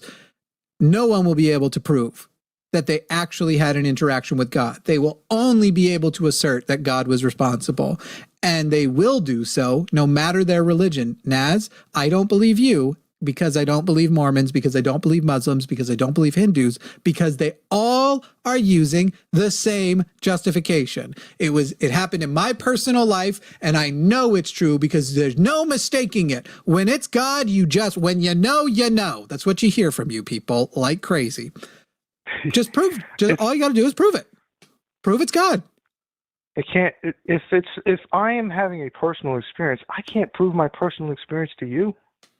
It's only you can't even prove it to yourself. I actually felt it and experienced it. That's why Incorrect. In the Bible, it's not provable to you. It's a personal relationship. It's not everybody shares the same experiences, although people can have similar experiences. You've already acknowledged that other people are having a personal. You've already acknowledged that other people feel that way in our last call, and that their personal relationship is with Satan. So how have you proven that you aren't having a personal relationship with Satan? Since you acknowledge Satan can pretend to be God, how have you proven that you don't have Satan, then they don't have God? I can only tell you why I believe, but I don't know. I wouldn't imagine that would convince you. I can only say why I believe. But it's not a matter of whether it would convince me. It should be sufficient to prove it to anybody. And if you can't prove it, generally, then you shouldn't accept it as proof for yourself, because they can all say the exact same reasons. And it usually boils down to when the experience is so overwhelming that it's unmistakable, and you will know that it's not Satan. And I'm positive, you can go ahead and explain it. I'm positive whatever you're about to tell me is the reason you know it's not Satan. Not only will I know a Mormon who is given the exact same reasoning, I will have probably been at least one of those Mormons once upon a time. No, well, what I would say is, I can tell you whatever, but at the end of the day, it's subjective, because I'm the only one who went through that. I can't 100% prove it to nobody, because whatever information I tell you, whether it will happen to me or not, it's subjective to anybody else. I can't. So then you acknowledge if that's true for other people. I have. So then you must acknowledge that if that is true for other people that you are saying are actually being deceived by Satan, you might also be being deceived by Satan. That's how you would take it, but I'm sure other people would take it a different way. No. That is consistent with what you just said. Is that true or not? If Satan can pretend to be God and affirm the beliefs beyond their doubts through spiritual interactions, take away any doubt to them that God has interacted with them, if that can happen to anybody else, it can happen to you too, correct? From your subjective point of view, yes. Nope, from your point of view, correct? That is consistent with what you said, correct? Yes, I can't put thoughts in anybody's head. I'm not God. Nope, you're trying to still take it off of you. You accept that you might be being deceived. Okay, great. So now, since it could be Satan, could it also just not be anybody? Could it also be just your mind? No. Why? Because it's subjective. I can't prove to you what I experienced. Subjective literally means it's in your mind. Subjective literally means it's in your mind. Objective would be something that escapes the mind. No. Subjective and objective have what is true for both of us is objective. Yes. What is a fact of reality, regardless of whoever experiences it, is objective. What is only true for you isn't a fact of reality whether we are present, dies with you, is subjective. I'll let you know whenever I start flying, because that's the only objective proof I can give is God just has me grow wings and I start flying through the sky, because there's no other way I can prove it. You don't even know if it's God. You've already acknowledged it might be Satan, but you won't acknowledge it could also be your own mind. I won't acknowledge either of those. By the way, if it's Satan, Satan's not restricted by God's rules. Yeah, but you've acknowledged it could be. I can tell you things, but I can't prove it to you. I literally I can't. I just can't put thoughts in your head. That should bug you. I can't do it. That should bug you. I do not believe a single thing as a part of objective reality that I can't prove to other people, period. Listen, the only things I would say that are close to that are how I feel about my partner. I can't prove to anybody I love my partner more than anybody, but I don't need other people to believe me on that anyway. I only need her and myself to believe it. This is why we're not going to hell. False prophets are so deadly, is because of this exact mindset. It's like I can't objectively prove it because I'm not Jesus and I'm not God, right? I can't do that. It's a bummer that they won't do it for you. What happens? It'd be so easy. But you do understand that false prophets do exist, right? No, I don't, because I don't believe any prophets exist. So I only believe a false prophet exists in that they say they are a prophet. So anybody, Jesus Christ would be a false prophet, for example, in my world. All right, so let's say, okay, in my perspective, I would see anybody who isn't Jesus Christ or like who follows the Bible to what I view it. I would view them as a false prophet. Of course, and you will get to decide who that is. Because Mormons will say they're the only true prophets and you're a false prophet or you're a Pharisee or something. That's how it is. It's the Bible. Your religion will essentially be whatever you decide it is, Naz. I mean, yes, of course, anybody can do that. The reason I choose mine is because of my experiences. As are you. And, you chose your beliefs because and that's of your not experiences. enough. I have... No. First of all, beliefs are not. First of all, beliefs are not chosen. You just said I chose my beliefs. That's not how belief works. Belief is not a matter of choice. But second of all, my beliefs formed because I created a standard of consistency that was adapted based on personal experiences and realizing I would be able to do things like defend my actual beliefs if I were to have a consistent form of a consistent epistemology. I can do that, but I can do that as well. I'm defending it right now. But what you're asking me for, I literally cannot give you because I cannot put thoughts in your head. You can't. No. I've not asked you for thoughts in my head. I've asked you for consistent evidence that is exclusive to proving Christianity is true. Which would be what? Would I have to grow wings and fly, like I said? Why? This is a ridiculous question. If what you are saying is true, okay, so tell me, Naz. I'm going to finish. Naz, I'm going to finish. Naz, I have accepted evidence for many things as true. So something consistent with those types of evidences are. But you're here bringing me a proposition that not only do I not believe is true, I actually believe is untrue as a fact. So if I'm correct and it's untrue, how would I tell you what evidence to present? It would be impossible for that evidence to exist because it's untrue. If I'm incorrect and it's true, and you know that it's true, you would be the one who has the evidence that will prove me. How would I be able to conceive of it? If I could conceive of it, I would have sought it, found it, and then proven it true. Okay. But instead, I have all the proof in the world that it's untrue. And you're asking me to do your work for you. I believe it's untrue, so I don't have an answer. I don't have an answer how for you to prove an untrue thing. All right, well, if I could ever do that, give you the evidence that would make it infallible, which I guess you would have to be seeing God right in front of your face, then it wouldn't be an illusion or some sort of hallucination. much short of that. I've never seen evolution straight in front of my face, but I have a robust foundation of evidence to understand it, and therefore I understand that evolution is true. So, no, I don't need to see God in front of my face. That you would accept. No, well, of course, but the standard by which I accept it is that it is consistent. That you would accept. I've already told you it has to be consistent and exclusive. I already laid it out.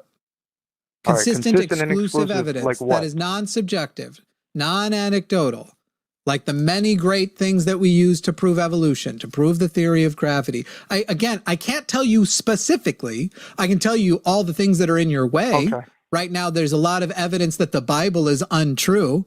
The Exodus definitely didn't happen. Adam and Eve definitely didn't exist. Sodom and Gomorrah definitely weren't destroyed. The global flood definitely didn't happen. People can't resurrect. People can't turn water to wine with thoughts. They can't multiply loaves and fishes. That's magic. So if you're going to prove the Bible is true, you could start with proving that people can magically multiply loaves and fishes. That someone can. You could start with smaller things. Those are the things in your way. But the definitive proof, again, I can't tell you what evidence exists for something untrue. You would have to present it, show me I was wrong to think it was untrue by presenting such evidence, like when I used to believe evolution wasn't true. And then I learned mostly about DNA. The fossil record was like icing on the cake later, but why we know about common ancestry because of DNA. Or virology or what. I mean, there's a great many fields of study that get there, but you want me to tell you what evidence to present me. If I knew, I would believe in it. I understand. So good. Those miracles that you listed out, that's what it would take for you to believe, if that were to be proven without a shadow of a doubt. That's what it would take. Dude, if God is real, he knows exactly what I would need to see to make me believe in him. So right, well, that's true. That's true too. But no. Great, but well, that's rude. I go fuck myself. But I'm just being honest. I'm just asking him. Jovan is quite correct. God supposedly, who's talking to you, would know what would compel me, as everybody else who's ever claimed he's talked to him. So Jovan, that's a good answer from Jovan. No, just proving any one of those individual miracles only would prove that miracle is possible. So if you were to come to me and go, hey, I've got a guy who just with thought, behind a shadow of a doubt, I can prove to you, can say some words about Jesus and loaves and fishes will multiply, all you will have proven to me is that guy can multiply loaves and fishes, right? You won't actually have proven the story of Jesus Christ is true. What? That is a start though, right? Like you said. Yeah, it would remove a barrier. It would certainly remove a barrier. So you would have to literally see Jesus Christ coming down, like in the book of Revelations, and fighting with his armies of angels. No, I mean, that would do it, but no. In fact, if I thought I saw Jesus Christ coming down from the sky because of how much evidence I have of the material world and how much evidence that the supernatural world is an invention of humans, I would actually say my first suspicion was that I was hallucinating. But you know, once you got me past the hallucination thing, if I saw Jesus Christ, if I had good reason to believe I was actually experiencing Jesus Christ, yeah, that would do it. That is an example. But if you're going to now go and say, and he said the only thing that would ever teach him is if he met Jesus Christ himself, no, there's clearly my entire life has been me changing my mind when introduced with better information and evidence. All right. Well, it does sound to me like you are still open to it, which is good. I think that's very, very. I'm open to all truth. I'd argue that you're not. I'd say it's very bad that you are not open. The only reason I am a Christian is because I was open to it. I used to be an atheist. No. Who believed in evolution First of all, theory. I already told you that atheism doesn't, and if you're saying you don't now believe in evolution, you've really lost the plot, because now you are saying you don't believe in something that is proven to be true so that you can believe in an untrue religion, but whatever. Evolution, yes, it can, and it has. Evolution is the single greatest. Okay, well, you're wrong. As evolution, yes, evolution is the single most. most supported theory that there absolutely is in existence. As far as replication goes, we do it all the time, and we do it all the time with microorganisms, but we know things take time. We've also observed. Okay. See, that's the reason I always got. So Naz, I'm going to go ahead and mute because right now you trying to win this point is based on me not finishing my sentence.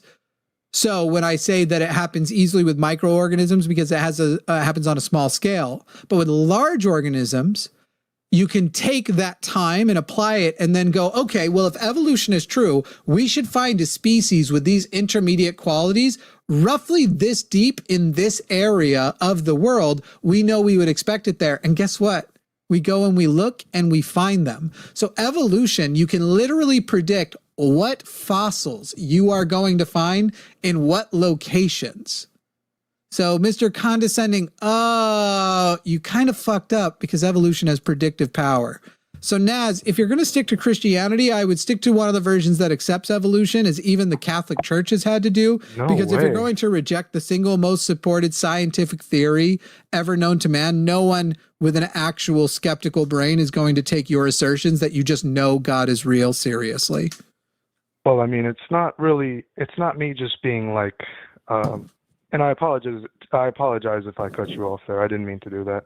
But it's not me really being like, cutting out that reasoning. If I am just saying like, we honestly can't replicate it. Like you said, we only did it on a microorganism level. And you know, the same amount of evidence you need to believe in Christianity, that's the same amount of evidence I need for evolutionary theory. Excuse me, Naz, no, you are incorrect. So far, I've gotten more for Christianity than evolutionary theory. Naz, you are completely incorrect. You have no evidence for Christianity. Evolution, again, we can see on a small scale. The only thing that you're saying we can't replicate, by the way, yeah, actually we can say we can replicate because we've changed wolves to fucking dogs. We've changed the quality of cats. We have changed, but not in the significant thing that takes millions of years. But just because something takes a long time doesn't mean you can't prove that that's what happened. Because again, I noticed that you're not engaging in your rebuttal. You're just going back to the bullshit you said. Oh, not with only with microorganisms. And you're totally ignoring my point about the predictive power about the theory of evolution. What is the predictive power? You tell me. Tell me exactly what I explained to you was the predictive power, because I was not short about it. So if you're literally going to say you don't know what I said, go ahead. I'll repeat it.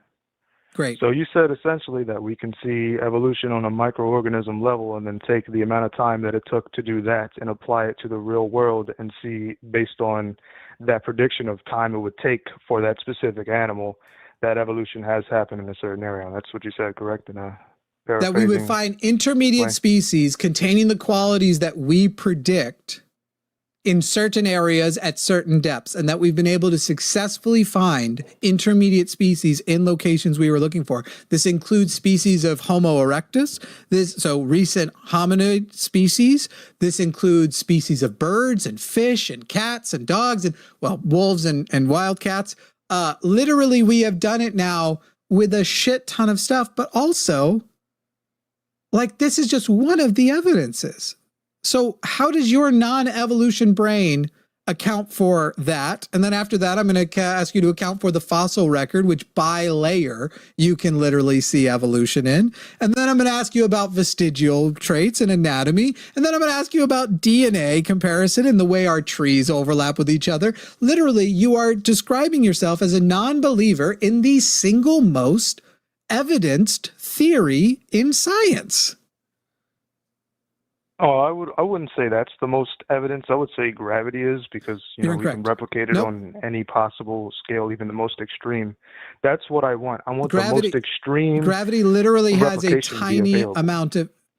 First of all, gravity. The understanding of gravity is still something that we functionally have little understanding of, and is only grasped by some of the most intelligent people. There is not widespread understanding, and it's not easy to teach it to. You can teach ninth graders the basics of evolution and give them a comprehensive grasp if they're actually eager to learn. Evolution has a lot of holes filled, whereas gravity We have a lot we're still learning about it, understanding what it actually is, why it actually happens, this concept of space-time, this concept of its interactions with, or its lack of interactions with quantum particles. And as far as like the evidence of gravity goes, what we basically have is if you pick something up and you drop it, it hits the ground. That would be one kind of evidence. The types, the sheer number of evidences that point to evolution being true is vastly and massively more superior. All right, that may be true. If there is it is gaps in the knowledge, that's fine. But there's gaps in everything. It's just so much to learn. But we can still just replicate the most extreme example, which is just jumping up and down. Gravity is a pulling force. That's it. But I just want an example like that for Excuse evolution. me, Naz, I have never said we don't have adequate evidence to accept gravity. I have said that the amount of evidence we have for the theory of evolution exceeds the amount of evidence. It is the single most supported and robust major theory in science. I suppose you can have smaller theories of science. Like, here's my theory of water's boiling point at sea level. Well, that'd be very small. It'd be a very small. But when we're talking about the theory of gravity versus the theory of evolution, you could fill up the library that contains all of the theory of evolution's evidence. If you emptied it and then put the theory of gravity's evidence in there, you wouldn't have filled up 98% of the library. That's my only issue with evolutionary theory. That's why I don't believe in it. I just don't believe in it because if it was so true, we have all of this evidence. We have all of this evidence about the, you said it's the most supportive evidence ever. Why can't we replicate it? Why can't we have the most extreme example readily available to us? Where we literally transform a species into an entirely different species. Because what you're saying is replicating it isn't the only way you replicate it. And you're asking why we can't do something that takes millions of years to happen naturally, or at least hundreds of thousands if you're just talking about the development of Homo erectus into Homo sapien. You basically went, here's my understanding. It's not hard. How? How would you like to do that? How would you replicate the Grand Canyon and it's not hard right now? You get a terrarium. You set up a drip on top of the terrarium. You put dirt. So all some over sort the of terrarium. micro. So you're saying some kind of, by the way, that actually wouldn't prove anything except for that water cuts it out. There's much more about the formation of the Grand Canyon, the hardening of the layers, the sediments, the differences between the layers would not be present in the experiment you just said. So your example of proving the Grand Canyon just failed. But even if we accepted it, what you are saying is we can show a piece of it. Not how we it can actually show is, a piece of it. No, you aren't talking about how it formed, because how it formed also includes the sediment layer hardening. All you are giving it is the proof that it's in the shape of water and not the entire formation in general. So when it comes to evolution, we are saying that as far as in the short term goes, we can show you anything that doesn't require a lot of time. And like your thing with the Grand Canyon, we can't show you any of the parts of the formation of the Grand Canyon that take thousands to hundreds of thousands to millions of years, but we can show you miniature versions of it that can be done in shorter periods of time. Naz, it's laughable that every example you try to give actually works against you. Anyway, it doesn't. Jovan, I mean, we can take the same rock from the Grand Canyon and put it in that terrarium and then do the example as you said it should be done. No, that would not do it. Taking a rock from the Grand Canyon would not do it. That would not change what I said. You fundamentally, the Grand Canyon wasn't just formed as in there was an existing rock and the water just cut it away. The walls of the Grand Canyon are also formed in the sediment is still put down in layers, and then the water affects the cutting of all of those things. It's all you are doing is from a micro perspective, not showing the full formation of the Grand Canyon, which would include the sediment layers. and their formation, you are just proving that water can cut through adequately with time. You are doing a micro version of what you can do in a short period of time. And we can do micro versions. You guys love to call it microevolution of what you can do in a short period of time. But if you take microevolution and you apply time, the micro compiles and then you go, wow, microevolution is possible. It seems like if we had that much time as we know we did, you would expect a bigger amount of evolution to go. So let's go dig in these places where if we went this low, we would see that, and then we find the fossils and it turns out they're there. Naz, I don't know what to do for you. Like you are, I at first was supposed to think that you understood the challenge. You biffed the challenge on exclusive rationale. All you came up with was my answer to the challenge is that I have the right form of repentance, and it's not even particularly unique to your Christianity and your assertion on why. Well, and now I'm meant to take it seriously from somebody. We did get into it, and you gave a version that wasn't true. That was pivotal to it was that other people, it's like rooted in, I can't remember what word you used, like shame and bitterness or whatever. Anyway, would you like to talk to the black man now who you cut out earlier? Oh, I'm Gucci. Said, I'm not talking to you. Okay.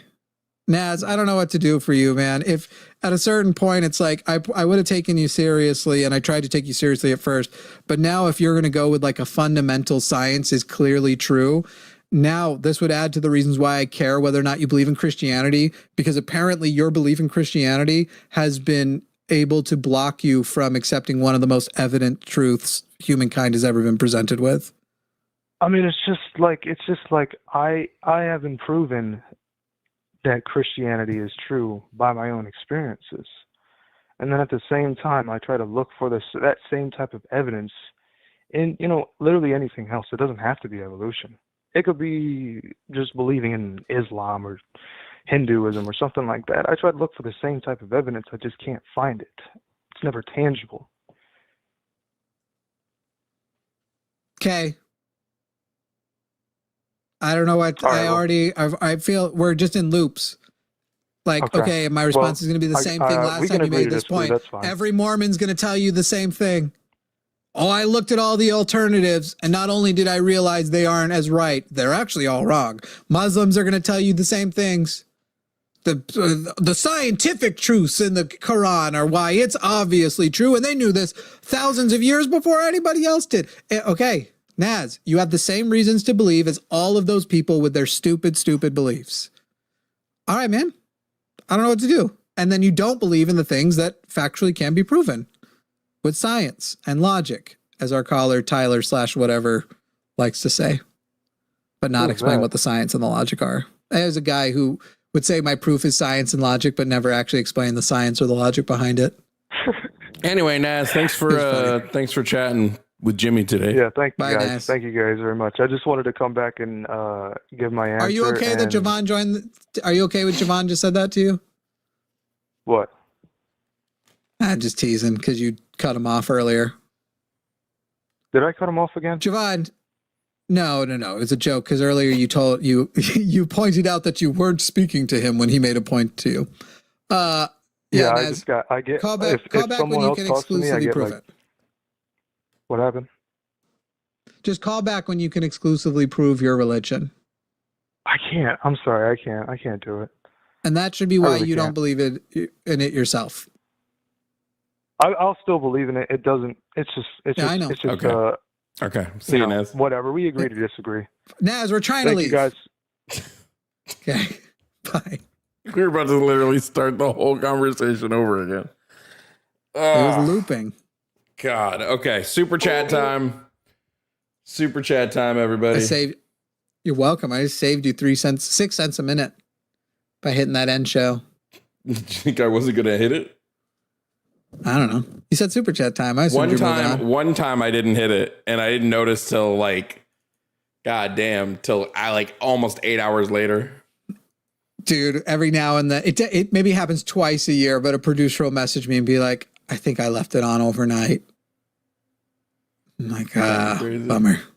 As long as you close the browser, I think it will eventually stop itself. And so now it's just always turn off the computer and we're good. All right, let's go through our super chats today. This is the one that we fucking don't know what this shit meant.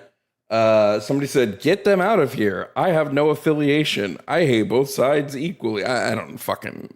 What are the sides? What side am I allegedly on? I just don't understand what you spent $50 for. It seems like it might not have been directed at us. Maybe. If not, thanks for the $50. If so, seems like a waste of money. Did we disagree on anything early in the show? This was before we even had a single caller. Oh, I don't know. Yeah. Katie Ironfist said Jovan the assistant. That was crazy. That kind of came back at the end there. Yeah, right. Katie also said Jeff needs his diaper. True. Thank you for the super chats, Katie. 49 Perfects said, I'm giving this specifically because Jeff inspired me to. Thank you. We love when the racists make me money. It's the best. Frost King said, Jeff is upset a black man took his wife and money. Oh, shit. True. So true. Thank you for the super chat. From 20th Century said, Jeff is scum. Jovan is fucking rad. Jimmy, go fuck yourself.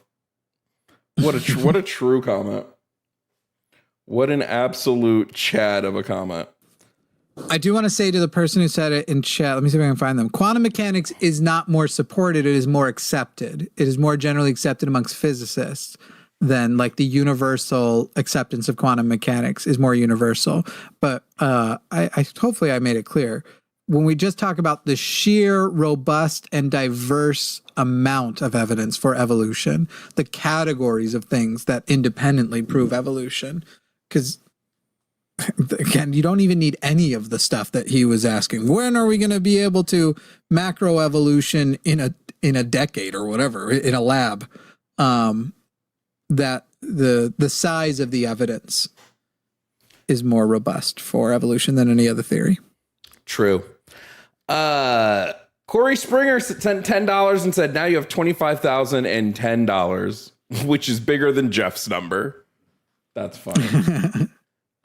Misha said, Jonathan seems a good dude so far. Super said that all these decent people with trauma are taken advantage of by religion. I agree. Bro, someone in a super chat had said Jeff is menstruating, and now I'm like, he's on his period. That's pretty good. That's pretty good. He's I've emotional. not heard these. Sorensen said, I cannot believe he insulted your genetics 4 minutes into the call. I can't fathom being that angry. Did you clock that he was using Asperger's as a slur? Who did that? That racist dude? I didn't even hear a person say Asperger's. He was saying, hold on, where is it? One of my mods caught it. I just heard sodomite. No. He was saying we're like spurging out. Oh, I kind of like that. Which, I mean, it's weird to hear somebody mention a diagnosis that doesn't exist anymore. But you know, I don't mind when people still feel attached to it because it's the thing they were raised with. Yeah, I know, I get it. It was named after whoever and everything, but it's like, it's what you were raised with. It's what you had. If you're too much of a dick about it, which, you know, fair enough. It kind of could be a symptom. But anyway, I don't mind. But like, I don't know, saying I was spurging out, I'm like, so what? I maintain total consistency. Like, I refuse to let you distract me with your human emotional appeals. Like, what is spurging out? That's not, I'm taking that as a compliment and you can't stop me. Your mans and Dems said Jeff has a micro 100%. True. Katie Ironfist insult to micros. Katie Ironfist said, like the stream. Y'all better like the stream. I know it's late, but like it now. Dexter 940 said both lineages go to Joseph, who's not the father of Jesus. The prophecies say that the Messiah will come from the body of David, precludes fulfillment by adoption. Jesus is not from the line of David. True, because Joseph is not Jesus' father. So I don't think I had sent that one. There it is. Is anyone going to get some soups on my side so I have something to read before we're over? I do have the old ones. Misha again said, Andrew is the reason I side-eye every single man I meet from New Jersey now till they assure me they are not, their name is not Andrew. Yo, it's kind of funny. He called twice, but didn't get through once. So I'm still upset. Somebody said that Lux banned him because he apparently defended raping teenage girls. I don't know. I didn't see it. I'm really upset we didn't get that fascist caller to stay on the phone. Yeah, rest in peace. Junie McGraw you wanted said to call the N-word again? a little bit. Junie McGraw said, do y'all pay Andrew or something? He's always here. Jimmy, show her the line. Andrew has never called into mine personally. The only reason I think he called in is because Jimmy was also live on his. I think Andrew stalks Jimmy's page and the line pages. Mortham VT said, Jonathan from earlier reminded me of my grandpa who's deep into Calvary Chapel brand Christianity. Damn. Joshua Everett said Naz has, I can pull off leather pants energy. That's kind of funny. God Sinner said, don't know how y'all make it through calls like Naz. I was fucking on Amazon. I don't know how Jimmy did it. At this point, I only believe to God to make it easier to arrive. Love y'all from Caracal. And then finally, William Matt said, if you read this, you must send me a pic. This is a non-legally not binding, not contract. I'll send you feet pics of a cat and you'll like it. Michaelo says, here you go, Jimmy. You can read this. Thank you, Michaelo, or Michaelo. I don't know which one it is. Mira had said, #Bandrew, epic stories. It said, no more Andrew. Foxy Illuminata said, good Lord, no Andrew, please. Didn't he get banned? Eek the cat says, yay, here you go. Please comically drop Andrew. Andrew did see himself through the door. Mystic Mind says, when God gives you lemons, you find a new God. Only internet oldies will get this reference. My only lemon thing, when life gives you lemons, and then there's the lemon stealing whores from the best porno intro. My mind always goes to the Andy Milonakis theme song. Okay. It's a deep cut for anyone who remembers Andy Milonakis on MTV. Andrew said she didn't say no, so maybe she wanted it. Bro. Huh? He'll find out because Andrew's on a path to prison. Path to prison He'll is learn. crazy. He'll Thank you guys. understand consent a lot better. Oh, Liz Chris says, really didn't watch, so I don't have much to say, but here's a chat anyway, so you have something to read. Thank you, Liz Chris. And Never Had a Bidet says, I tune in just in time for my favorite part, the end, when Jimmy stops talking. JK, I love hearing you here. I love hearing you love hearing yourself. I wish I loved hearing myself. I love being heard, though. All right. Well, everybody, thank you for calling in. Thank you for watching. I will be live tomorrow for an After Dark stream around 9 o'clock. So you guys can check that. I don't remember what the rest of my week looks like. But be easy, be breezy, be beautiful, be cover girl, everybody. Okay? Okay. Bye.